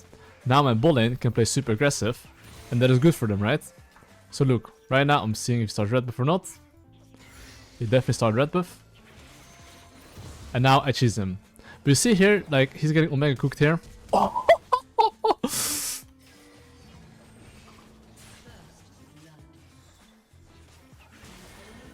You guys didn't see that. Listen, okay? Listen. When I flash like that, I'm 28, okay? I'm 28, okay? That's all I can say. Nothing else. I'm 28. Listen, I only teach you guys fundamentals. I'm not teaching you guys how to flash, okay? I can show you guys how to stomp legit master elo. Look, so the trick that I did here, okay, is literally just knowledge. Me trying to understand what Kindred's gonna do. Me invading because I knew that if he starts bot side, I can take his red buff. If he starts top side, I can smite his red buff, right? Like, we forget about that flash, okay? So, okay, right now, what's my thought process? My thought process right now is that Kindred probably is gonna take his topside camps. What is he gonna do after his topside camps? We can all guess it correctly. He's gonna probably look to either invade me or gank mid or top lane, right? Those are the only options he has. If he doesn't get any of those, he's kinda cooked, right? So my job as a jungler is now to think, okay, how do I make sure that my laners don't get cooked? I ping them to, you know, play safe. Essentially. And I don't think Kindred's gonna invade my top side here because of the following reason. I think that when he's behind, if he invades me, he's kinda cooked, you know? If I ever, like, spot him. Oh, there he is. So he's kinda trying to sneak it in. Oh, the mark here. You see here, I'm trying to keep 4 stacks. I'm trying to like make sure it doesn't get the mark.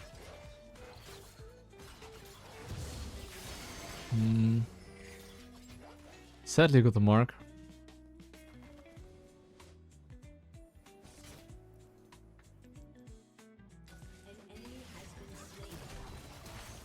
Okay, I wouldn't want my...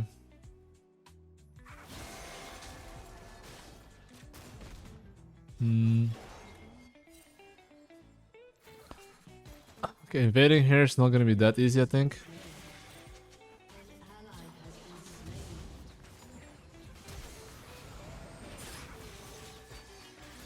Always E on his alt attack, just a small thing, right? But basically I E'd him there when he was gonna alt attack me. That's in general how you want to use your E and W on Lillia.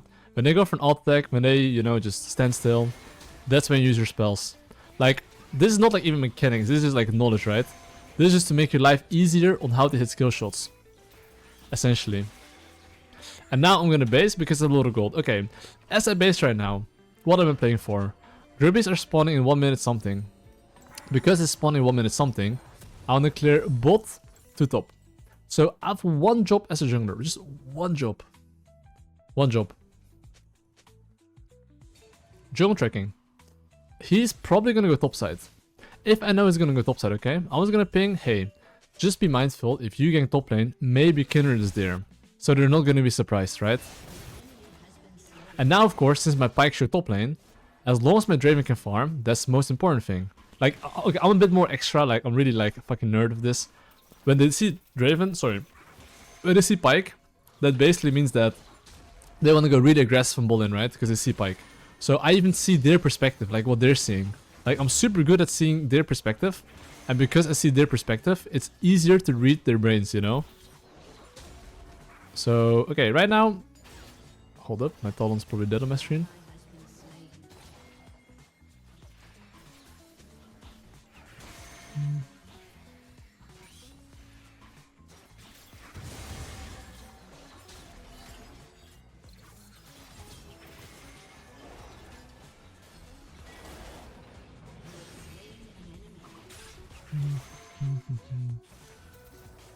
Oh no, no, no, no.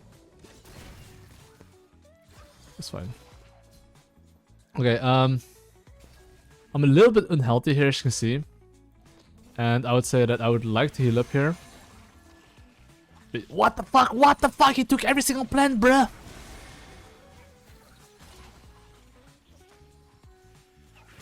Okay, I'm just gonna take 1 or 2 and run away, because my HP is obviously nothing to like, you know, to laugh at, you know? If they're contesting me, of course I'm gonna back off, right? But it seems like they're not contesting me, so, you know? I'm kind of vibing here.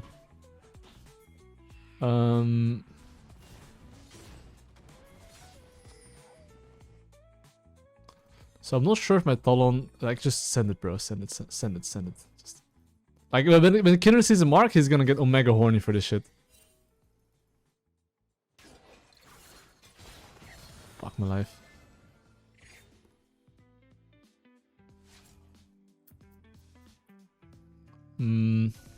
Sedge. I was gonna pull this out a bit because I might get collapsed, right? And I think we should go mid lane here because, you know.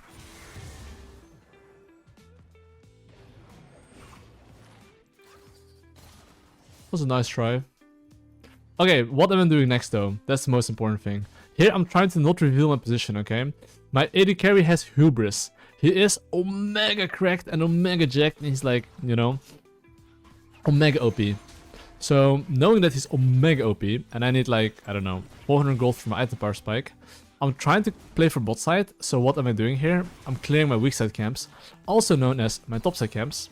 And after that, I want to make sure I path into bot side. Because essentially, my Draven is gonna play like a complete psycho. So you want to make sure you play around the laner. That is your win condition. Because you should allow your laners to play aggressive. So of course right now, you see how my top lane is 3-0? He wants to play aggressive as well. But my bot lane wants to play aggressive as well. So what do? I just ping him to play safe, and I make sure that I path towards the bot side. And even though I've got my item power spike, I'm actually not basing. And there's only one reason for that, because my laners are so OP that, you know, I can just stay around, and if I fight with them, I can't really lose. And that's the main reason why I'm actually staying here, you know? For that reason. Because I get the Drake, and I can always base after. But if my laners weren't that OP, I would probably base, I think.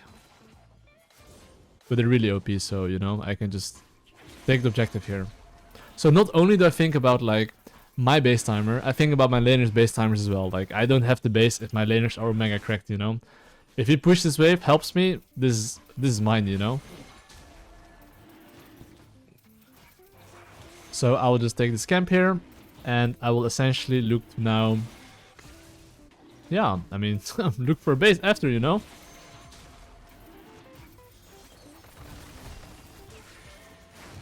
Okay. If I land a good sleep, they're cooked.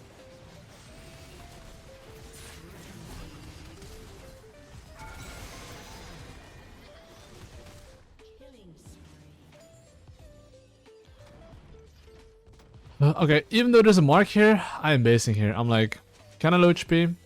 I can buy my Leon. Like, you see how I prioritize my base timer over, like, even, like, just denying the mark? I'd rather base, spend my gold. If he gets the mark, I can maybe invade him after. By having good base timers, you can basically omega hard punish the enemy jungler.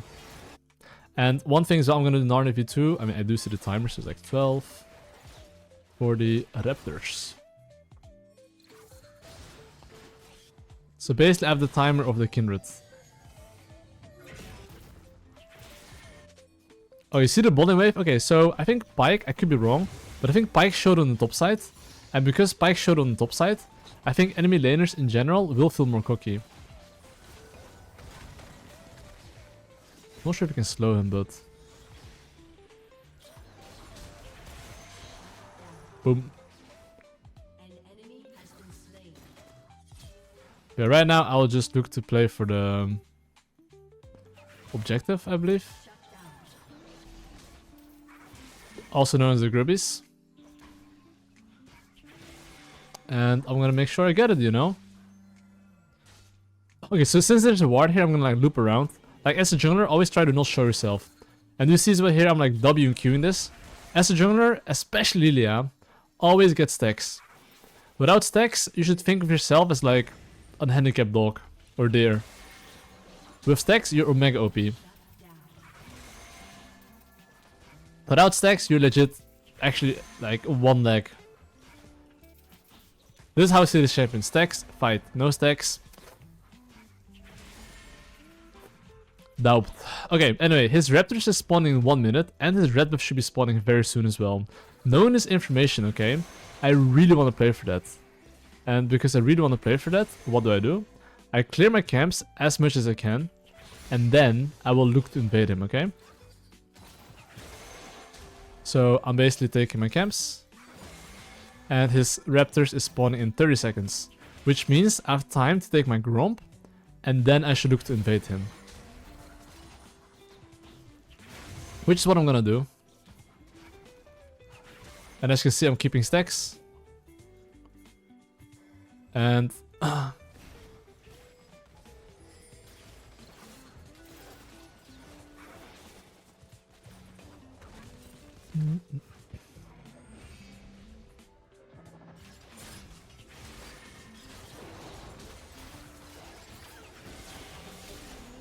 And now, because, well, I planned to invade his Raptors, and, you know, I'm here, they're cooked.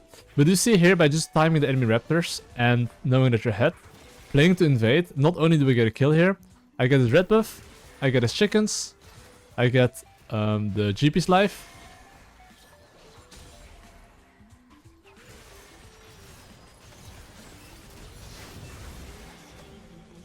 And I get his wolves, basically. So I basically get everything. And basically right now as well, as I get everything here, okay? I'm actually retiming his camps. His camps are spawning around 15 seconds. So you could technically do the Narnia strategy right now. So you see how Lillia is walking topside here? Sorry, Kindred. So now I'm gonna ult him here. So before, look, okay? I basically get one more ult attack off. Okay, I do know he has probably ultimate, so... I'm bouncing out of here, you know? This is kind of how I walk in between towers. I've practiced this a lot, so I kind of know. And an insta-base. Why do insta-base here? Because right now, I don't want to waste time. I want to insta-clear top to bot, and then play for the bot side. Because, well, right now, right? My win condition is bot lane. That's why I'm clearing top to bot, because I want to play for Drake / bot lane. So basically, by me having good base timers, understanding what my win condition is, and knowing how to path, I basically optimize my time, and basically I'm allowing my laners to play aggressive. And as a jungler, you have to understand that. If you don't, not good.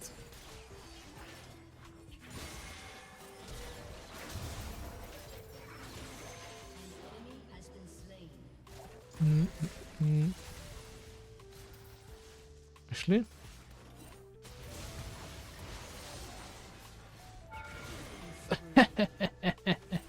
Okay, listen. Just write. Sorry. But yeah, I do know his raptors are spawning soon, so I want to take his raptors. But of course, I'll take his raptors after I clear his camps here. Because, I mean, his juicy camps here are up as well, so I'll take those, you know. So Kindred literally just respawned, and small tips Lillia, you can always do 2 camps together like this. I would highly recommend you to learn how to do that. It's not too hard. But okay, I do want to invade his raptors, because his raptors are up very, very soon. So I'm going to ping my pike in his face. That I want to invade. And I'll take as well as mid farm while I'm at it. Because I can. And do you see how I moved there? It looked as if I walked away. Lol.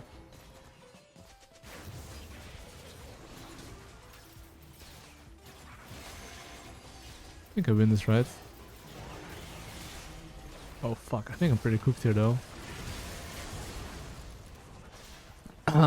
Okay, the Jace came to the family here. But anyway, I've got my Rylai, and I think, honestly, I'm playing as Talia Lux, so having Mercs is kinda decent, but I think having Tabis against Gangplank, Jace, Kindred, that goes kinda hard in my opinion, so...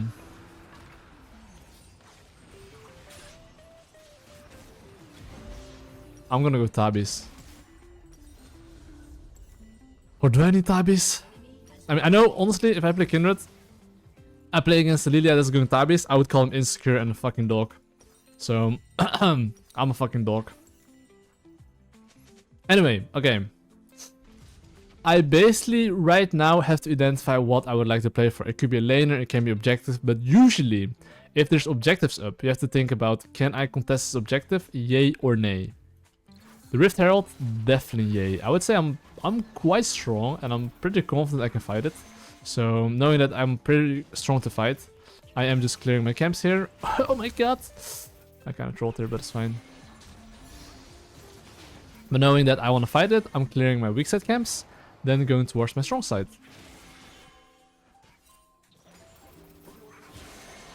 So I'm going to do my wolves, and after I do my wolves, one crucial part, as Lillia, you have to understand. Keep your stacks. So right now I'm just queuing this, and I'll queue it again soon. You see I'm literally dragging it all the way to Africa.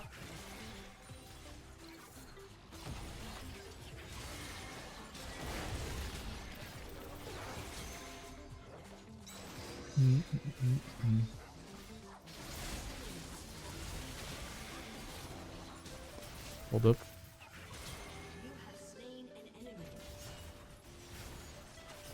No assist. Okay. But basically what I'm trying to say is that, you know, having passive stacks on this champion is so important. That's legit the biggest tip I have for you. Also as well, if you want to do the Narnia strategy, right now I'm timing his camps. This will spawn around 20 minutes, so I can always look to reinvade this. As Lillia, especially if you're ahead, you can be very obnoxious. And you can like, you know, do what I'm doing right now. And it looks really troll, but I swear it's like so OP, you know. Just join his camps. And what's he gonna do about it? I'm gonna sweep this bush. No more ward. Aftabis. He can only come from here, right? Kindred, and there's nothing to do, so...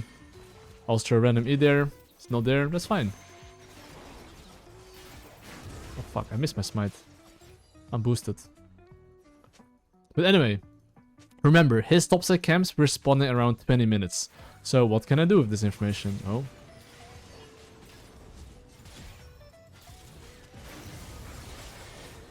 And I'll just use my spells here, I guess. What the fuck? I got popped, bruh. Okay. Well, mechanically, I could play a bit better. Let's put it that way, okay? Oh, wait, huh? Kingpin can do that? He can actually W? The Ambassador ult? Which makes sense, I guess, though, but...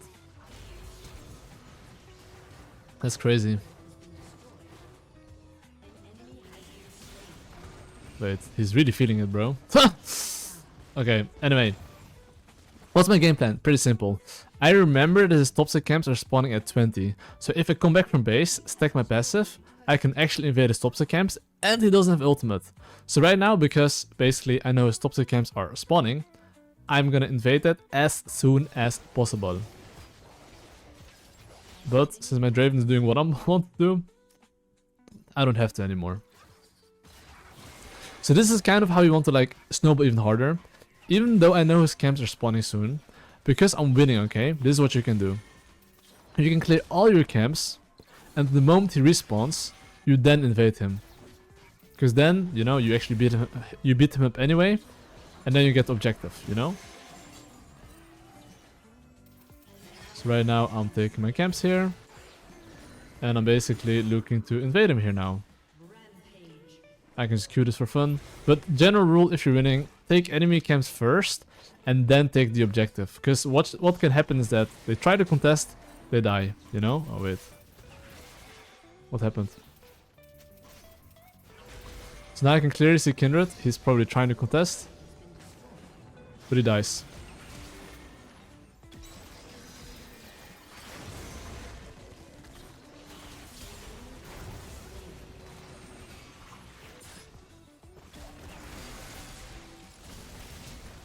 Woo. What? Bro, GP ult is so OP of Collector, bro. But I killed Ambassador Atacon? Well. Anyway, no problem. Okay, should I... Nah. Finishing his boots kinda sucks. Because I think I need my Zhonya's first. That's kind of funny that I killed my Bessa. Anyway, I just gave her a fast base. But right now the Drake is alive and basically... Okay, I'm ahead and I kind of trolled there on that fight there. But that's no problem. What do I want to do right now? I want to ping my Draven to be careful because you see his position. He's super deep. Like right now I could see him dying to like Talia and Kindred. He is super strong, but the risk he's taking right now for this tower is so not worth it, you know? You see how Kindred is here? Oh, yeah, this is just not worth it, yeah. So at least I pinged him. So you should always assume that 3 out of 10 times they listen. But 7 out of 10 times they won't. So I'm not even disappointed. You know? This is just expected, you know?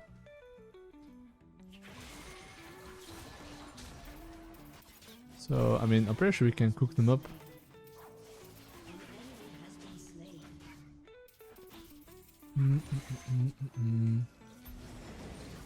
Oh wait, GP is continuing?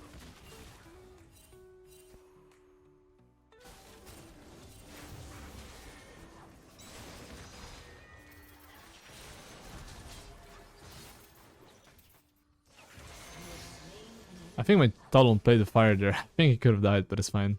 Anyway, I definitely want to play for the Drake. It's the third Drake. I just want to get it. Maybe they're on the Atacon, because technically they should not be able to contest the Drake, right? So... Wait, there's a fight. Actually, I kind of want to fight this because I'm really strong. As you can see here as well, I'm keeping my 4 stacks as long as I can. Okay, maybe I didn't have the Zhonya, but it's fine. Oh, he got hit again. Oh, baby. Why is the J so tanky? That's kind of crazy. But now we aced them. And after we aced them, I do think we might as well just take the Atacon. Honestly, yeah, I guess we might as well take it. Draven's literally in the top side.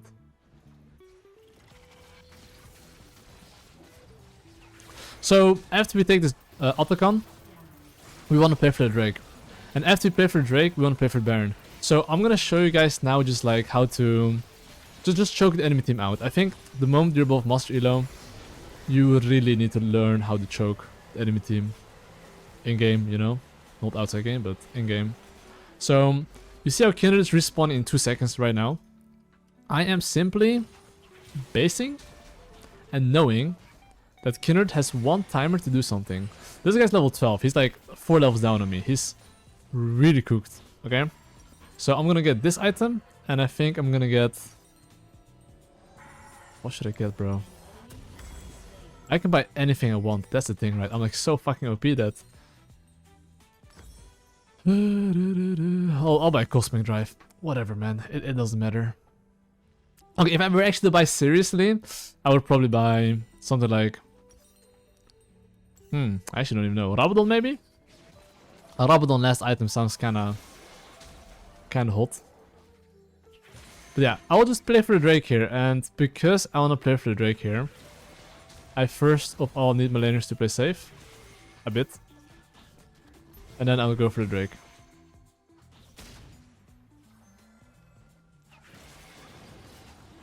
I'm gonna get the Drake here.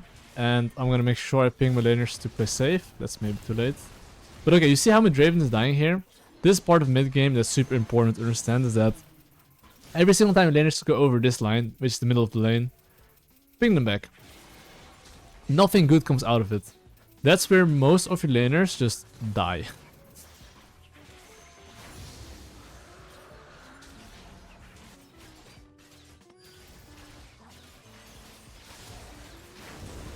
Lol. Okay,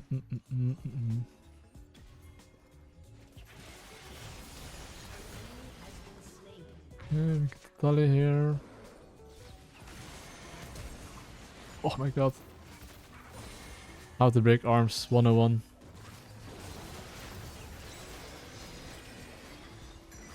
You know you don't have ult, right, little bro?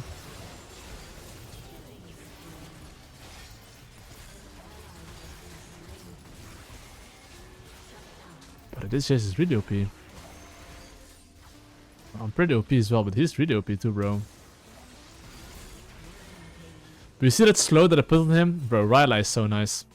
Like, Rylai technically slows him for like 4 seconds because of how my champion works. It's like a brand, basically.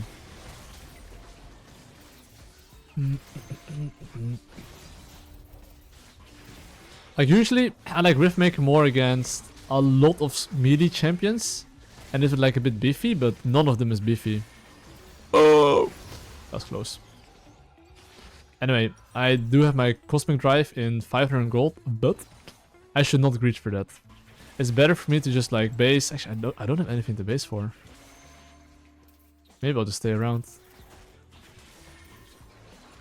I might as well stay around, I guess. I guess Magi.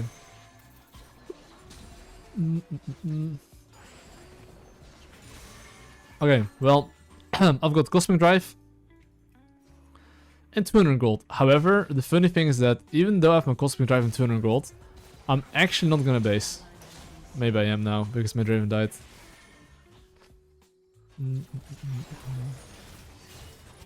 Okay, that guy's so cooked.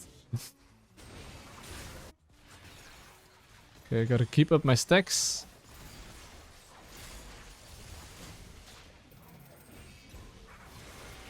Like, I never tried to hit one target. You see how cute this guy? I tried to always hit multiple targets. Okay, fuck. Maybe that was bad though. Okay, that was 3v4. My bad.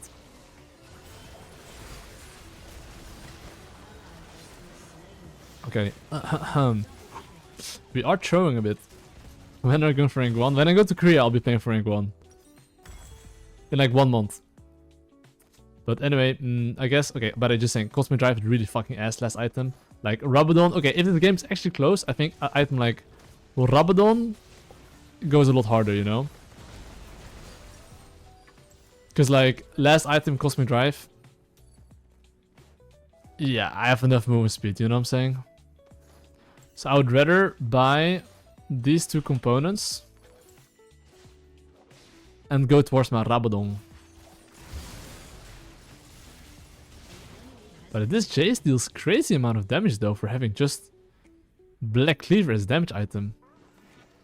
Anyway, basically Drake is spawning at 140 and I trolled my flash.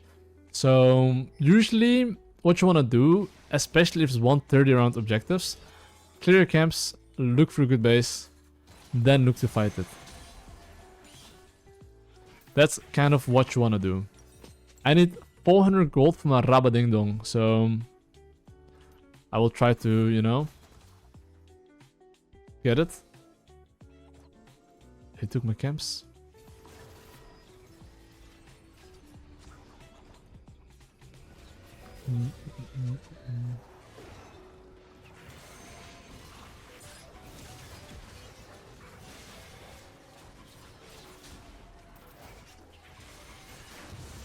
I was yoinking this shit.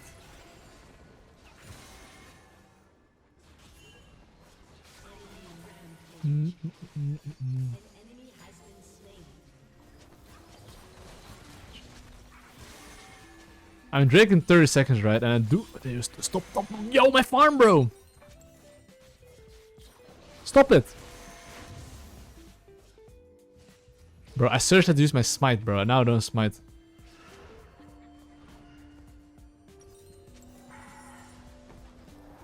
And I got my Rabadon though. Just had to secure it, you know? Anyway, what do I want to buy next? I kind of want to buy... I think random's next, honestly. I have enough damage. Now, this is soul point, by the way, so... Getting soul point goes kind of hard.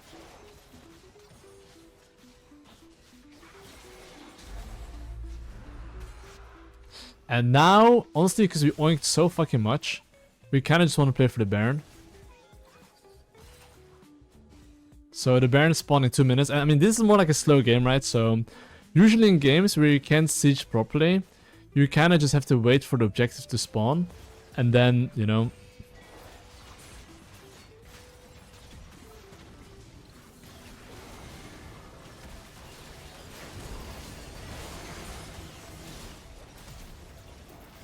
Oh, fuck.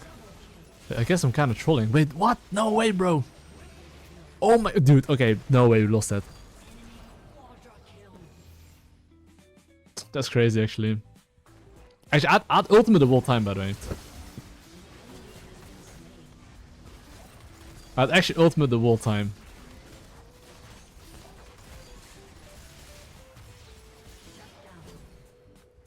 Okay, that's not looking good though. I mean, at least they can't end the game, right? That would be kind of crazy if they can end the game here. Wait, they can end the game maybe. Wait. I think GG.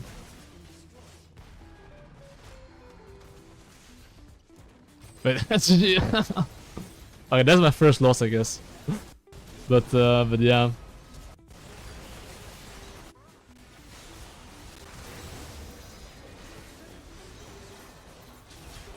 Oh wait, is it? Can we end now? Think we can end now?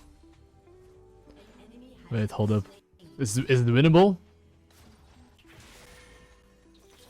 Hold up, okay. I think we can end. 30 seconds? It's our time to shine, guys, now. I mean, I can see Lux being able to wave clear this.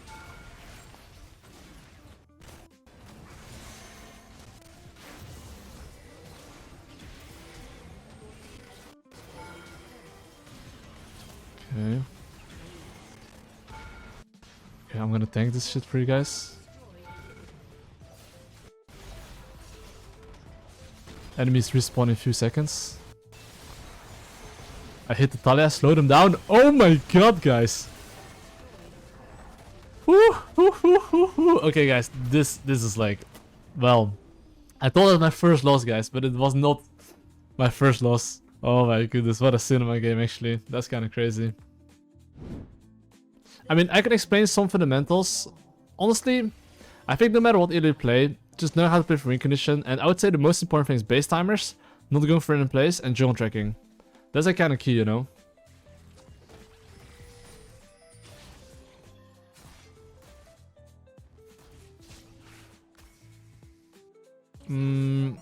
this elo, I don't recognize too many people, so I guess like master. I didn't check what elo this is, but this is like probably like a master, grandmaster for sure.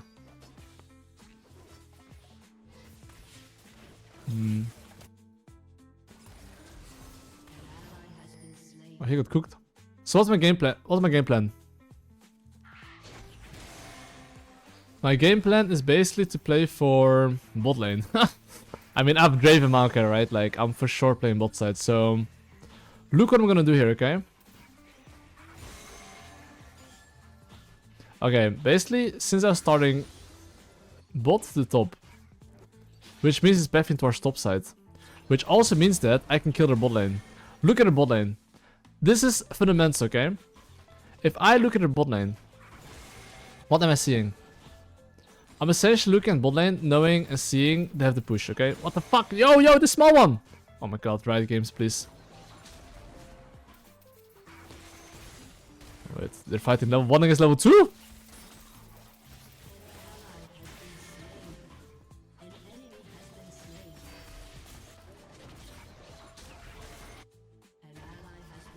Okay, it's for sure Master Eater, guys.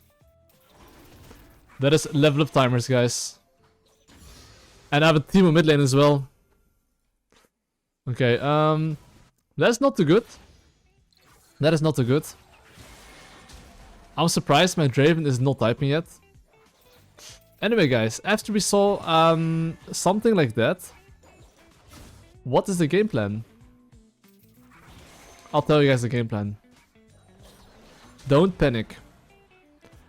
There's a saying, the best players in the world never panic. They just are calm and collected and wait for the next best opportunity, like a tiger. Currently, I'm a tiger. Am I the best player in the world? No. But I know how to think. I'm currently hunting, waiting for the next best possible opportunity. I know enemy jungle is going topside, okay? Because I know he's going topside, I'm pinging my top lane, hey, don't die. Don't fuck up, bro. Don't die like a weasel. Bot lane is it gankable? Probably not. Because it's not gankable, what will I do here? I'll Q this, put a ward here. Take the plant. Ping my top lane, play safe. And now I'm gonna clear my raptors into golems once again. Maybe I could have been bot lane here, but I'll just take my camps here. I would have wasted decent amount of time trying to kill bot lane here. And then again, I don't think it's that easy either to kill our bot lane. Because my Draven is like really fucking weak. So I'm waiting for the next best possible opportunity. Let's see what we're cooking here. Xin Zhao should be going bot side here.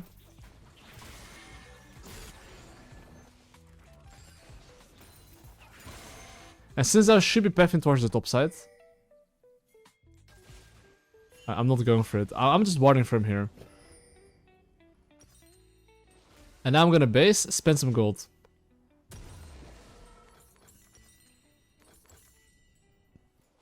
Instead of buying this item, I just bought Ruby Crystal, Empine Tome, Darksteel, Pink Ward. So that way I've spent all my gold I can possibly spend. So this is the moment where I have to kind of think, you know, what I want to play for.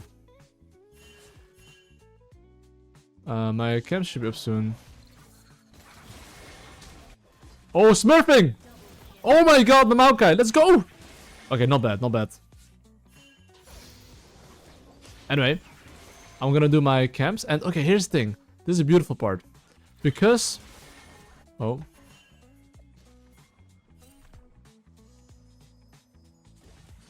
Oh.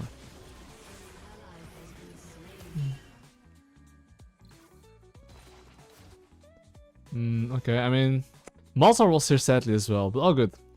I will take my Grumpy.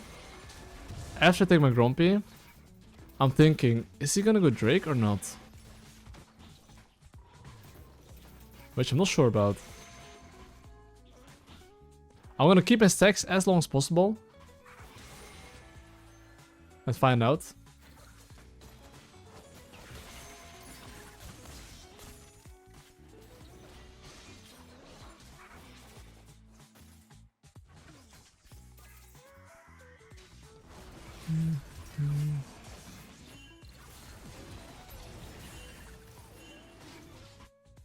think I'm not fighting here. Why am I not fighting here? My Draven in the tower. So I'd rather just not fight here because of that.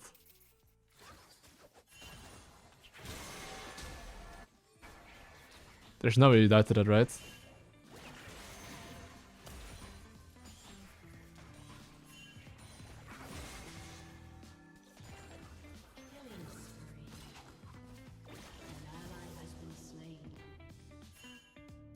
Look what I'm doing.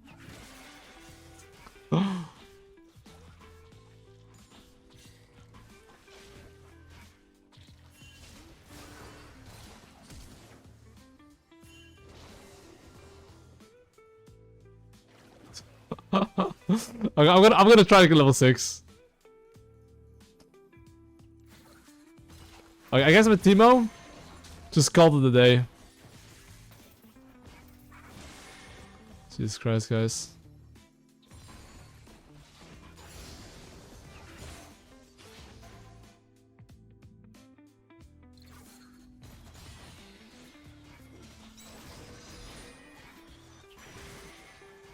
What?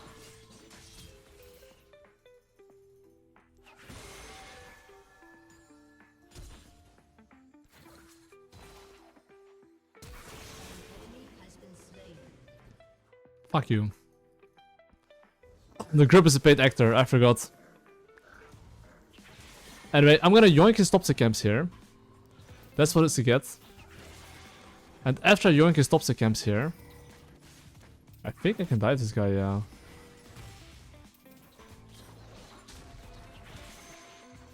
Let's see if Xin Zhao is gonna go back into his top side or not.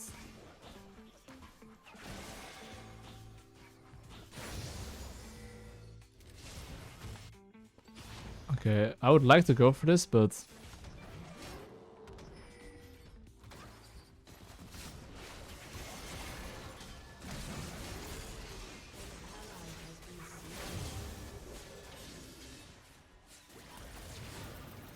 Oh!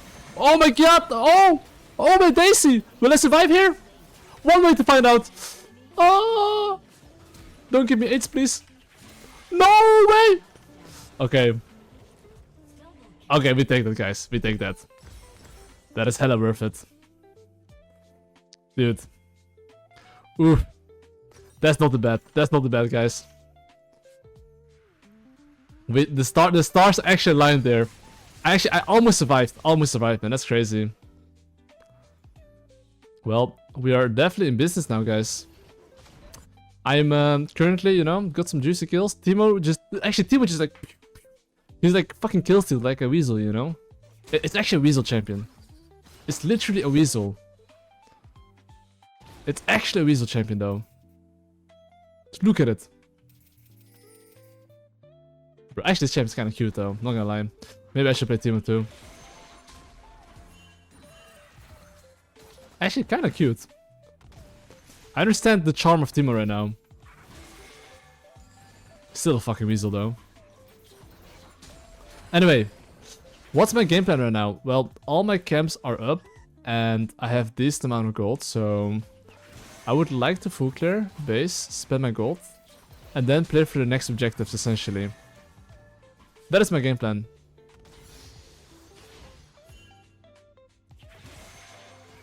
And I think QSS is going kind of hard, I think, this game. Low key.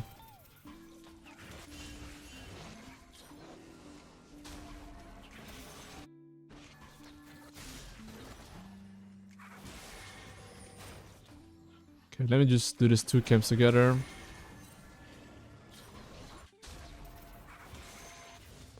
Even if I lose the grubbies, that's okay. I've got really good items now.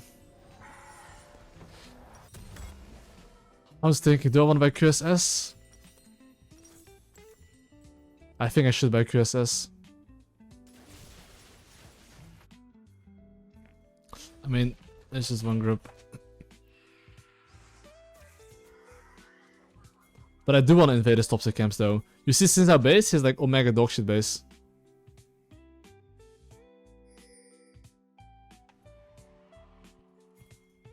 Like, I'm so much stronger than him.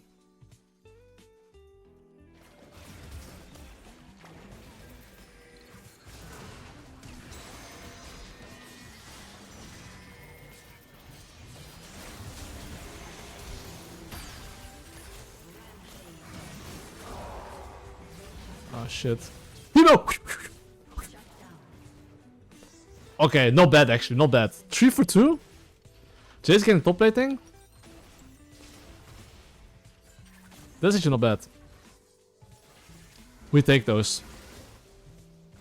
But I think QSS should go kinda hard honestly this game. Cause then I can actually walk on Malzar's face, really fucking cocky. And I shouldn't be too concerned. Okay, I'm pretty sure I just want to clear top the bot right now and play for the Drake.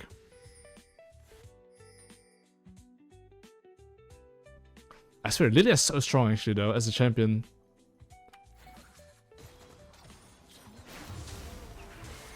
Okay. Xin Zhao made a mistake. He did not clear his weak side. In general, you should always want to clear your weak side and then go into strong side. So what am I doing right now? Clearing my weak side. Now I'm going strong side. Why is this? Because if there's no fight, I can full clear. If there's a fight, I can skip my camps. And I'm a happy man.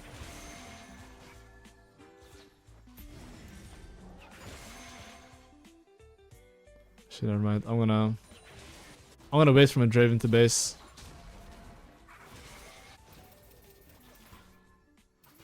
Our team was gonna put all the traps here.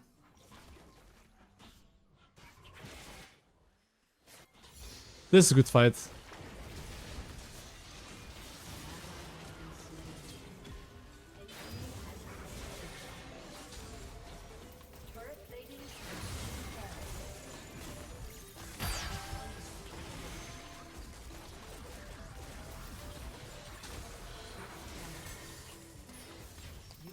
You wanna kill me, bro?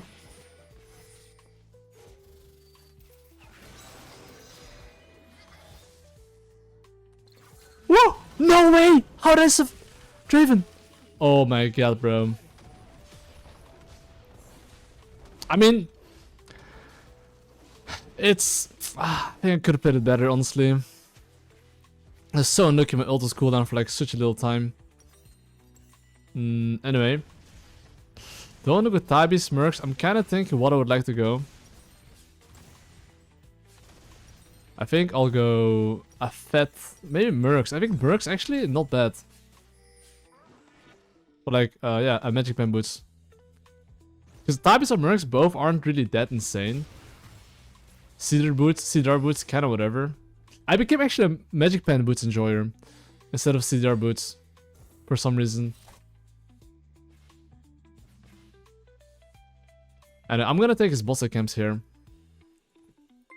Oh my god. Oh, we my god. Thanks for the primate. Thanks so much. Appreciate it. Thanks so much. For you, I will get the bread.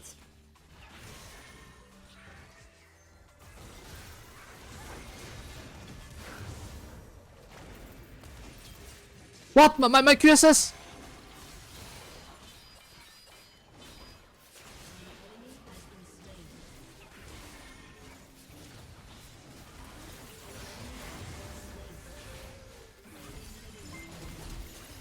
Oh fuck, that's control.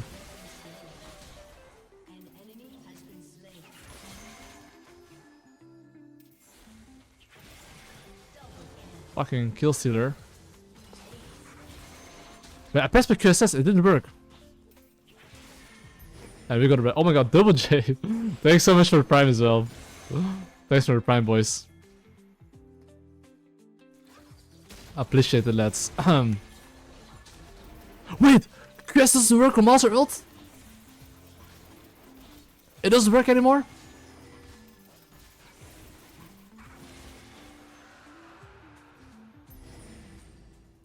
Okay, I think I just got airborne. I think it's all. Actually, wait. I need to ask. I need to ask the Malzahar. Probably the Malzahar knows, right?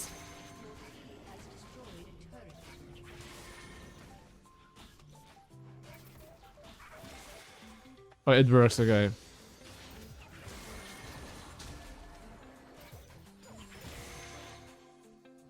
I just got XD done.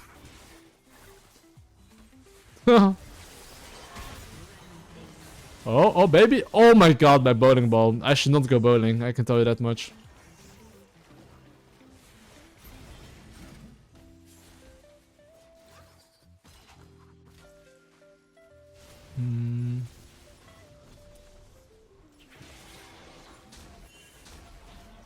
I'll just take his camp. And look to bounce.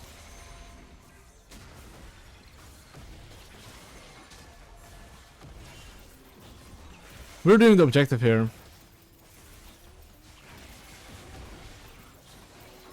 Okay. Obviously, because I have so much gold, I kinda could base, but then again, I think top lane is Omega free here.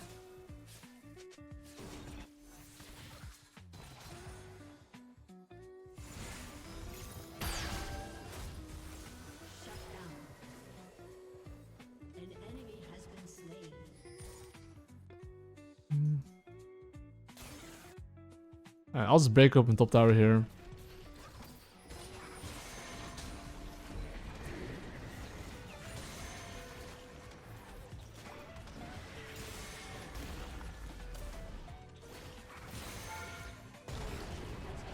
Okay, don't smite me, let me run away, no!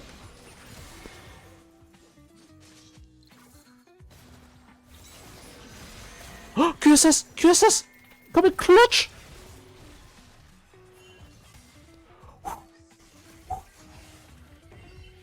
Got him, guys. Well, guys, the QSS buy is pretty lit. Draven? You're red buff? Okay. We're a team after all. I time the base. I have so much gold here. Should I go Riftmaker here? Does it feel like Riftmaker here? Okay, I'm like insane buy for Riftmaker. I have literally 2.7k gold, so I'll go Riftmaker here.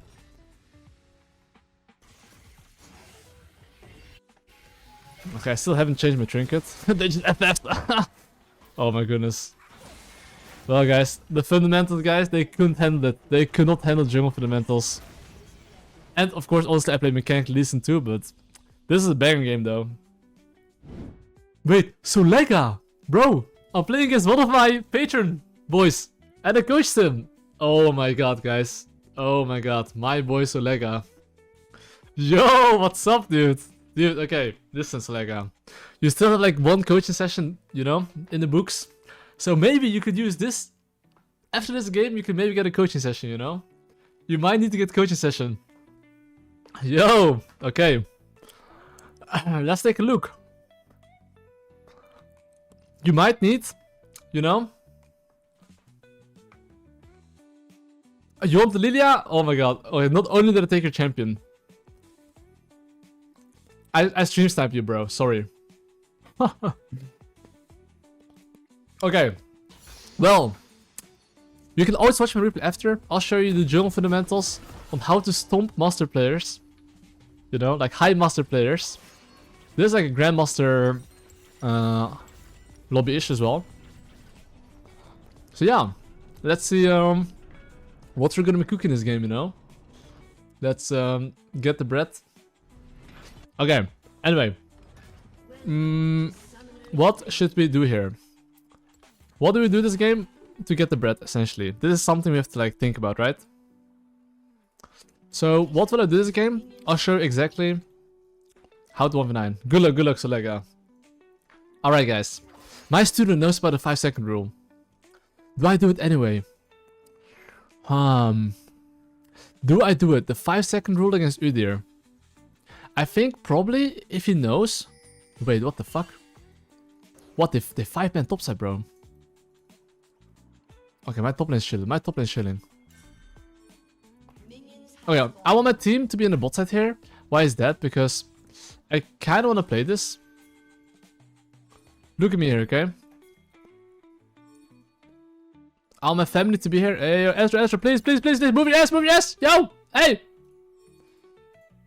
Look! He's expecting the 5-second rule.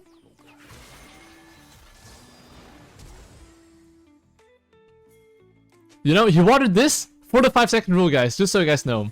He was like, no, no, no. I don't want to get 5-second ruled. Fuck is this, bro?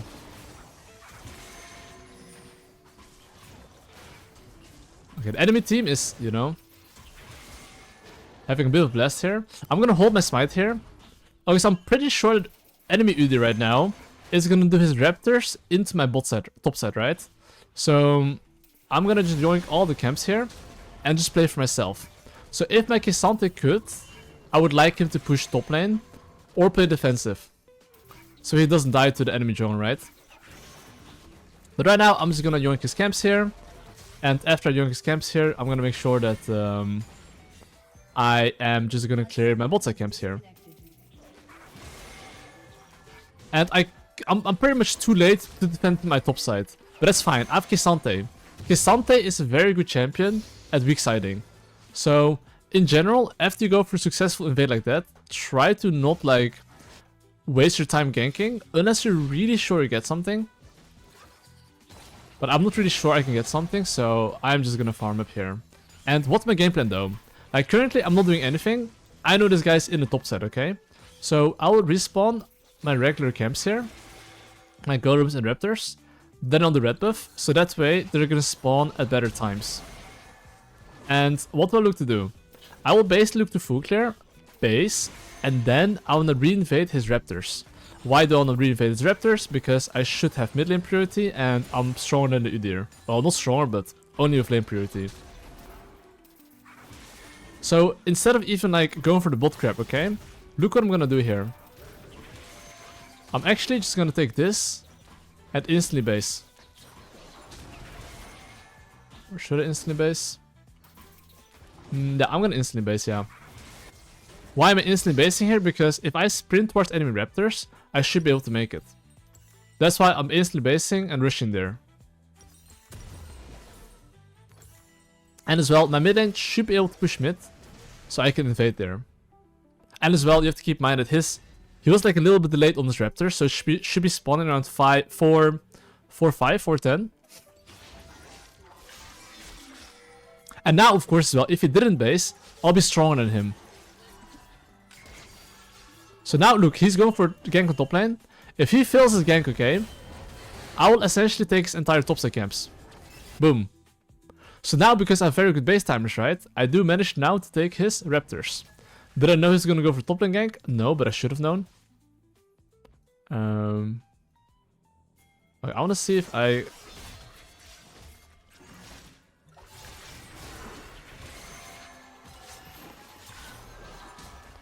Wait, his camps are not spawning. Okay, I guess he instantly went towards my camps. Because raptors are not spawning for some reason. I mean, it should be spawning very soon. Okay, I guess he started my top side? I guess? What the fuck, bro? What did he do? Did he do red buff into... I'm confused. Anyway, it doesn't matter. I still have mid lane priority here. And because I have mid lane priority here, right, I can take his camps here. So I'm gonna Q this. I'm gonna Q, I'll take this, and boom, I get it.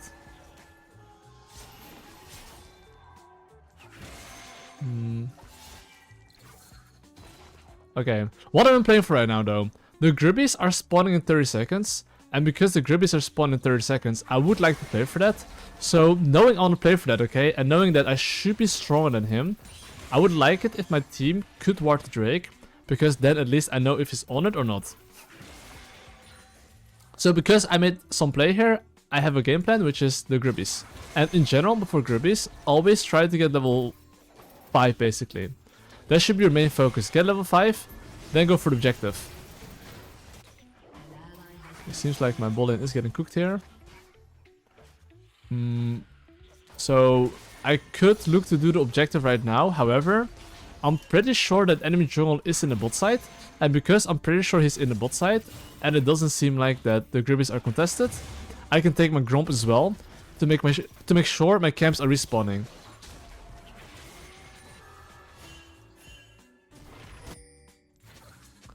This guy's in top side actually. Can I help him?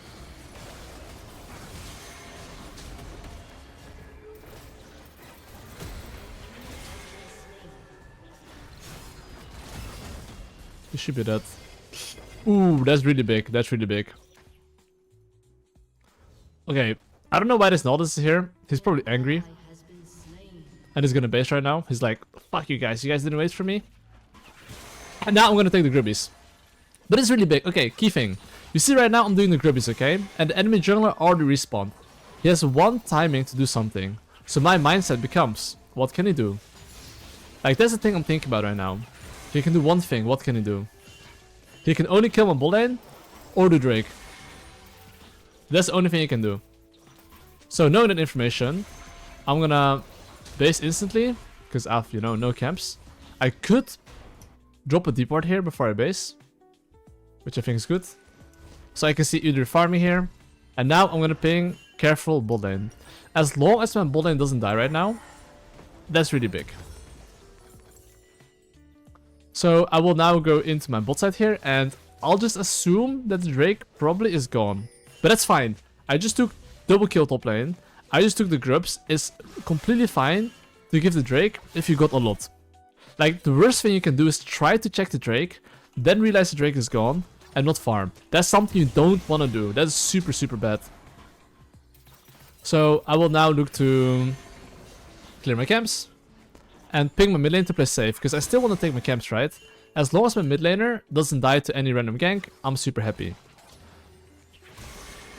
Okay. He did not take the Drake here. And right now I could look to punish the enemy Nautilus maybe. If he tries to like rotate around. I'm just gonna chunk him basically. Like, it's not like I have to kill him, you know, but... just chunking him like that's good enough, you know. So, of course, my bot lane just killed enemy... or actually my top lane killed enemy top laner. Anyway, what's my game plan right now? So, I need like 700 gold for my item power spike. My bot lane is chunked at enemy bot lane.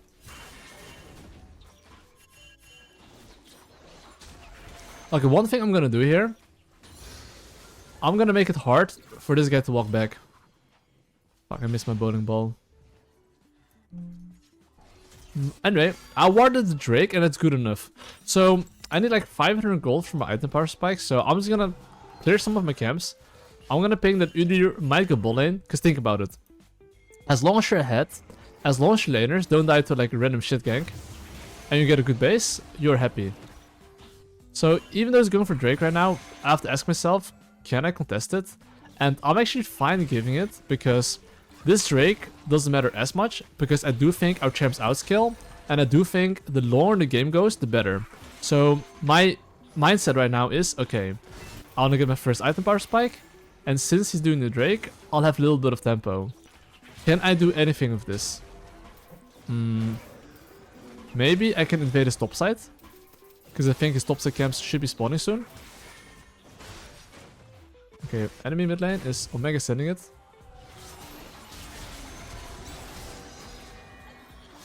I was gonna wait as long as possible. And now we get a kill. So now, because the whole time I've had like a game plan around my base timer, I do know now I got my item power spike. So because of that, I'm instantly basing, getting my item, and now I'm trying to identify which objective I want to play for. Please don't catch my base. Thank you. So I want to play for the Grubbies right now. And because I want to play for the Grubbies, I'm going to clear my weak side into strong side. Till then, I have one job. One job. Jungle tracking. What can he do? He can maybe go top lane. He cannot kill bot lane. He cannot kill mid lane. Only top lane.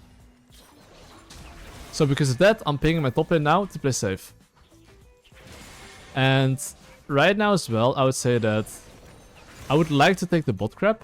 I think I should be able to take it. I'm gonna hold my E because in case I needed to, you know. I should be okay though here.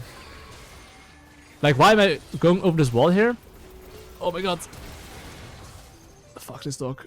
Well played, the Nautilus. Or like, why am I going to the wall there? Because like, essentially I want to flash over the wall, but Nautilus flashed me and it got me. Okay, I mean, I didn't expect the fucking family to be here as well. Support gap. No, I'm kidding, that's no support gap. I just fucked up there. Okay, if my laners...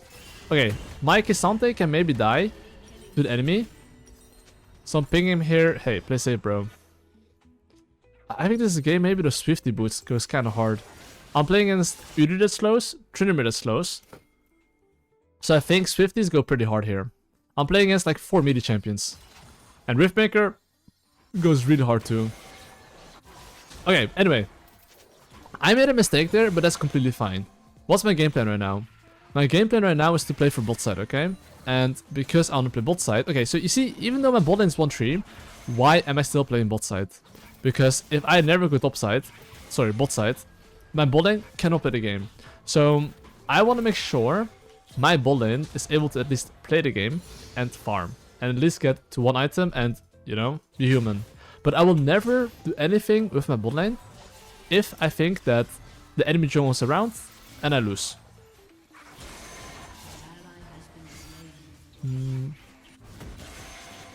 So I'll only do something with them with my, you know, if enemy jungle is not there. I am gonna hover mid lane here to make sure my Yone can look for a trade.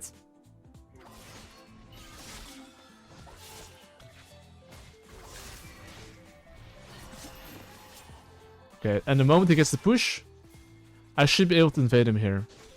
So basically my goal there is not like to kill the Tryndamere, it's actually to like get the wave and invade. And if he plays aggressive, I'll kill him. If not, I'll get the push and get the camps. Udyr made a fundamental mistake here. He didn't clear his weak side camps before going to strong side.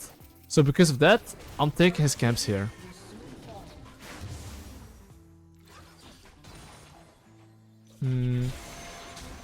Okay, and now I'm gonna take this. But this guy is actually decently strong.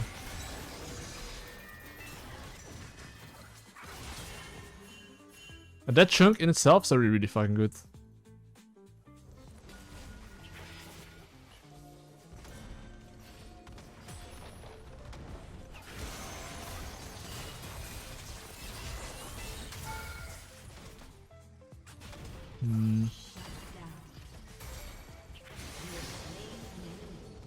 Okay, that's clutch. Okay, anyway. I would say that we have the base here.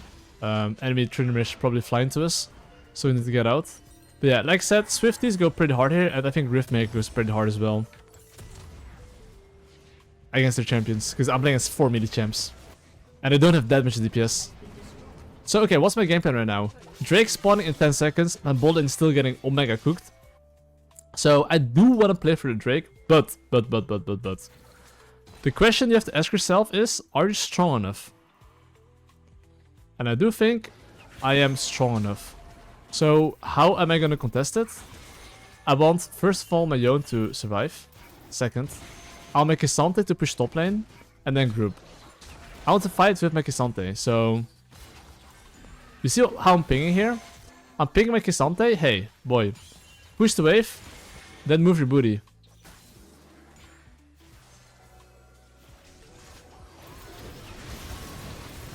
Oh, boy.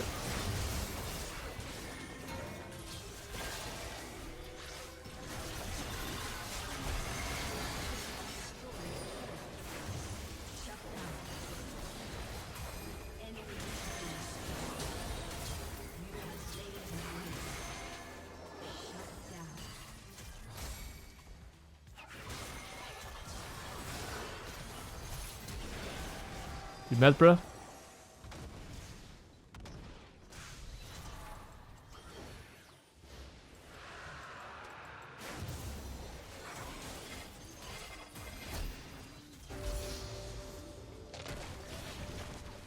Okay, bro, I could have killed him, but I'm so boosted.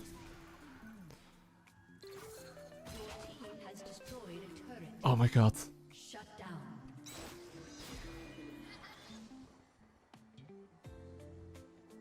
Bro. Nothing personal, buddy, but...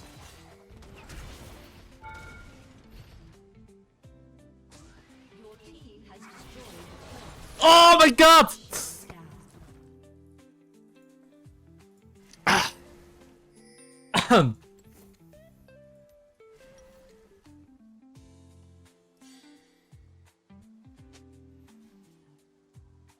A summoner has disconnected.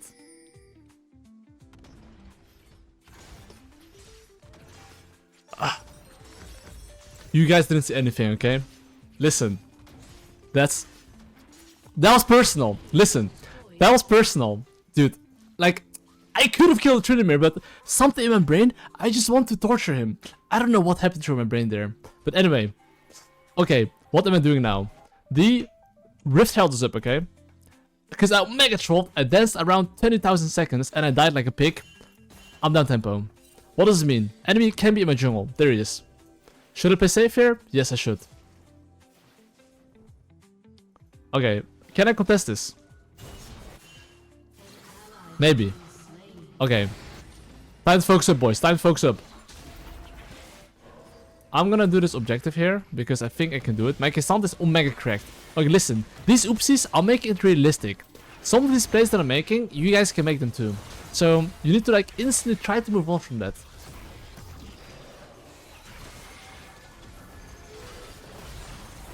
Bro, I'm making them break their ankles, by the way. You don't want to know. Like I'm legit breaking their ankles. Like, it's crazy. It's really being broken.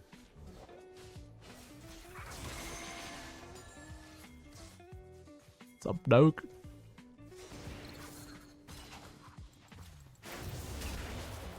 Okay. Anyway, what are we cooking now? What are we cooking now? We are cooking the objective.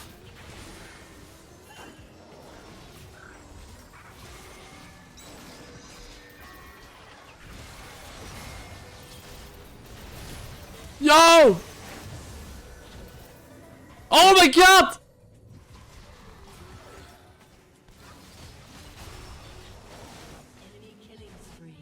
Goodbye, fish. Okay. I mean, why is Trinimir here, bro? Their family's here. Anyway, we're good. We're chilling. We survived. That's the most important thing. That is the most important thing. Okay, anyway. Let's relax and focus. Let's have a mantra. My god, Nami. Sorry. Okay, I had to write that. Okay, anyway. 50 seconds outcome spawning. I currently have 1.6k gold, which is a lot of gold. I should look for a base here, okay? After my base, I want to play for the bot side. So right now, as I'm clearing my camps here, I really want a base. And not anything. If I see any of my laners playing aggressive, I would ping them to play safe. Okay? So, I see Udyr right now, so... I think we're chilling. I'm making sure I clear my objectives. And then I ping my laners to play safe. And the moment I'm back on the map, I will pressure again, okay? I'm getting a Riftmaker. And after Riftmaker, I'll be honest, I think Frozen Heart against their champs goes fucking hard. Like, really hard, you know, so... I'm gonna go Frozen Heart. Usually I go Zhonya, but like... Draven, Trinimir, Ambessa, Udyr, like, Anyway, you see this wave that's coming from base? That's the wave I'm gonna look to push to contest the objective. So, I'm gonna do red buff here, and the next wave that comes is the wave I'm contesting. So now this wave right there, I'll get the push. So you see my 4 stacks? I'm gonna make sure I try to get my 4 stacks, no matter what. So I'm gonna waste my Q as long as possible. Oh my god. Anyway, we get the objective here. If enemy team tries to fight us here, they're gonna get cooked.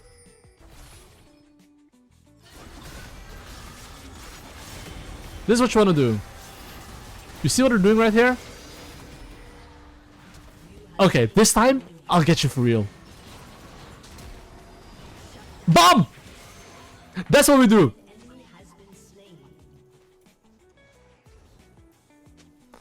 Okay, we got him. Let's go. Now we take the Drake, and now we take the objective. But you see there, how I didn't start objective? Because think about it. Icons like skill checking. You kind of want to see if they're going to face check you or not. If they face check you, you kill them. If they don't face check you, you do the Drake. Very often what people do is that they instantly start objective, but they don't check if the enemy team is inting or not. But that's why, like, if you understand how to play mid game a bit, and how to choke the enemy team out, and know when to contest, you're chilling. So after I take this Otacon, we're basically down tempo, because I do need the base, right? So I need currently 200 gold from item, which means that, you know, I just want to base as soon as possible, the moment I get it. And after I get my item, I basically want to play for the bot tower. And I don't want to take any fight till then, so I would ping my laners, hey, play safe, I really want to base, try to chill. This is essentially what I'm thinking right now, okay? So I'll clear my camps here, and after I clear my camps, I still have a defensive mindset. Because I know I need to base, I don't want to look for a fight, and I want my laners to play safe.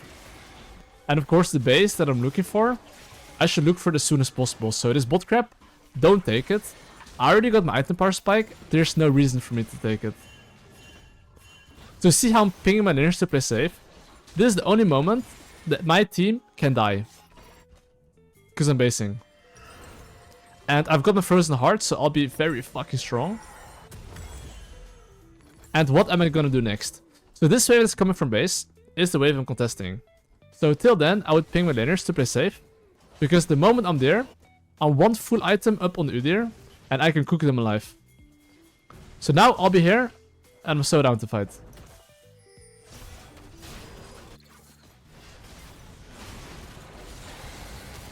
Should be a good fight.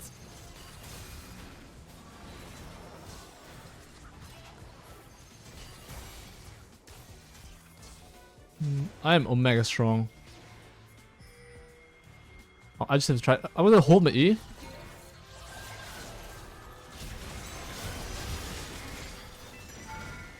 Bonk.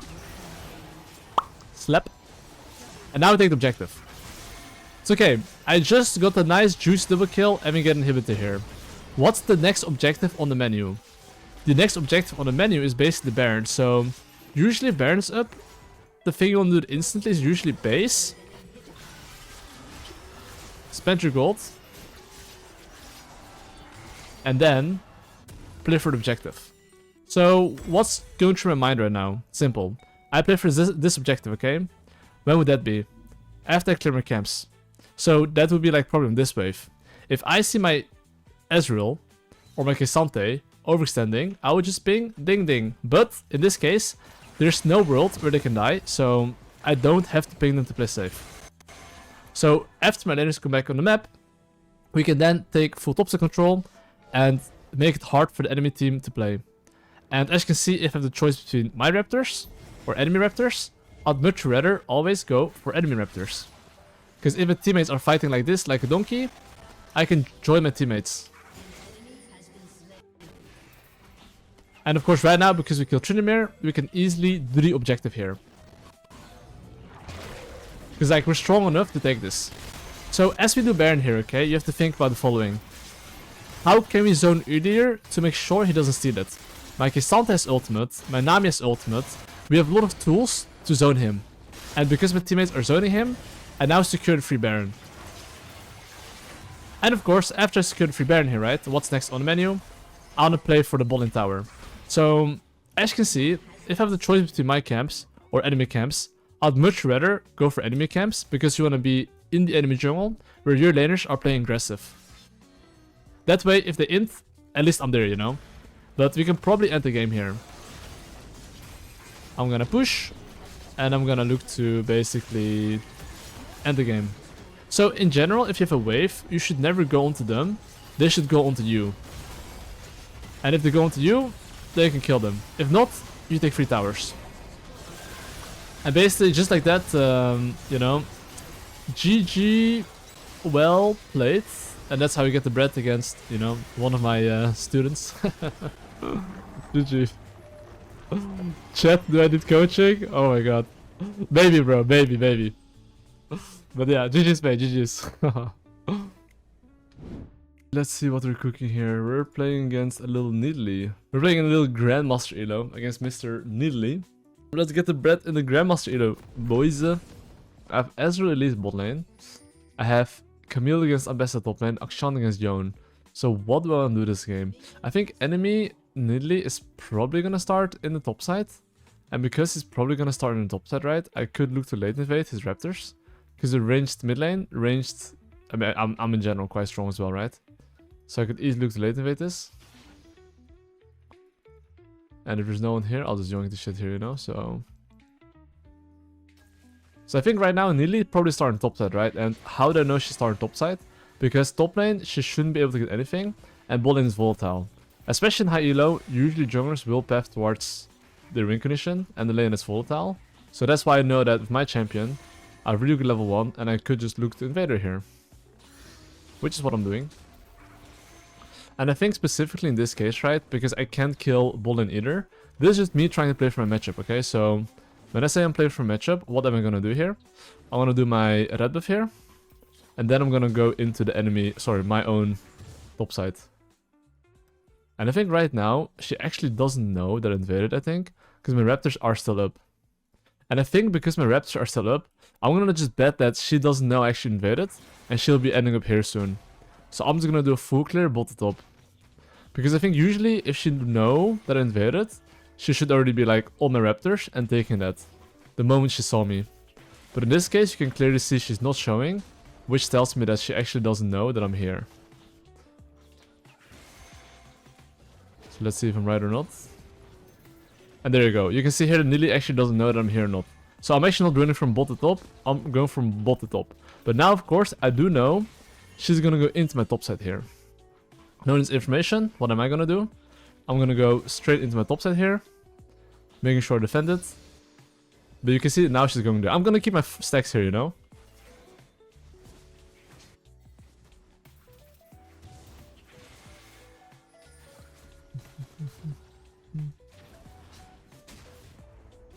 I've still my stacks, so like it's gonna be pretty easy to kill her. But I'll flash for her though. I don't know why she flashed though, but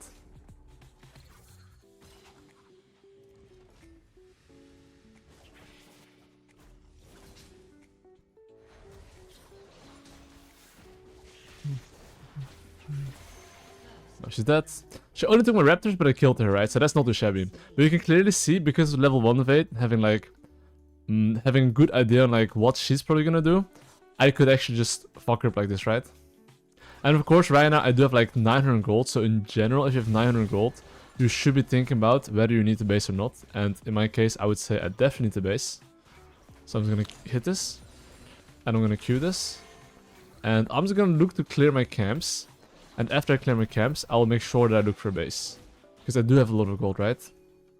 And what's my main condition? Every single time I get a kill, I do try to evaluate kind of like what I want to play for ish.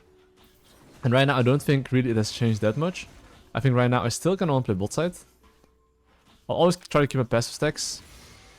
Okay, since Nidalee is going top lane here, and she didn't clear her weak side, this is really bad what she does. Even high elo people do this, okay? She should try to clear her weak side before going for any play. Because if she doesn't do that, I'll take her camps. So just because now I clear my weak side, and she cannot take anything, I'm now taking her camps. And because of this, she's gonna kind of fall behind here, you know? Unless she instantly bases, but I would assume that she doesn't instantly base. She would probably, if anything, just clear her top side camps. And because of that, I can now yoink her camps. So even if I show here, okay, I don't even mind showing here, because even if she sees me here, she cannot do anything on the top side here, like literally. I'm gonna chunk the Brom here.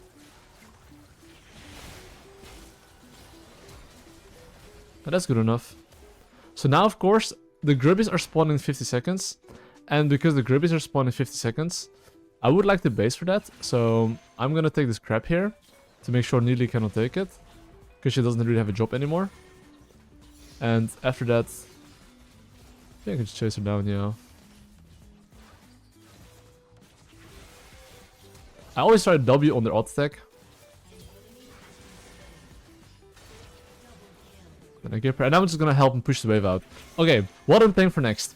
Just to clarify, the Grubbies is spawning in 15 seconds, okay? because the Grubbies are spawning in 50 seconds, I'm instantly gonna base, rush towards the Grubbies. I wanna be as strong as possible, and that's why I'm gonna base here, spam a gold, and I do think I'll buy a Dark Seal, because I should be strong enough to like basically play for the Grubbies here, right? So before I go for the Grubbies here, there's one thing I'll try to do, is make sure I have my passive stacks, and then I'm gonna go there. I'm looking at mid and top and seeing if my laners can actually fight this. Maybe I should pick my support to move. Because I think by having your support, being able to move first, that is kind of nice. Because that allows you to go full donkey. So I'm gonna queue this here soon. I kind of missed it, you know, but... Well, I think she's kind of cooked. Yeah, I think she's kind of cooked. Okay, I didn't even get damage gold from her, but it's okay. But anyway, right now, she took 1 Grubbie, and I take 2 Grubbies. So, because I have good base timers, and I know what I'm playing for, I'm at the right place at the right time. And of course right here as well, right, I will look to take her blue buff here, because I'm obviously winning. So...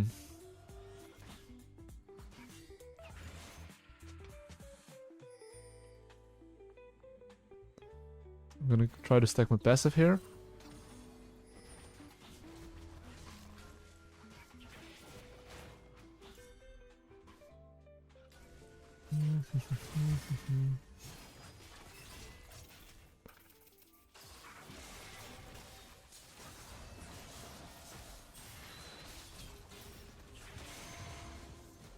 Pretty sure I'll cook her up.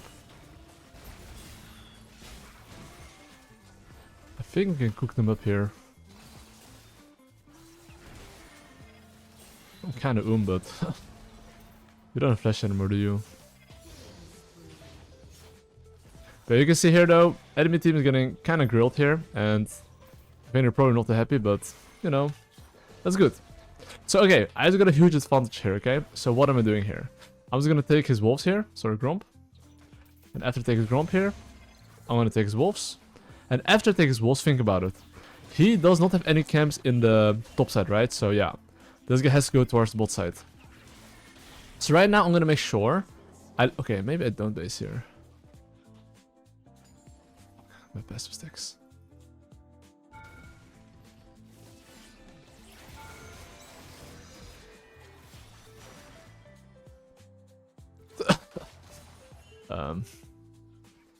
What's up, bros? Okay, my bad. Sorry, I won't walk in between towers anymore. I apologize. Anyway, I will just look to get my Leandris here. So, usually, okay, I would have based here if I wasn't going for the invade, and I would just clear top to bot.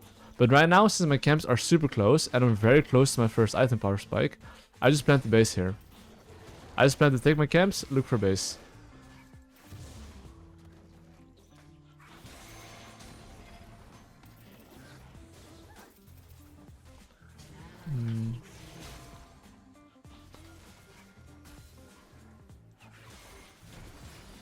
Okay, I'm gonna move here. I think I should be able to reach him. But, okay, I still need like 100 gold for my item power spike, right? So, here's the thing. At the moment, I'm just deciding what I want to play for. My top side's winning and my bot lane's kind of losing. But even though my bot lane's kind of losing, I do want to play for the bot lane here. And why is that? Because if let's say Elise or Nidalee goes ever for mid or top lane and they're bot lane, what will they do? They will play aggressive, right? And because they will play aggressive, then I could basically look to get them from behind to ahead. And as well, I'm quite strong, so I think even if my bot lane is losing, I should be able to win in the bot side. So I want to take this, and I might just take this and instantly base here because I want to clear top the bot here. I'm gonna leave top lane alone here. I'm not gonna go there. Okay, maybe if they're fighting like this, I might go there, but just in general, right? It's like, yeah, okay. Okay, now I'm basing. Like, I have too much gold. So, okay, I just got a top lane play. What can the enemy jungle do? He can only gank mid or bot. As long as he doesn't kill mid and bot lane, I would say I'm quite happy. So, all I'm doing here is just jungle tracking and making sure my teammates are not dying to the enemy jungle. And as long as they don't die, I am happy. So, I'm just gonna open mid lane here. Because if he goes towards bot side here and ganks, I'm gonna take his top side camps. Because I'm pretty sure his top side camps is up. But right now, I haven't seen Nidalee at all. So, I think she's just farming right here. Yeah, what's up, boys in chat? Hope you guys are doing well. Okay, my ball lane got a bit cooked there, but I think that's okay. Okay, actually, I didn't see that the Grubbies were up. I'm gonna take the Grubbies.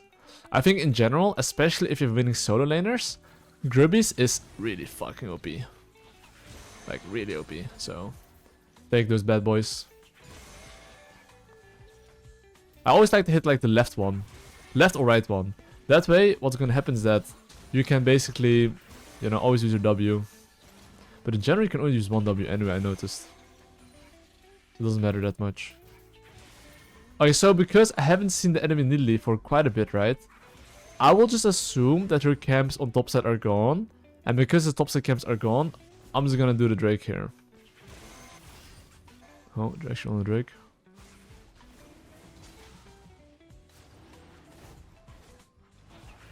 Well, that's a nice leash, honestly. I could appreciate that.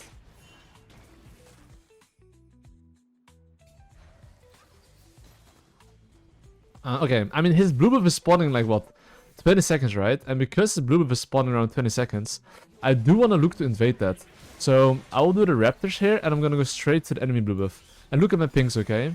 You can clearly see here, I'm pinging my ball lane in their faces. Then I'll look for invade. So the moment they get a push, I would like them to move with me.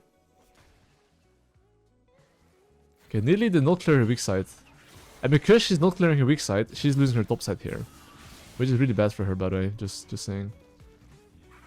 So Nidalee does not have good fundamentals, you know? Not clearing weak side before making play, that's something that's like very illegal. It doesn't matter what elo you play. Because even if she gets a kill, me taking 300 gold, that's essentially like a kill, you know? And more XP.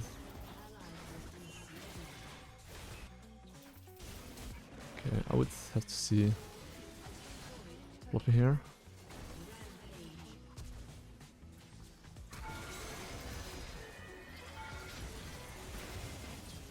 He's dead. At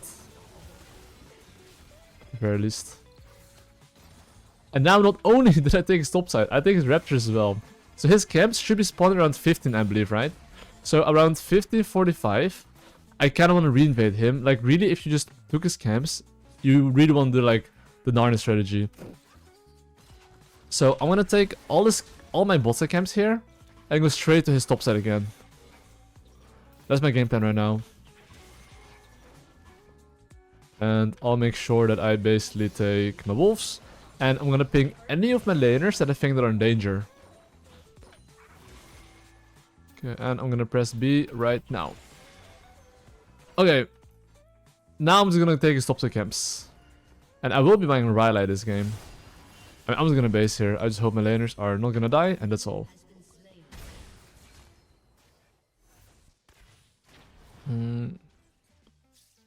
Okay, remember what I said about his top side camps? 14:45.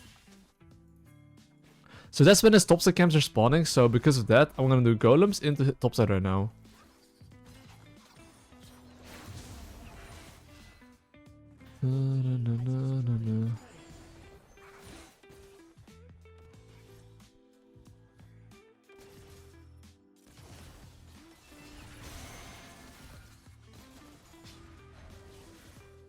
I mean, Braum is here, so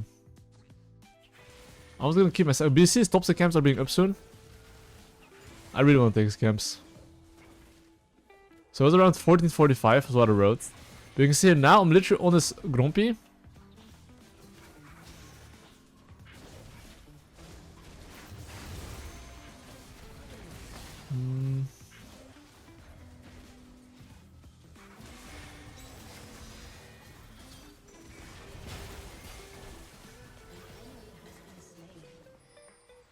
I think I can chase him because of 4 stacks.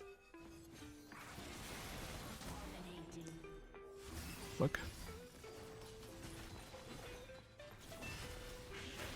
And then GG. But basically, as you can see, by applying a Narnia strategy and then invading them and his camps responding, you automatically force a skirmish and then GG drop late. And even Grandmaster, they just FF, which I can completely understand.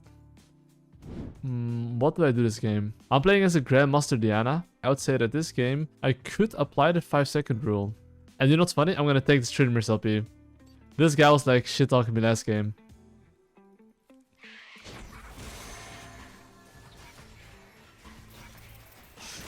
I will look to basically, yeah, invade Diana, guys. I'm on the way, boys. Okay, I think Diana started topside here. I'm not sure. Let's do the 5-second rule. I'm not gonna count to 5 seconds because I think he started topside. That's why I'm rushing towards this blue buff right now. For that reason. And why am I doing this? Because I know that both junglers want to play in the bot side. And because I know both junglers want to play in the bot side, I'm clearing into bot lane. It seems like Diana doesn't know that I'm here, so that's pretty chill. I always like to queue both targets as well. So when the wave's gonna crash on bot lane, I'm gonna move bot lane soon. And look when I'm gonna gank bot lane, okay? I am gonna try to keep my stacks as long as possible.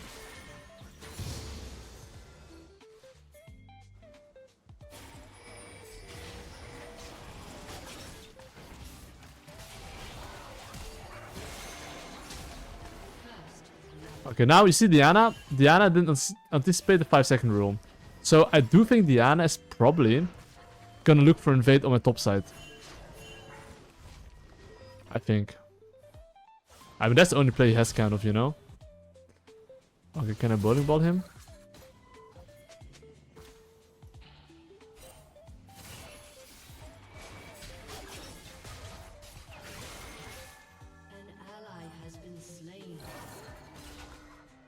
Wait, ball is not crashed. Okay, I kind of for sure have to go to my top side here. Because if I don't, then, you know, I cannot help ball in here.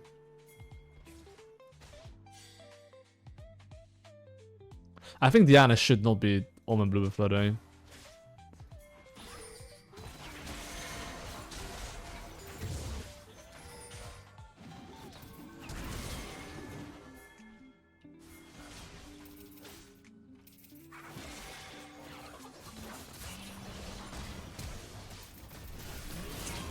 Okay, I think my team wins at least, but...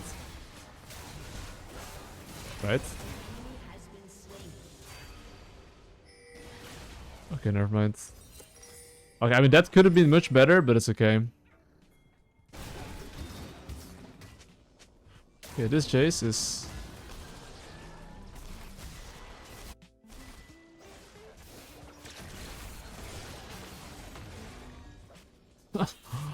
Okay, what's up, bro? Okay, that was quite a shit show, I ain't gonna lie, but... We take those. Okay, okay. The question now becomes, what are we kind of playing for? Mid lane's a bit low here, but I think it's okay. I don't think he can die, really.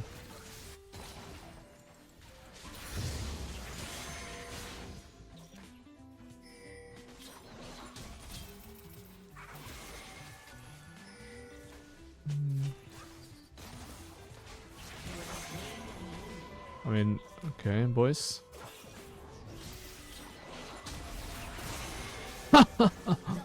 Okay, enemy team is really cooked. I now take enemy raptors as well, and I'm gonna time these raptors too. These are spawning around like 725 raptor. Something like that, yeah. And you can see the grubbies are spawning like in, well, very, very soon. And because the grubbies are spawning very soon, I'm gonna look for a base here. No, I'm not going top lane here. And I'm gonna base here. I wanna get a very good base and be as strong as possible for the objective. That is my key thing I want to do right now. So, okay, here's the deal, okay? Grubbies are spawning in 20 seconds. He has no camps. I really doubt he's gonna sit there in top side and wait for it. So I think he's gonna give the Grubbies going to bot side. So I'm thinking one step ahead. I'm thinking he's probably not gonna contest the Grubbies. He's probably gonna look for a trade. And because he's probably looking to do that, I'm just clearing my weak side camps to make sure he cannot take it here. You know, so... By doing this, essentially, I'm making sure he's not taking my camps. Oh fuck. That went to Narnia.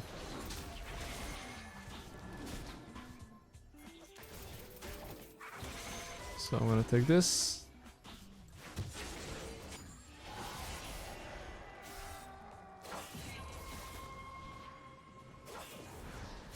Oof.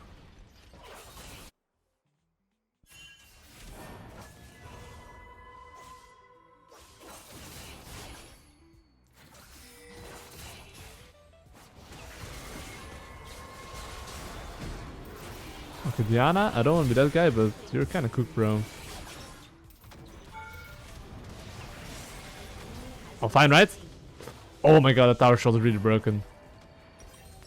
I mean, that's still not too bad, though. I'll take that. I'll take that. That's like 2 for 1, I think.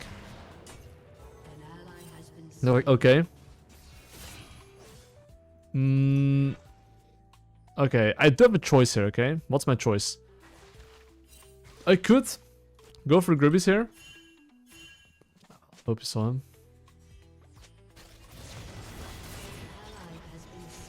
Okay, him. I mean, it's fine, I guess. What? I'm stuck. I'm stuck. I can't move. But I just think the only champ that gets stuck is Lillia. Other champs to play, they don't get stuck. Coincidence? Okay, I'll just yoink all the scams here. He's probably not happy, but I'll give you that one. I'll give you that one.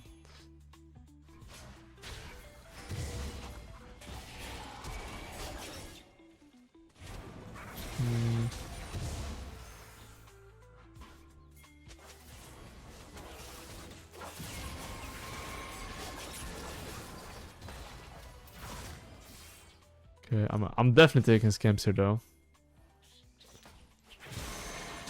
I can tell you that much. The Jace could be moving to me here, so I should be slightly mindful about him, but should be okay here.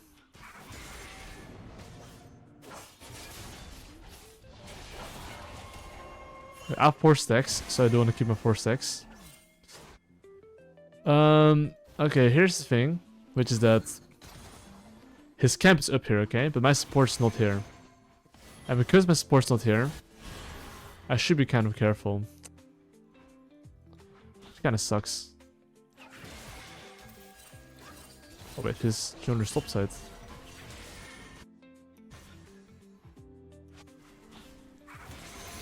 I'm using Udyr to keep my stacks.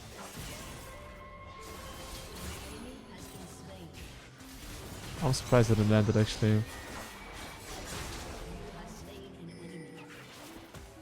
I'm gonna chase this guy till the end of the earth, by the way. I have my E, but I'm gonna hold my E a bit till I can't miss it, like right now.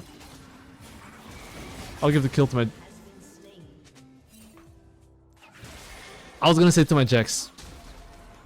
But Pike took that. Interesting. Anyway, I will look to play for bot side here, so you can see here currently that it's a bit of a shit show fight, but that's okay. Essentially, as long as I play for my bot lane here, and make sure I have good base timers, I will be able to snowball. So, and I do think Ninja Tabi seems really OP this game, so I will be buying Ninja Tabis. And since enemy team is like a lot of mini champions, I do like Riftmaker here. Riftmaker here does go kind of hard.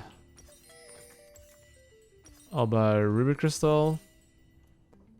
And I will look to do my golems and look for base.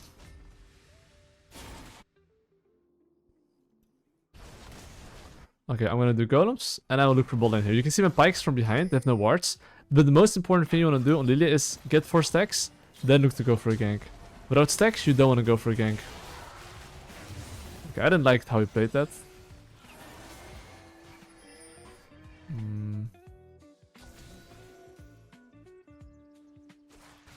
Okay. Oh wait, hold up. Oh, I can reveal my position here.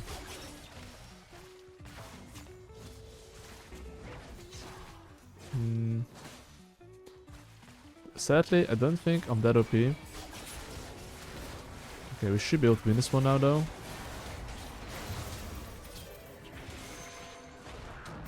Okay, that's ballsy. I can respect that. Okay, my Pyke has ultimate. And I do want to stack my shit here.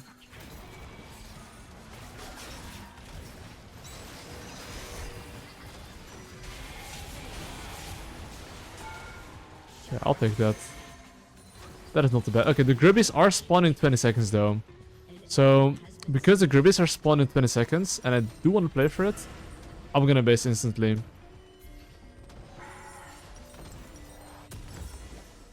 Like, always try to identify what you want to play for, and then look for a good base. And if I would have based later, I might not be able to get the objective here. So I'm gonna base and sprint there. Actually, fuck, I haven't Rylai, but honestly, Rylai is pretty good as well. I mean, both is pretty good. I don't mind either. Rylai slow against Tryndamere and Kalista is actually really OP. So I'll take it. I will take the crab here. And I'm gonna wait for my laners to be back on the map.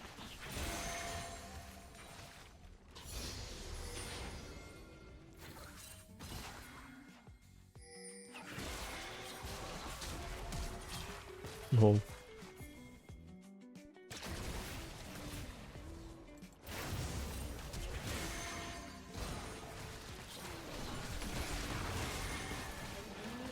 Well, the enemy team is getting a bit cooked here. Okay, mid lane's fighting here. Oh, fuck. If he lands his shit here.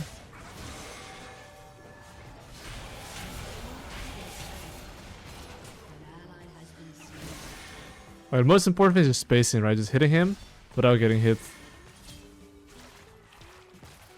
That's fine. I'll take that. Okay, I will take his red buff here. However, I need to be slightly careful with Diana because I don't have ultimate right now. And I have 1k gold in my pocket. I'll just join this and then go for the grubbies. Okay, Diana showing bot lane. I'm still very, very strong, and I've got my Riftmaker very soon, or like Rylai, I mean. So I do want to look for a base.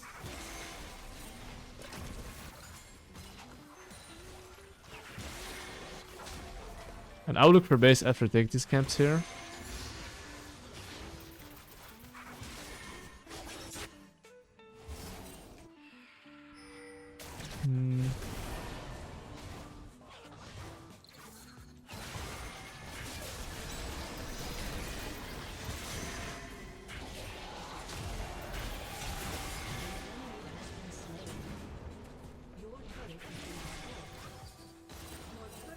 Got him. Well. That's a Lillia combo right there. Like, that's the thing, that's just champion mastery, right? Understanding when and how to use your spells in the best possible rotation. But anyway, I will take the golems here, and I'll look for a base here. There's not much to do now. I have a lot of gold, Drake spawn in 1 minute, so it's base o'clock. And like I said, I do think Ninja Tabis against their champions is super OP, so... Oh, that was interesting. I'm not gonna lie. Okay, you see their bot lane? Their bot lane in my books is Omega Greeting here. I'm throwing my E on the mini wave, because the mini wave has like a bounce, you know? I want to try to get my passive stacks.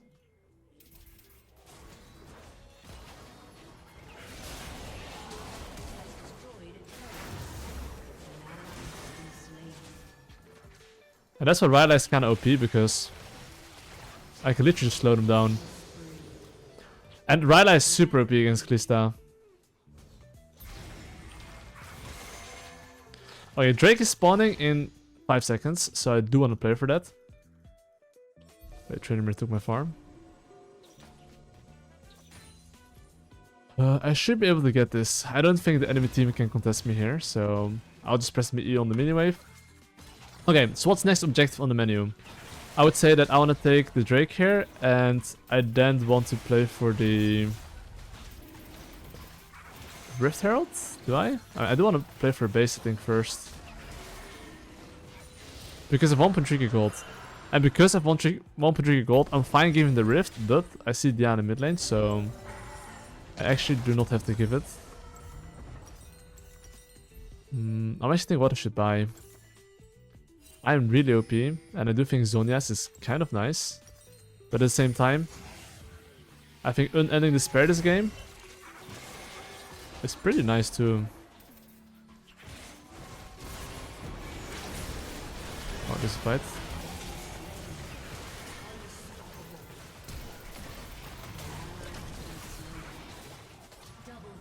I wanna ult him.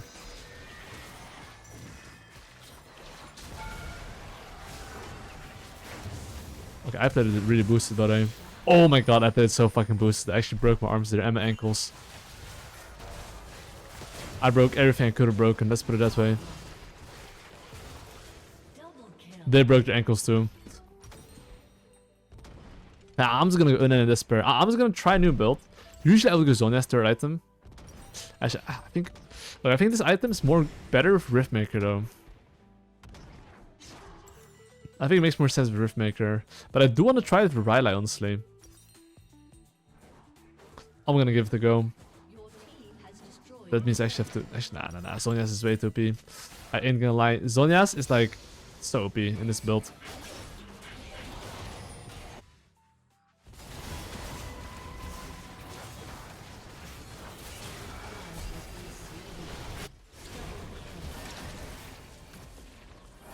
Okay.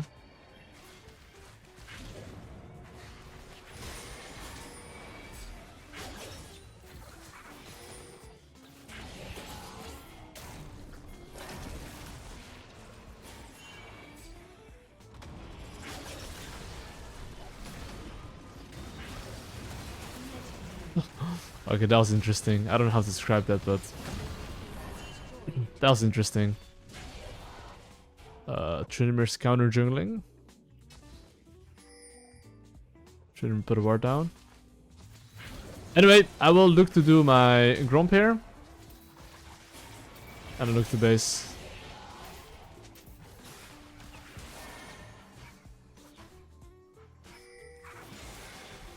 Bot tower is quite low.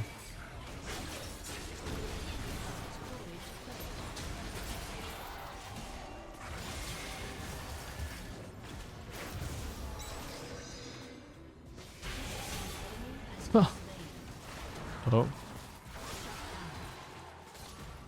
Oh, this guy's getting cooked.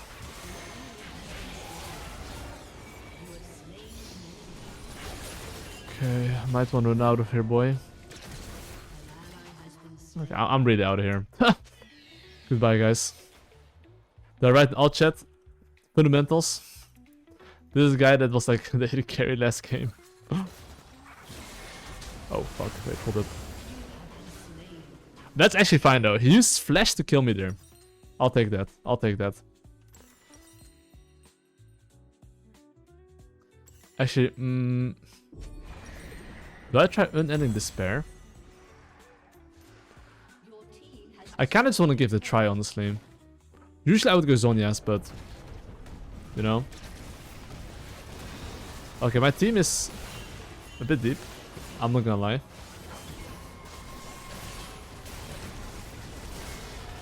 So, it's fine though. Drake spawn in 1 minute, Altcon in the bot side. I would like to play for those, but I will only play for those after I clear my camps.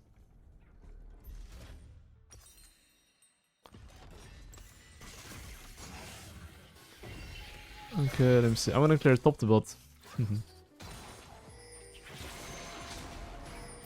I'm gonna make sure I play for the Drake.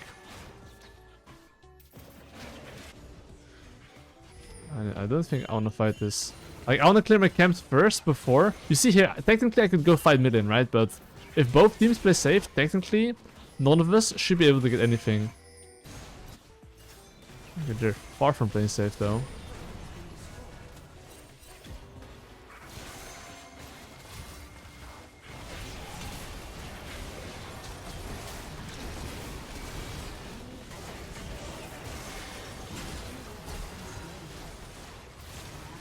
Bro, this guy's so fucking fast.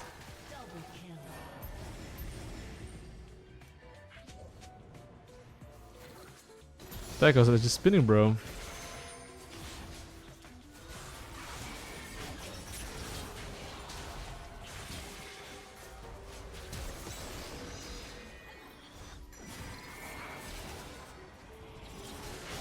Bonk.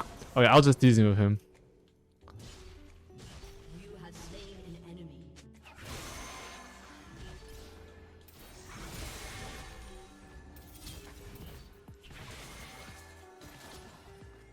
Oi, oi, oi, oi, oi, oi, oi, oi, oi.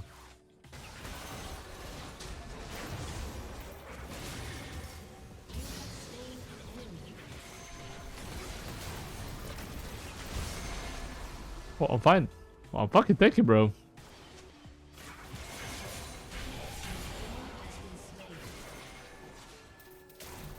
Oh! Yo! Mercy, bros!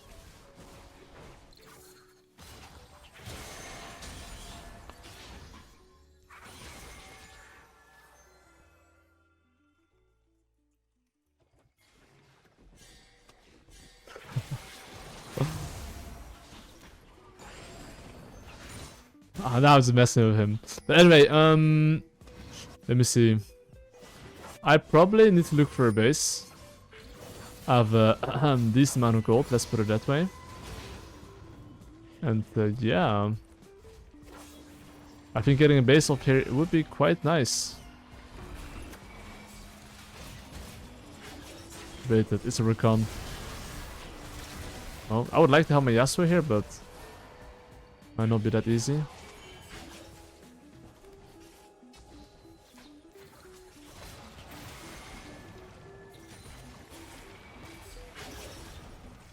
I guess we can just siege here a little bit, but essentially if you want to win the game though, you have to like play for the Baron.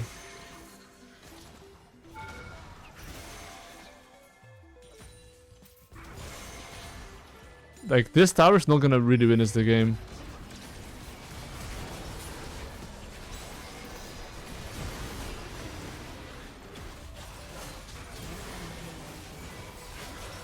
Oh, I died? It's fine. We win those. We win those. Okay. I'll try Spirit Visage, guys. I saw Canyon build this. Okay, difference is he had Riftmaker though, so... But I still want to try that. I think Riftmaker is so much better with this build. I think in this game, I might as well go Frozen Heart or some shit.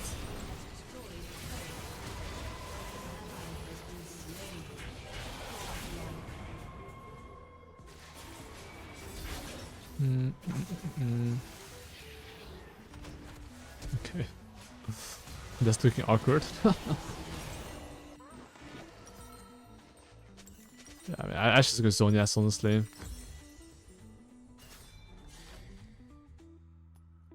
I mean, Kog'Maw has 21 kills. This guy's... He's gonna make a montage out of the enemy team. Okay, anyways. You know what's funny? The enemy Diana is actually Grandmaster. This is actually Grandmaster Ilovish. That's the funny part. It doesn't feel like Grandmaster. But anyway, I have a lot of gold here and I would like to get my item power spike. So I am gonna look to the Drake. Sorry, the red buff. Into the Baron. After my base. This is the Bousy build. Okay, time to base, get Zhonya's and just end the game. We got top and bot inhibitor, it's just time to send it on mid lane.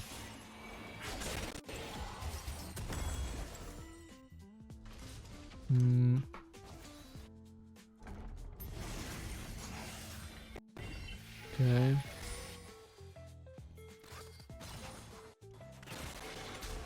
Okay, the Baron is for sure ours. You can see Diana's ball in here, right? So this is ours. The Kalista does have QSS. Something to keep in mind.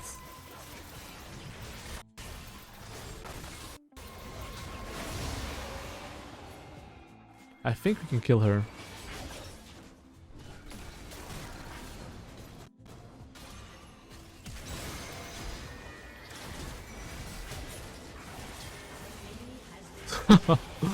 Honestly, my champ has to be so fucking annoying. I'm not gonna lie.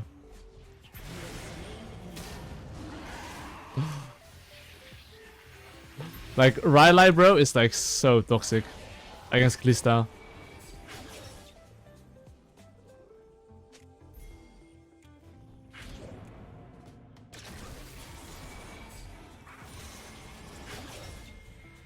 Yeah, I should be able to end the game here.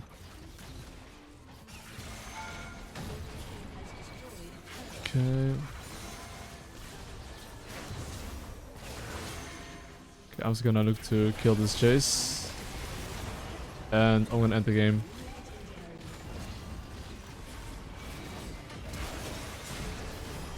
Well, well, well, well, well.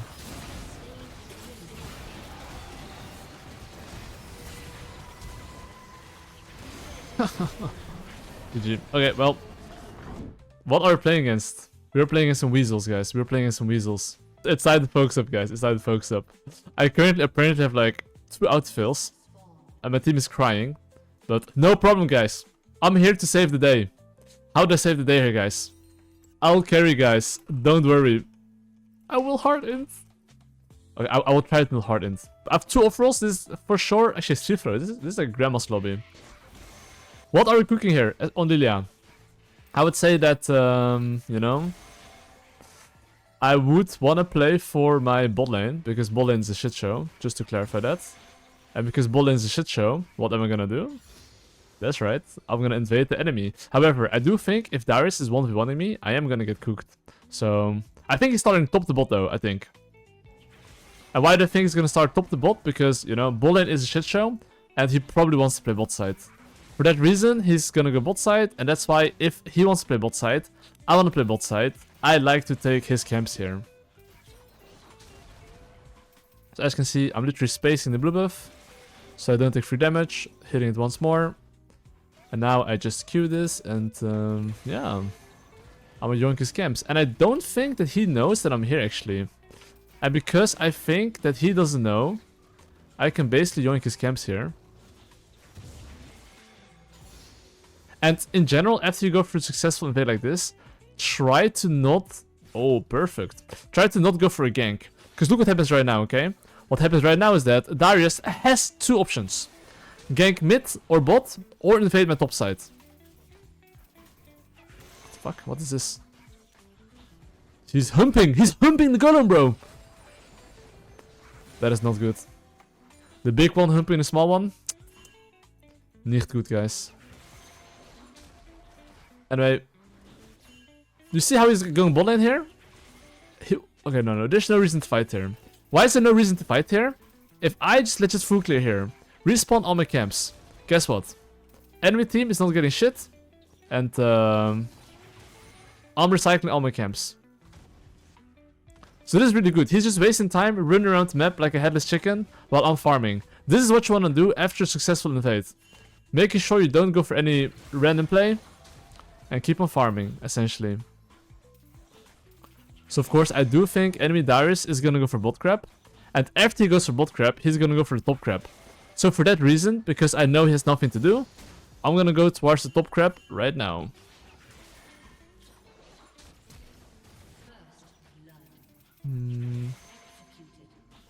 Okay, and after doing the top crab, I am gonna take the Gromp to have at least good recycling. And full clear.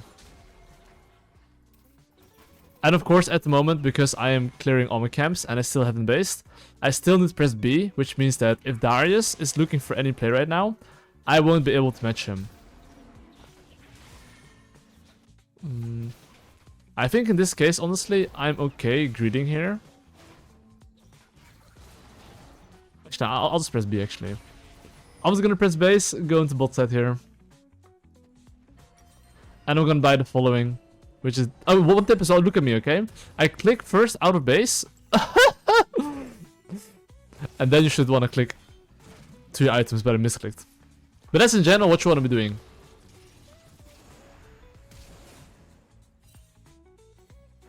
No. Goodbye to that guy. Okay, I could look to invade his bots camps right now, though. So why do I want to invade his bot side camps? Because, well, I'm level 5.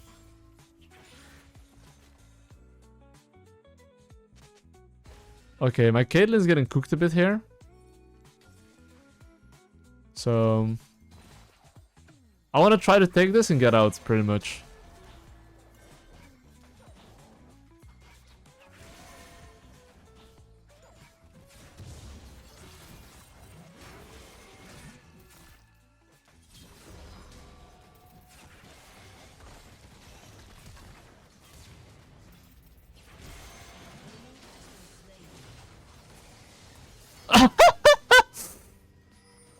Okay, I don't know what the love was, guys, but... Okay, what do I play for? I want to play for the Grubbies. That's why I'm instantly basing, rushing straight to it. I don't know how I survived it, ladies and gentlemen, but I somehow did. Anyway, the reason why I base here because I identified following. What do I want to play for? Grubbies? Do I need to base? Hell yeah. For that reason, I'm sprinting towards the top side. And, yeah. I'm even gonna press my E there. WQ. Like, here I'm just getting passive stacks, by the way. I don't want to do wolves, I just get stacks here, you know? So if there's a fight like that on top lane, I can see if I can help him.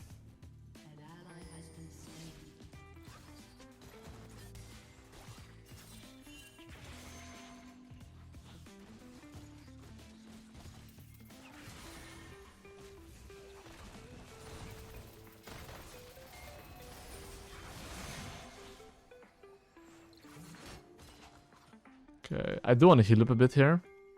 I think this is contestable. I'll smite this, heal up. Oh, what the fuck?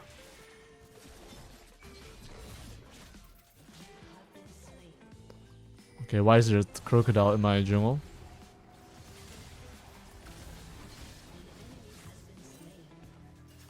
Okay.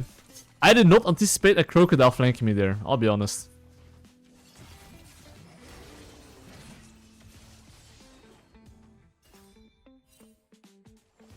Okay. Anyway, what's next on the menu? I would say the next thing on the menu is clearing towards the bot side. And looking to play with my mid/bot lane, I would say. That is definitely what I'm doing right now. And I'm fairly certain that once I get level 6, after my Talon bases, I could invade his bot side camps. But of course, I will have to wait for my laners to come back. What is this guy smoking?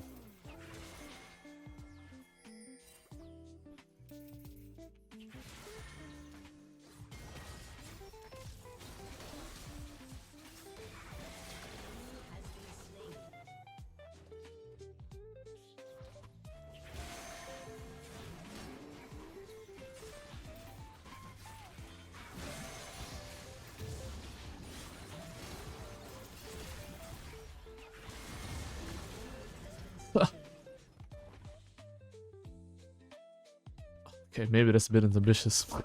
I want to ruin in between towers. Anyway, I'm just gonna base here, spam my gold. I've got this little item here.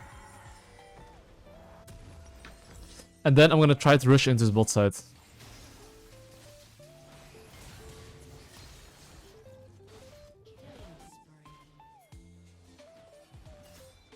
I mean, okay, I'm gonna do the exact same thing. Before I go for invade, right? I'm gonna make sure... No. I'm taking the shit.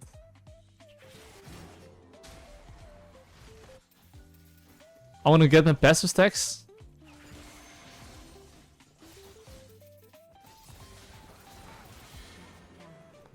I kind of fix this wave.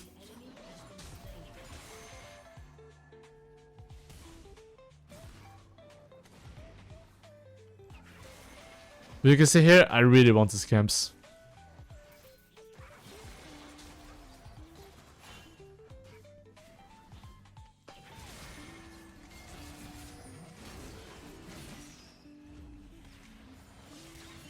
Alright, ladies and gentlemen. I don't want his camps anymore. I changed my mind. I actually didn't want to take his camps anyway, honestly. I do not want it. Okay, I really want his fucking camps, but it's fine. Anyway, I need 300 gold for my item power spike. And for that reason, I do want to look for a base very soon. Actually, I have my item power spike after red buff. So... what do I want to do right now? I want to look for a base. And after I look for a base, I want to clear my top side camps. And play into the grubbies. So I'm going to yoink this. And I'm going to base right now. So my Talon's 4 kills. And I flash an ultimate. So the next grubbies fight, as long as I land a good ultimate, we should be able to win. And all I have to do right now, this is like 1 minute for objectives. Make sure you have like laser eyes, right? Make sure that your laners are not dying.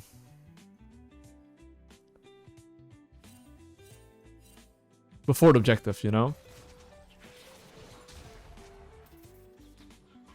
That is key. That is very, very key.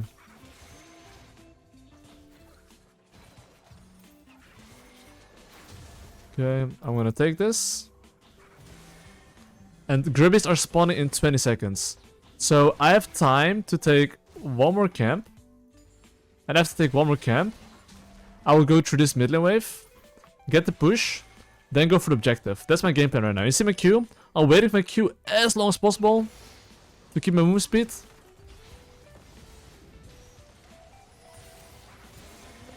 And now I go for the objective. Of course, his Raptors is maybe up. It's not Sedge. Okay, before I go for Gribbies though, right? I'm actually gonna hover top lane here. Why is that? Because, well, his wave is kind of dog shit, so... This guy's playing pretty safe, so never mind. Okay, this is like kind of like a high elo trick. If you take Gribbies, okay, and he goes for Drake, you want to defend it. So right now, look what I'm gonna do. Okay, he dropped the aggro, Because he dropped the aggro, I'm going back to Gribbies. But if he were to go for Drake there, I would fuck him up.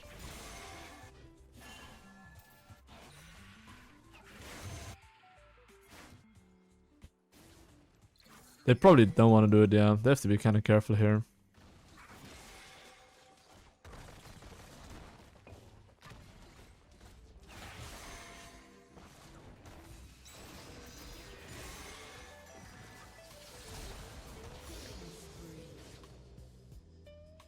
What the hell?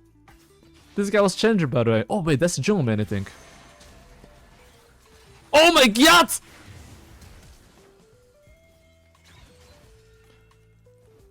He wants my booty. Okay, we're Gucci. Yo, bro, you see my HP? I'm not staying, bro. Okay, there go Mercs or Tabis. It's kind of like not an easy decision, but I think I'm gonna go Rylai, first item. I think HP is better. I think Tabis is kind of hot this game, honestly. I might go Tabis.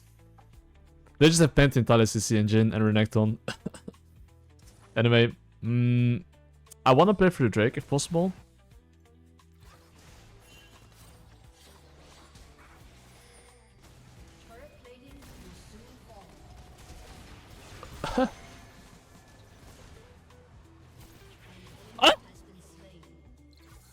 I missed. Whatever. In return, I'll yoink this farm here. Okay, what's my game plan right now? Essentially, I want to look to play for my Caitlyn and Talon. That's the most important thing, okay? So I'm gonna clear my camps, and I'm gonna look to play with my OP laners.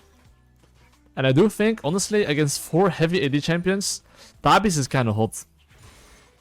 So I'll probably go Tabis. Oh, you see my Talon's being in the bot lane? I want to play bot side. Even though I'm pathing towards the top side right now. Why is he pinging me? Why is someone pinging me? I want to be ending up in the bot side. So look what I'm going to do here, okay? I'm going to clear my top side camps. After that, I will look for a little base. Okay, wait, we go bot tower. Okay, we should now switch lane assignment and go for top tower, so...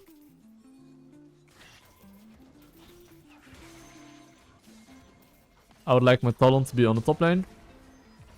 Okay, since my entire team is pressuring here, I'm gonna stay as well here. You see how, like, my laners are all in the bot side? Maybe I can sneak.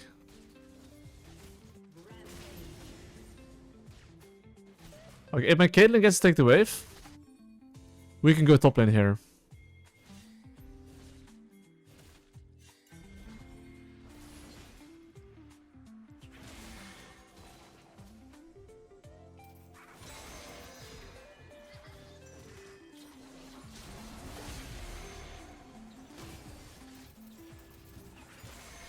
He's dead. But yeah, you can see here by getting mid push or trying to get mid push and then moving to side lane, essentially you find a little crocodile. But I do know after bot tower is down, right? I'll not play for top tower. So if they ever try to touch the top lane wave, I should punish them for that.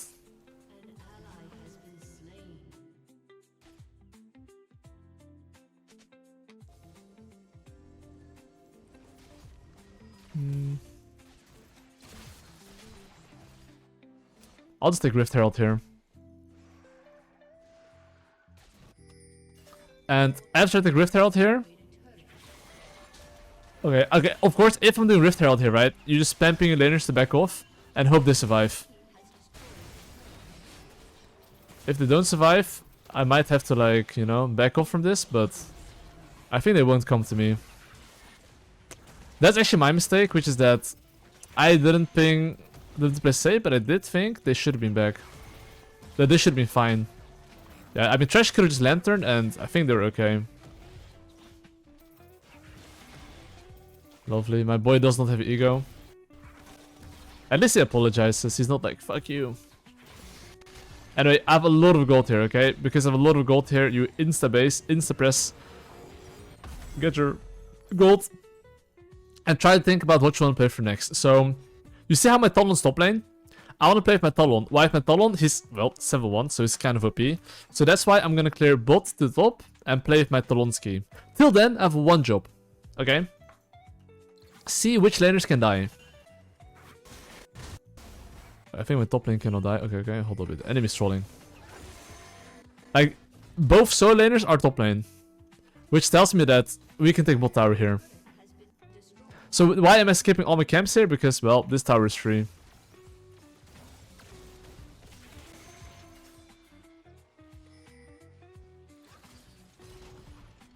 What is this teleport?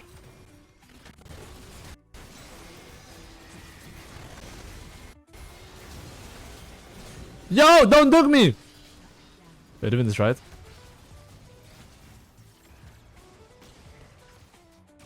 I should go dunked on, guys. Okay, should I go Magic Man Boots?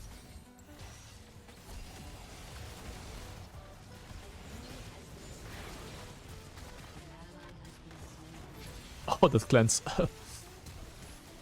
I don't know why, but it feels like my team has 0 damage.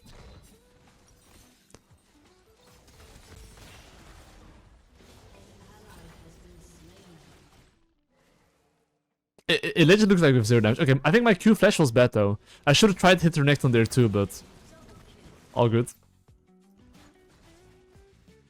And I think maybe I didn't have to flash. I could have just played very slowly. But anyway, let's focus on the next thing. We want to play for this Drake if possible.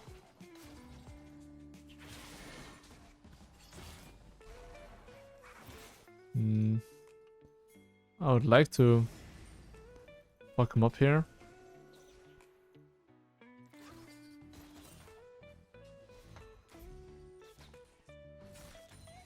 Okay, I might just pop the Herald here as a safety net in case there's gonna be a scrap.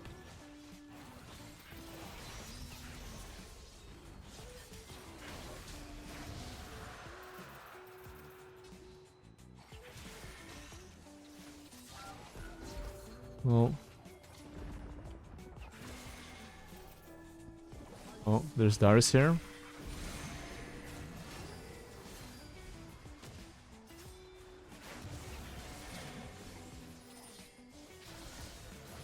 Darius is gone. Oh wait, hold up.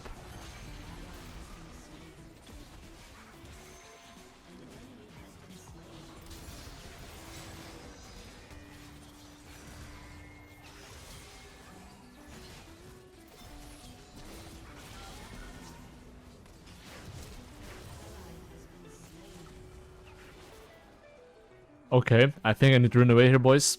Okay, but that's not too bad though. We take that, we take that. That's okay. My Talon's doing acrobatics at the moment in the enemy jungle. Okay, not bad. Okay. Otacon is spawning in like, well, basically right now. And I'm pretty sure that I'm pretty strong right now. But I do want to farm for Zhonya's. Zhonya's, I need like 400 gold more. It's 1.6k gold. So I'm gonna clear my camps. And then I'm gonna look to play for the bot side. Sorry, for the Otacon I mean. Oops. But of course, till then, I just want my laners to play safe a bit. Because right now, this is my down timer where I'm farming. And this is the timer I do not want to fight.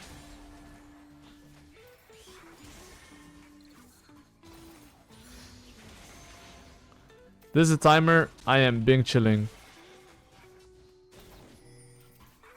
Okay, I can kill this guy quite easily.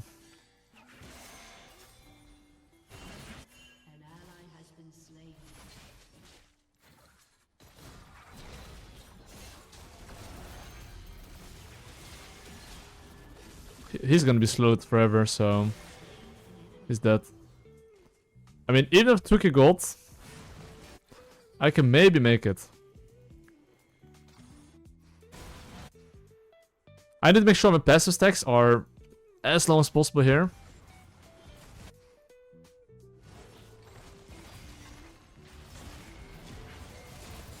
What the fuck?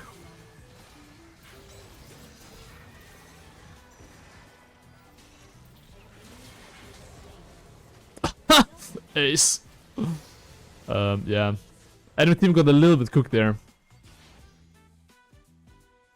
Let me see if there's any camps here. Like, okay, I'm like 2.8k gold. However, I personally don't like pushing towers. I'd rather take the enemy camps. As a jungler, that's more value than, hitting towers. No! Okay, that's fine. Oh, wait. Okay, my Caitlyn can take this tower. Like, this is the most tilting thing that can happen to a jungler. You seeing enemy jungle running between towers to take your camps. That is the most annoying thing.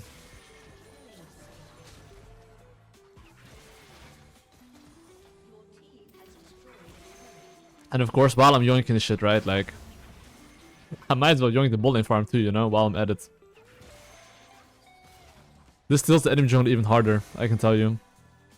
Okay, now I base for Zhonya perfectly. Looking at enemy champs though, yeah, Zhonya's goes pretty hard. So what's my next game plan right now? I'm pretty fed, I took a lot of resources, Darius has no camps to take, and the Drake is spawning in 1 minute. Usually, 1 minute before the objectives, try to take as many camps as you can, and then recognize which mid lane wave you want to contest. So you see this mid lane wave? That's mid lane wave I want to use to push mid lane into the bot side. Till then, of course, I should ping my laners to, not do anything too crazy. So now if they overextend on mid or bot, I can kill them. That is if they overextend, of course.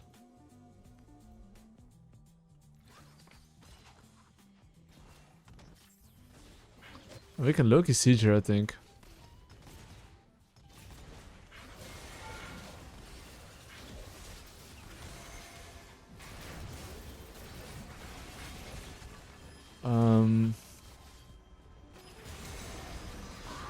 Oh my god, I got fucked.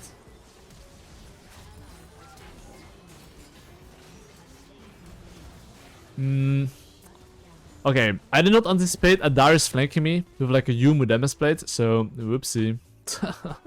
That's my bad. As Lillia, last thing you would want is getting flanked. And I got flanked there, so got kinda cooked. Oh.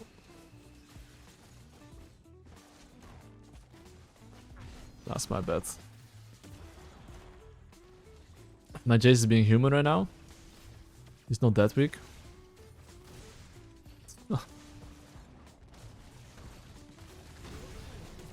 Okay, anyway, I got my items here, and I'm quite strong, honestly. I sadly lost my flash, and I think we should probably lose the Drake here, but that's okay. So the mistake there was essentially just me not thinking I would get flanked by Darius. That is pretty much all. I could have easily just pushed the wave, hide in the jungle, and then go get the Drake. But anyway, I will take the objective here. So if I look at enemy team comp, and I look at my team comp, what's the way we can lose?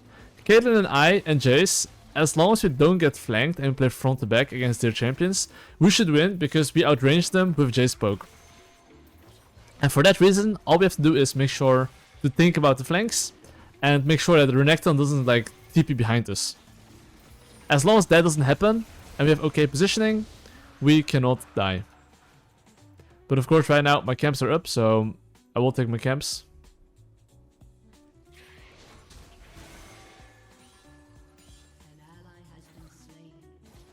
I'll go for the top Krabby here.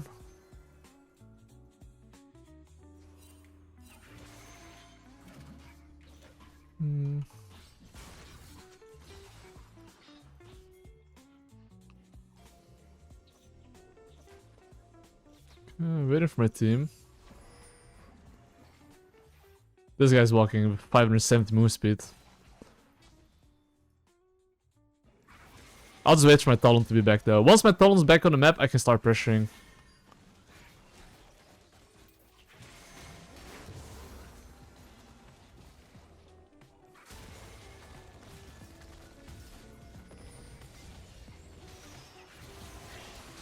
That's pretty clutch. Okay, surely now we should be able to do the Baron here. Talia's dead. But I would want my Jace, ideally, if he can come.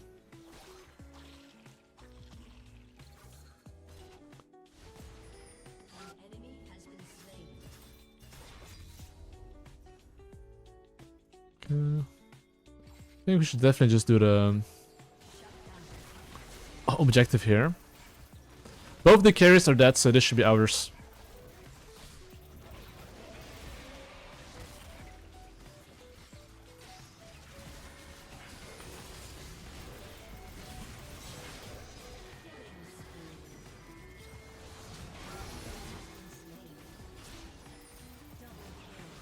Well, enemy team getting cooked. But if the enemy team, of course, tries to contest you, do not ever keep hitting Baron. Just kill your opponent, and then see what you want to do, you know?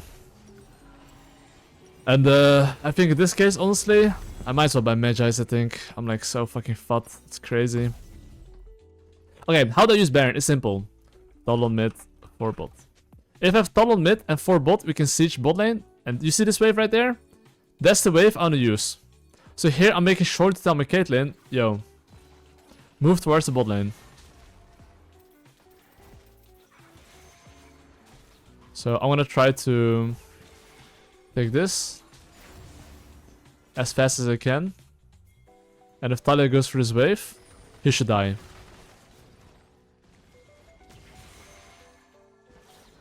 Alright, like that's why you want to always go on a wave. Because if they go on the wave, you kill them. If they don't go on the wave, you have a wave to siege. That's why you have to like sync your camps on Baron, you know?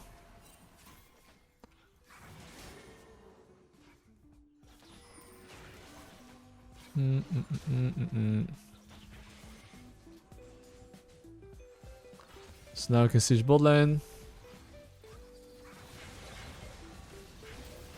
Bro moment.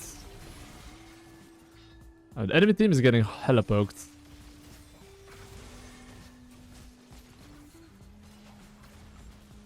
They cannot do much here.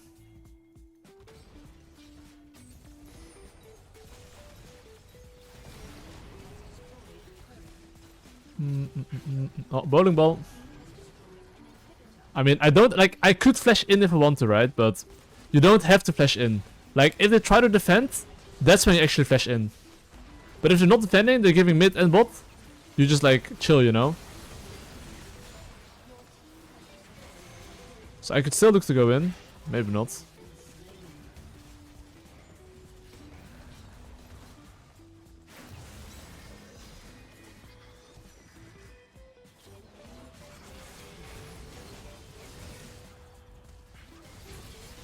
So, well, we can probably just cook them here, I would say. If you siege, just hit both towers always. Okay, this guy's last bullet.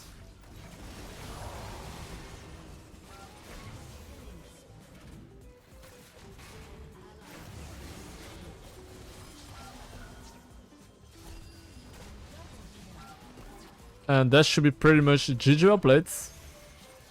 And that's how we get the bread. And then GG's. Things get better after Emerald, right? Right?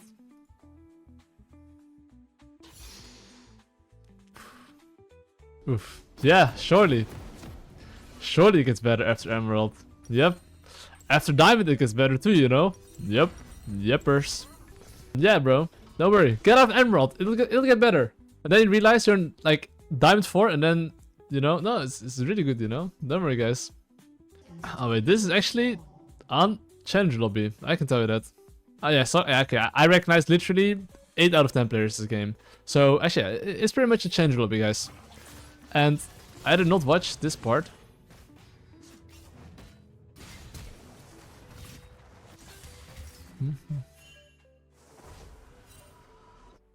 Okay, we're definitely...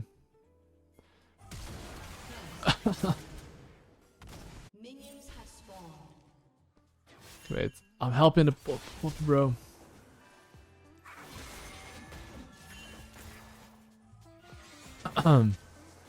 No way, bro!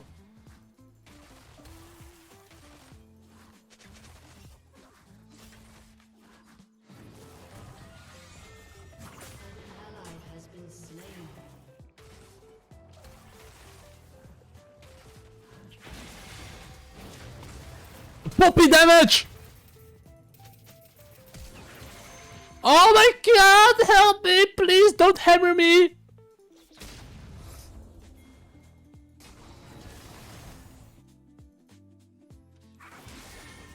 An enemy has been slain.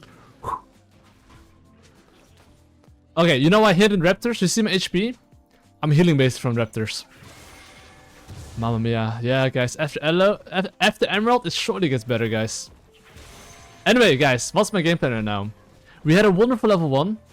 And this is a Chandra lobby, guys. I'm just putting it out there, you know. And yeah, I'm just gonna clear into the bot side here. So, what am I gonna do? I'm gonna actually look to late invade his raptors here. Why am I looking to late invade his raptors here? Because Zyra is very slow on his clear now. Because his plants are fucked. And because his plants are fucked, I can basically look to late invade him and fuck him up. So I'm gonna keep 4 stacks here if possible. And I'm gonna go there. So you can see here, I'm literally going for invade. Of course, before you go for invade, look at mid lane, look at bot lane, right? I do know Poppy can potentially move to me, but even if he does, I should be Gucci. So I'm gonna yoink this. And I'm gonna go towards his golems. Wait, my mom is shouting from downstairs. Hiya!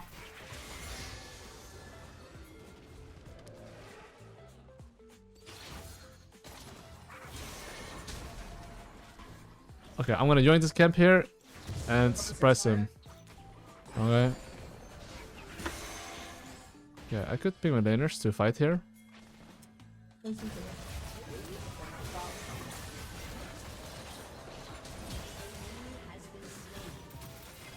Okay, now we got him red. Oh, I was not really focused. Sorry, just crashed the wave. Just crashed the wave, bro.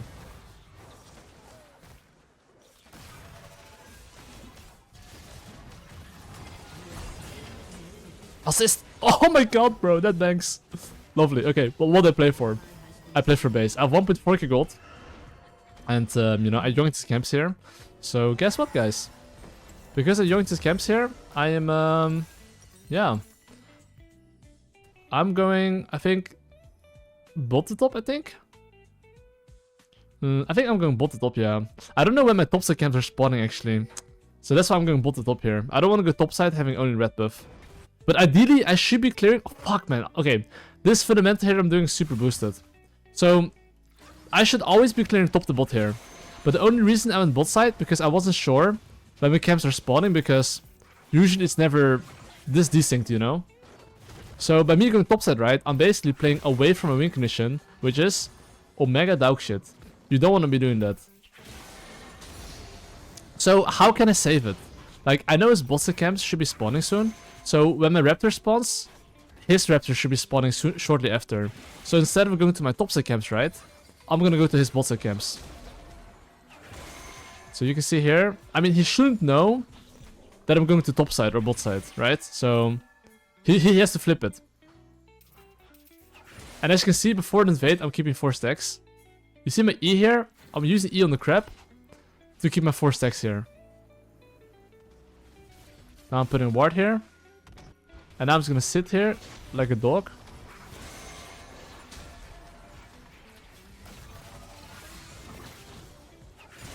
Okay, like now when I reveal myself here basically, I do have to go to my top side. Because after I reveal myself here, right, he might go to my top side here. And I don't want to lose my top side obviously, because there's 3 camps there. So I'm gonna sprint here instantly. I'm gonna drone track.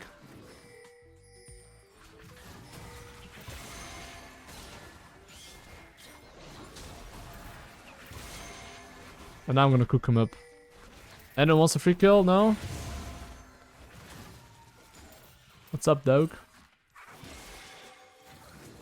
I'm just kind of like torturing here, honestly. I could kill him if I want to, but you know, I like plants. But yeah, basically here you can see that I'm fully aware the moment he sees me invading, right? He's gonna do the opposite, which is going for invade, going for a gank, and I knew that from his perspective, his best option was to invade me there, and I knew that. And those are the things as well I'm explaining in my course. If you understand these things, you can snowball so much harder. Anyway, I will take these camps here, and I'm gonna clear top to bot. So, at the moment, I would say that I could apply the Narnia strategy. And I have to think about what I wanna play for, right? I wanna play for bot side. When would that be? Ooh, banger. Oh, he did take my... He did take my top side? Oh, he did take my top side, actually. Dude, he Omega Berg flipped it correctly. Well played to him. Gotta give him that. Okay, I can kill the enemy top laner here. Why can I kill the enemy top laner here? My Malphite is ultimate. This guy just spinned in. And he's pretty deep in the lane, you know, so... He's pretty cooked for that reason. And I do have an item power spike in 80 gold. So because I know I have my item power spike in 80 gold, I plan to do my golems, base instantly, and then play into his bot side. Because where do I want to play? I want to play in bot side. So I'm basing instantly.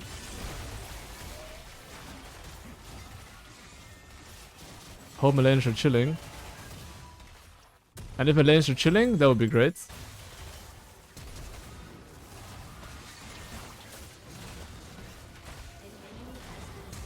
Oh my god!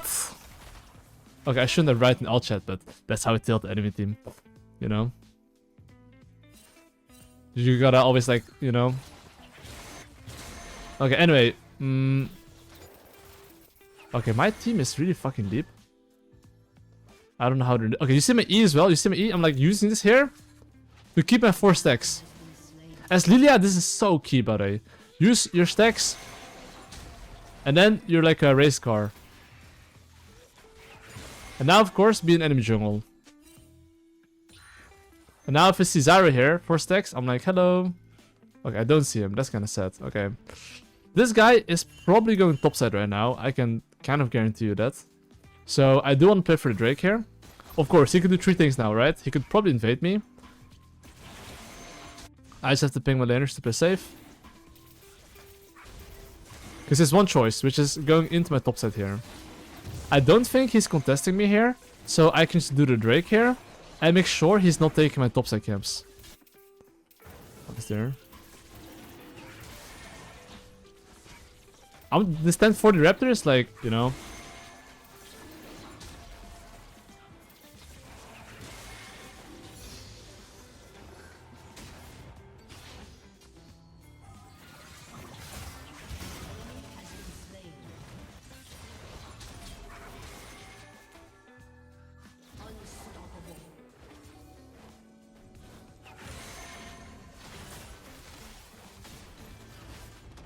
So...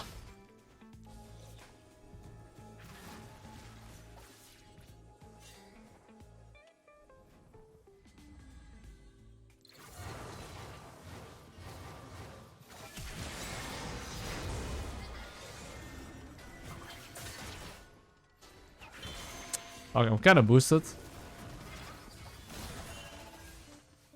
My bad. Oh, that's disgusting. Okay, what objective do I want to play for? The Grubbies is spawning in 30 seconds. Like, I will have a decent amount of gold, however, all my camps are up, so I now have to ask myself, do I need to base, and will I be strong enough to contest the objective?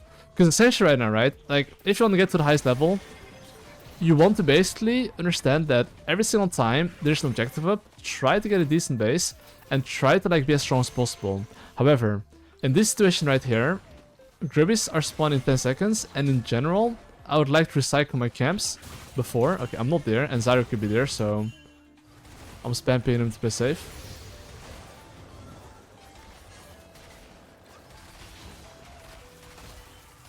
He might have root.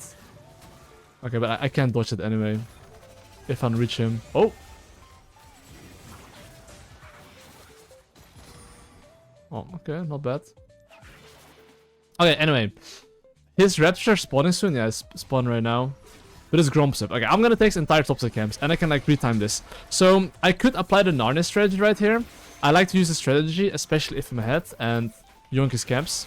So I'm gonna always reinvade his Gromp. Like, if you know how to like apply the strategy consistently and you're ahead, you're basically gonna Omega stomp people. This is like Challenger Elo, right? In AO West. But you can see that if you have good base timers, good game plans, and you can read the opponent very well, you can see even in Challenger Elo, you can actually, you know, clap their cheeks. And now I'm going for the Grubby. So when I go for Grubbies here, I mean, I'm gonna pay my laners to play safe here because this is the only timer enemy team can win. When I'm doing an objective. You see I'm a top lane pinging. Yo, can you help me? Cool story, bro. I'm not gonna help him. Because right now, I know Tryndamere is useless and I want to play bot side.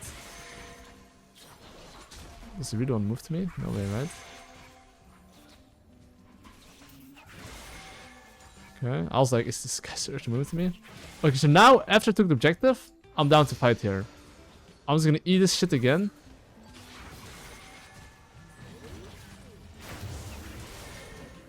I mean, I really don't want to ult him, by the way, but...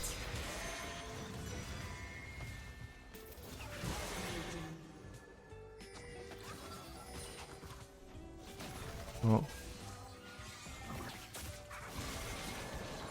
Bonk. Okay, anyway, I would say that I would need the base here. Why is that? Because the topside camps are spawning soon, and because his topside camps are spawning soon, right? And because I have a lot of gold, I want to take Raptors, look to reinvade his topside camps. Look, this is how you snowball in mid-game. I'm going to base, look to instantly go to his topside camps, and I'm going to make sure that he cannot take it. I should ban Darksteel, but it doesn't matter. But look what I do here, okay? I take my Raptors, I know this is spawn in 20 seconds, so knowing this is going to spawn in 20 seconds, ideally, if my Kai'Sa can stay on mid lane, that would be good, because I won't invade here. I have top lane priority, I should have mid lane priority, so I want him to, like, you know, push one mid lane wave. And of course, right now, I'm gonna go on the hunt.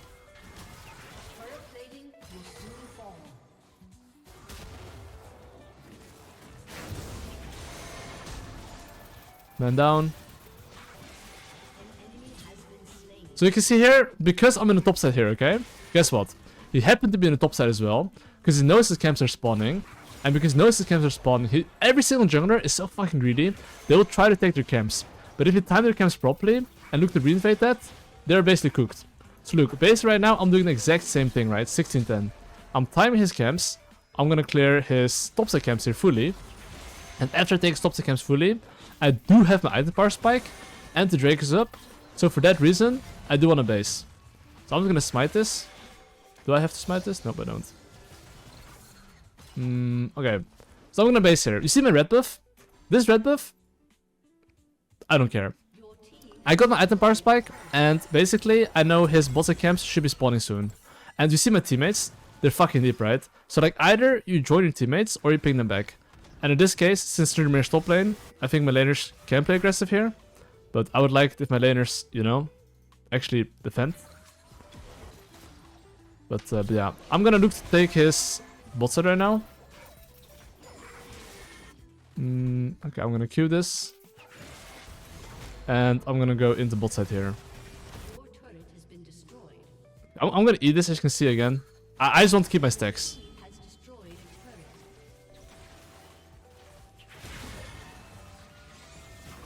I don't want to ult Poppy ever. Oh, that guy I don't want to ult. I think this guy's pretty cooked. That guy's pretty cooked as well. And now base GG upplate. But you can see, good base timers, Narnia strategy, even in Challenger Elo, you can snowball. Okay, we're playing against 3 challengers. And we're playing Lillia. Alright guys, let us get the breath. Let's clap this weasel, or these weasels. I will look to... I mean, look in this draft, my top lane, right, is outscaling. This is like a Challenger lobby, right? Like this, some pro players here, I think this is Frescovi, I think. Played Elise before. Skillshot lander, Mr. Drugdar.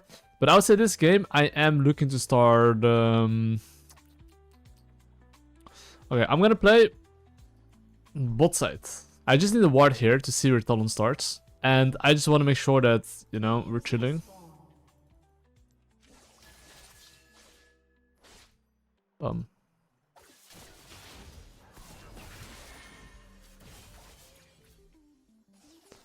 there got kind of cooked there. But that ward is really good. And as well, the karma got quite chunked. And me being chunked doesn't matter as much. So that's pretty lit. I could apply the 5-second rule and invade his bot side camps here, but I'll have to think about it. Because if he sees me right, it can be a bit awkward. Because he could like do raptors and then defend his bot side camps, right? And because of that, he would probably beat me, so I'm not gonna do that. I am just gonna clear my camps, and my main goal is basically to have my bot lane and top lane scaling. Because this is a game where I would say that we are definitely outscaling the enemy team. So if you're outscaling the enemy team in a challenger lobby, I would usually highly advise you to like have good tempo. So if any of your laners need help, you can basically cover the lanes and just be there. So you don't have to look for ganks, unless you're 100% sure. As long as your laners can farm, you should be very happy.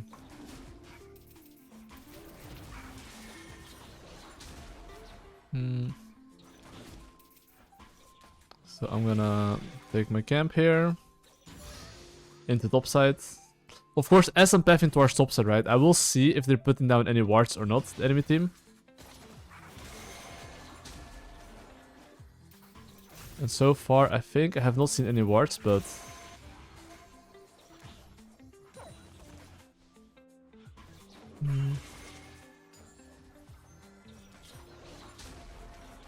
Okay, I don't think they're going for the dive here. My top lane's chilling. Oh.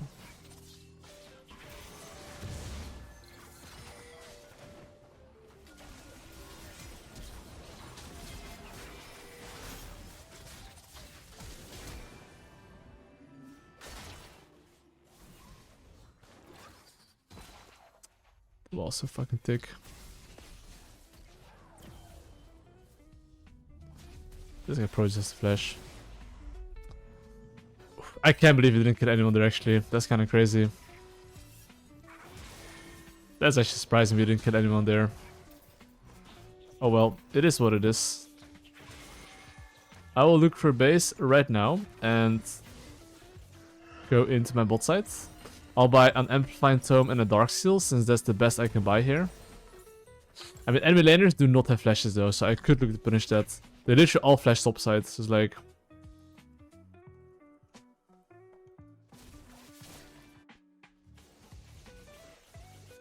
Okay, the jungler probably has flash a bit earlier, but it's okay. Oh, this guy managed to make it. Oh my god. Oh wait, hold up. What the fuck?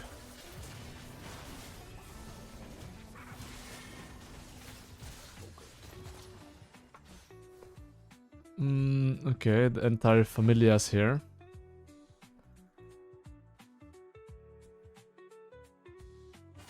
Okay, I was gonna do my golems here and go into top side. There's not too much else to do. But like I said, our champs against their champs, we're definitely outscaling them. So as long as we just don't cringe it too hard early game and get items, we should be stronger than them.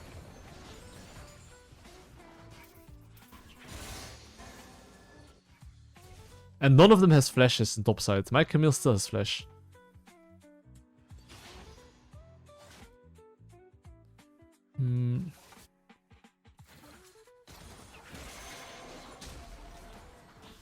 Okay. So since the grubbies are spawning in like 50 seconds, I am thinking, okay, can we contest it? Yeah or nay? And I think our topside 3v3 is actually not bad. However, if Renekton gets level 6, I'm pretty sure Renekton's pretty OP against our 3 champions. So I don't even think we can actually fight it unless my top lane gets the first push.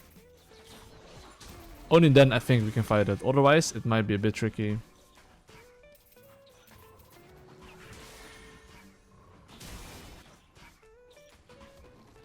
And I'm gonna wait my Q as long as possible, right? To keep my passive stacks. Like, even if I clear this ward here, that's good enough, you know? As long as my top lane can crash the wave, that is key.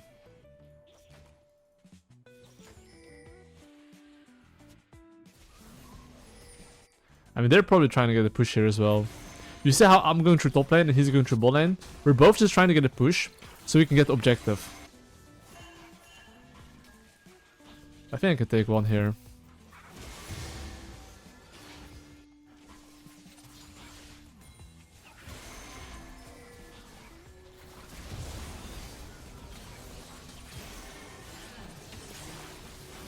The enemy team should get cooked here, right?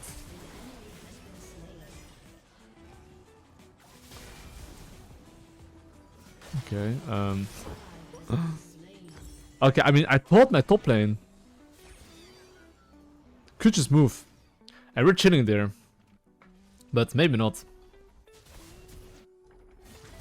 Maybe I got a bit too cocky.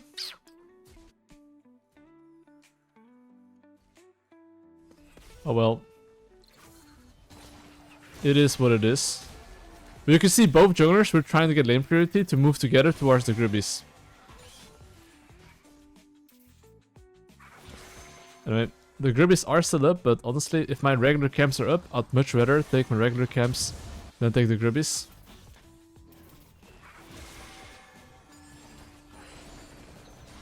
Which is what I'll do. I will just clear my camps here.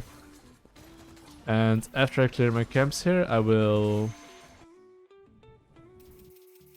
let me see what I can do. I would like to give my top lane an extra kill, because having my top laner ahead this game is quite good. Because if he can push a move, it's really good. Because he's the only champ in our team that has engage tools, basically. No one else really has really good engage tools. Yone is not guaranteed. Camille's like almost guaranteed, kind of.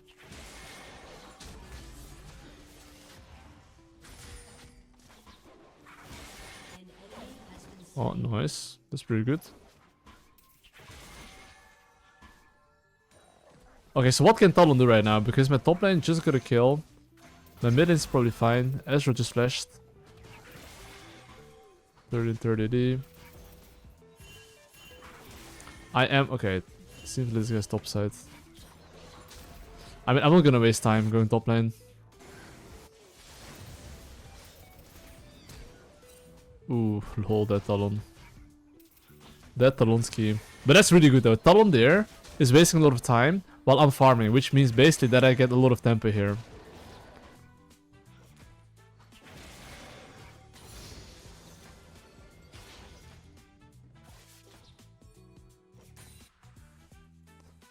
Okay.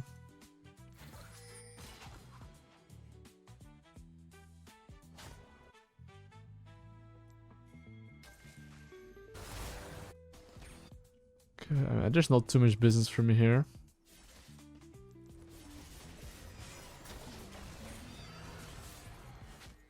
This guy can just double dash and get away, but if I get a sleep off here, I think I can kill him.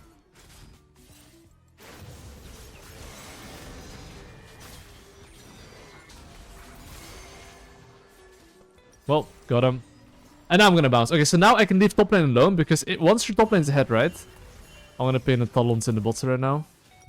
But once your top lane's ahead, right? Just leave him alone and just make sure you play bot side. If enemy jungler ever goes for like a gank on the top lane, right? Then you should be able to cook their bot slash mid.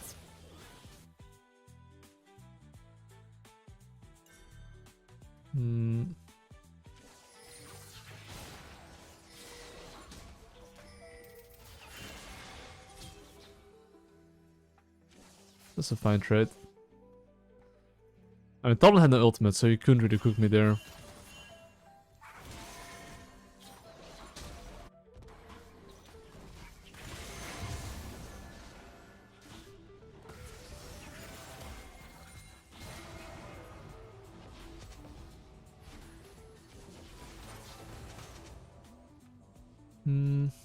Okay, I'm gonna eat the raptors here, so the golems, so the drake here.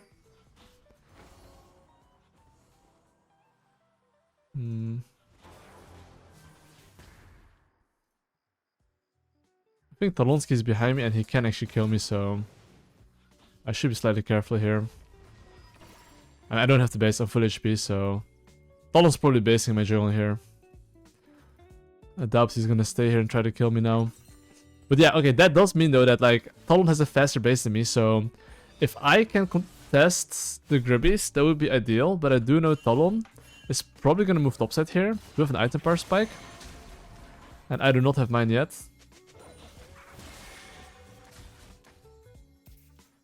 Oh, we're both looking for top lane here, yeah.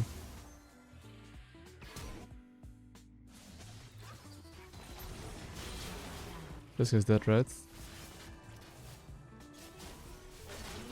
Okay, just had to make sure.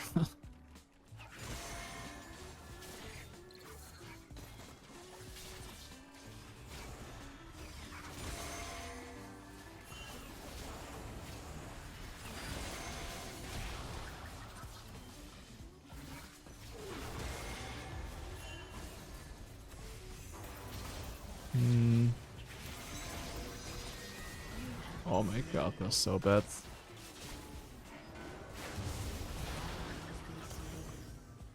That was not it.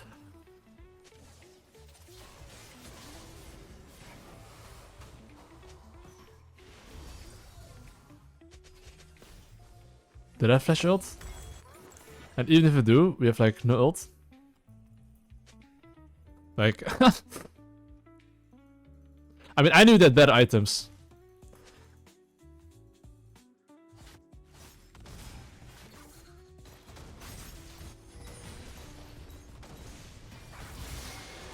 And just chunking him though is really good. It's not like I have to kill him.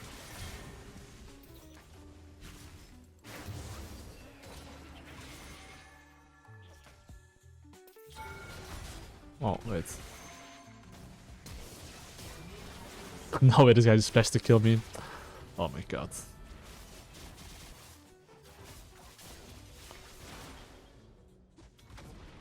Okay, fucking Eclipse, man. I didn't think it had Eclipse actually. My brain part.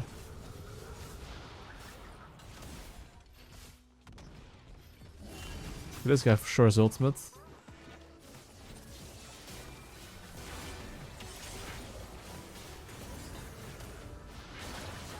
Oh.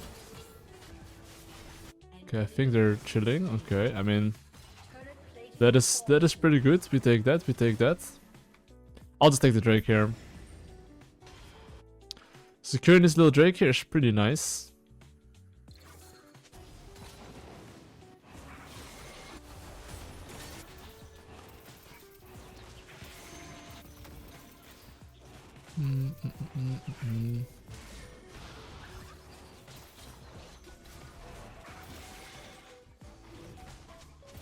Okay, I should be able to yoink this.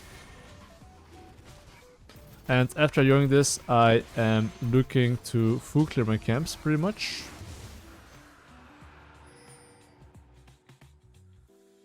And okay, here's the deal, okay? I'm playing as Talonsky, and I would say that if I get Zonia, there's no chance of him killing me. However, I think Rylai as well against their champs is pretty nice. So I'll be going Rylai. I think as long as I don't cringe my position, I should be fine.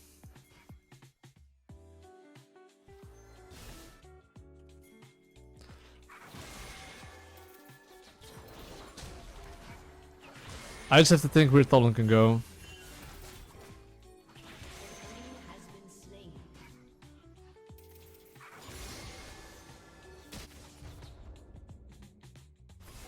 I guess this guy just took my top side. How does this guy know though? Every single time my camps are up. Like if I went to my... Actually, I guess he just rushed towards that camp because I was showing there on Drake. Alright, at least my top lane is smurfing. I literally get to take stop side right now, so that is good at least.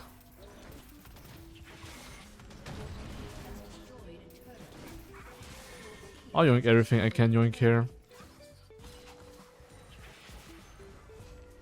And I'll base. And I do think, okay, against their champs, I think Tabis goes pretty hard. Because like, I'm playing as a lethality champion, right? If you play against the Lethality champion and you have tabbies, I can promise you that it's really not enjoyable. Because basically the Lethality he's buying, it gets kind of negated by my tabbies. And now basically good luck to the enemy Talon.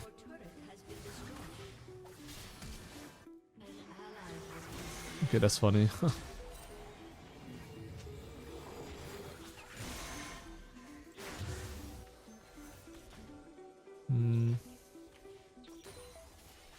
Okay, I would like to get the Rift Herald. Yeah, we should switch. If possible.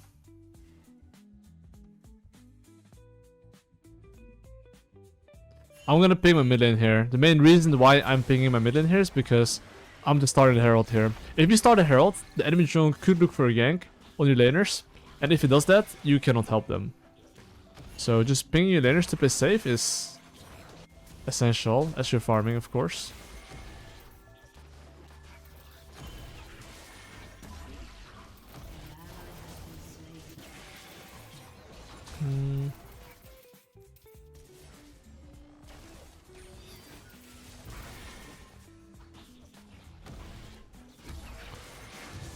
Okay.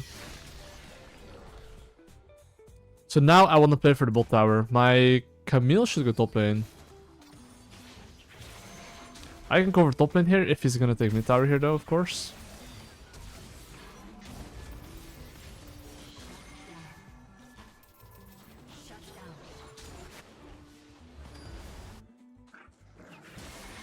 Okay, this guy's getting turbo flanked from both sides, so goodbye to Janna. But that's okay though, I can cover mid lane here, or top lane. My CV can cover mid lane here, he's Gucci. Oh, the cannon minion. Oh, whatever.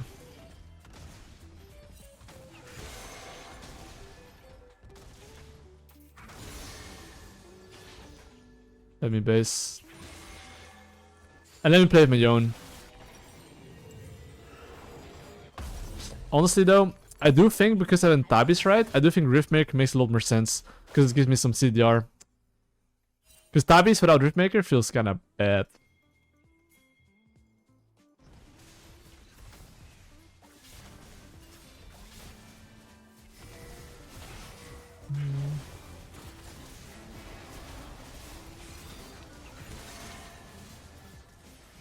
This guy's pretty cooked. I got my bowling ball in 5 seconds.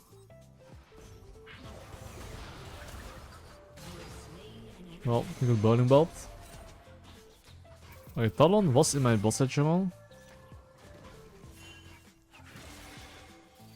We are kinda chilling here though.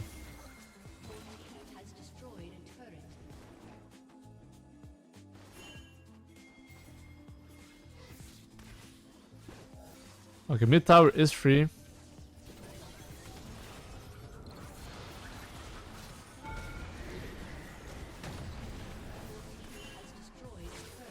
We can take at least a crash.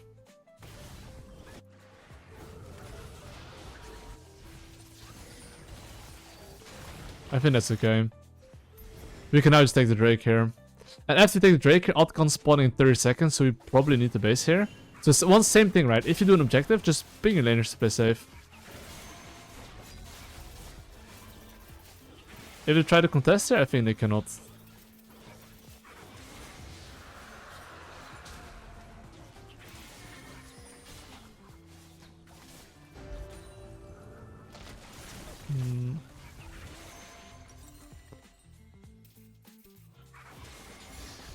Okay, anyway. I have this amount of gold, and I really want to look for a base, so I'm gonna look to clear my camps, and then get my item, and then play in the top side. So till then, I don't really want to be fighting. I guess Talon is taking my top side camps. Bro, this Talon is just perma taking my camps.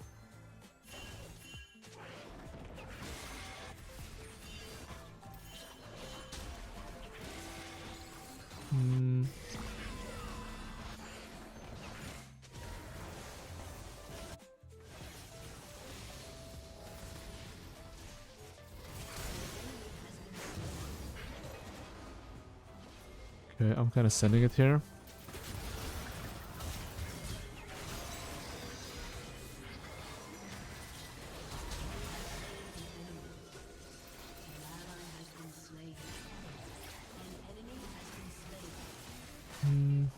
That's okay though. Oh fuck. Actually, can we do it? I think we can actually do it. Yo and Camille DPS in this shit. And Karma's bot lane. Pretty sure we can do it.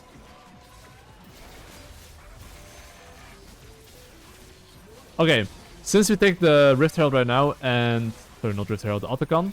And we should 1-3-1, we should identify which objective we want to play for. I would say we want to definitely play on the Yone lane, and my Camille wants to like push and move, if that makes sense. So I'm gonna take this. Like my support's fucking useless, so he can take it. Anyway, I want to play on my Yone side and my Camille's teleport. So I just want to go on the Yone, make sure he can play aggressive. So if there's any fight, I'll be there. And then I'm gonna make sure that, you know, he can push and move. And the most important factor to make this work is that I want my Camille to be involved. Bro, this guy legit is perma yoinking my camps. I can skip my camps on top side, I guess. It's gonna feel a bit bad if you don't get anything bot side, but I do think my Camille can defend my top side if that were to happen.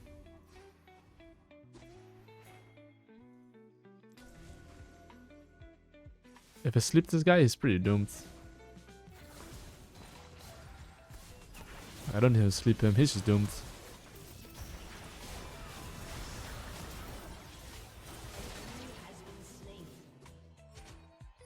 We can just take bot lane tower now.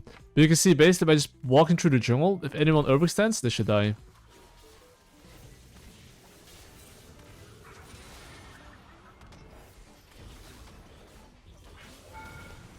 Well.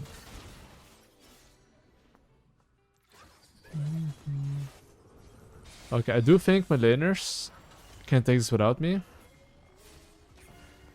So I'm leaving them alone here. Oh, wait, I think they could have taken it without me, but it's okay.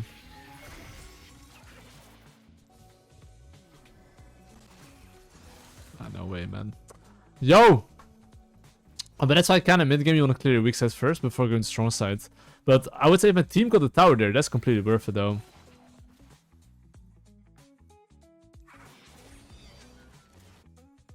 Drake 1 minute and I'll have flash ultimate, so... Oh, poor guy.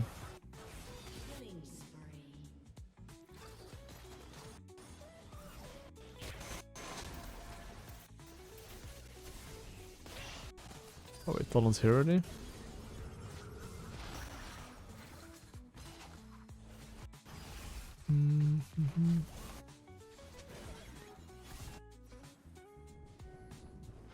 I mean, Drake's spawning in 30 seconds, so... I'll be there.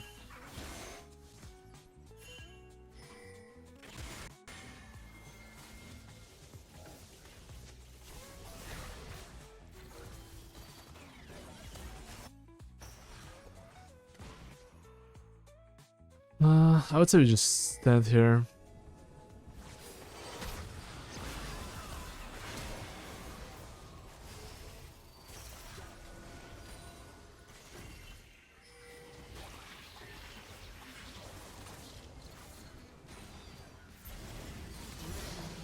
We should be able to fight this.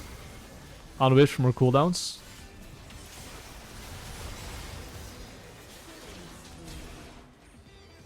Well, the enemy team got a bit cooked there, so we get the Baron here and we get the Drake.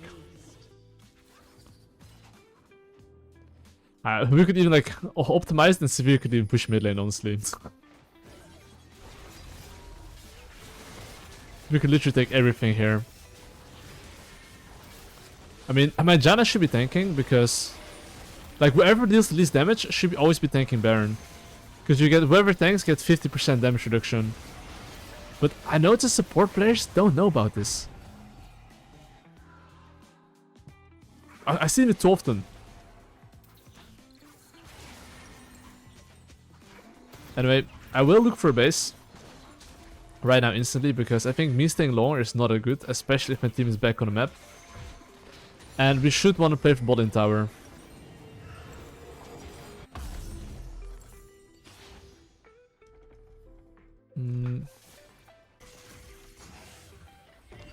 So I'll ping my Severe to play safe here. As long as my Severe doesn't die here, we should be able to just siege bot lane, and it cannot do much because look at enemy champs. Like every single time you Baron and you play against champs like, you know, Ezreal, Karma, if you play behind the wave, they're so useless.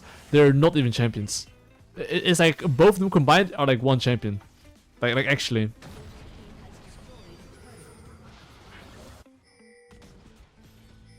So I can just siege here.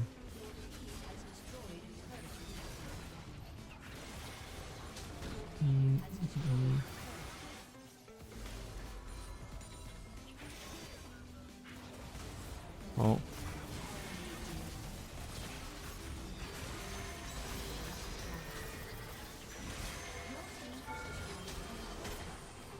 Okay, I'm kinda deep in it, ain't I? Oh my god, I survived that? What the fuck?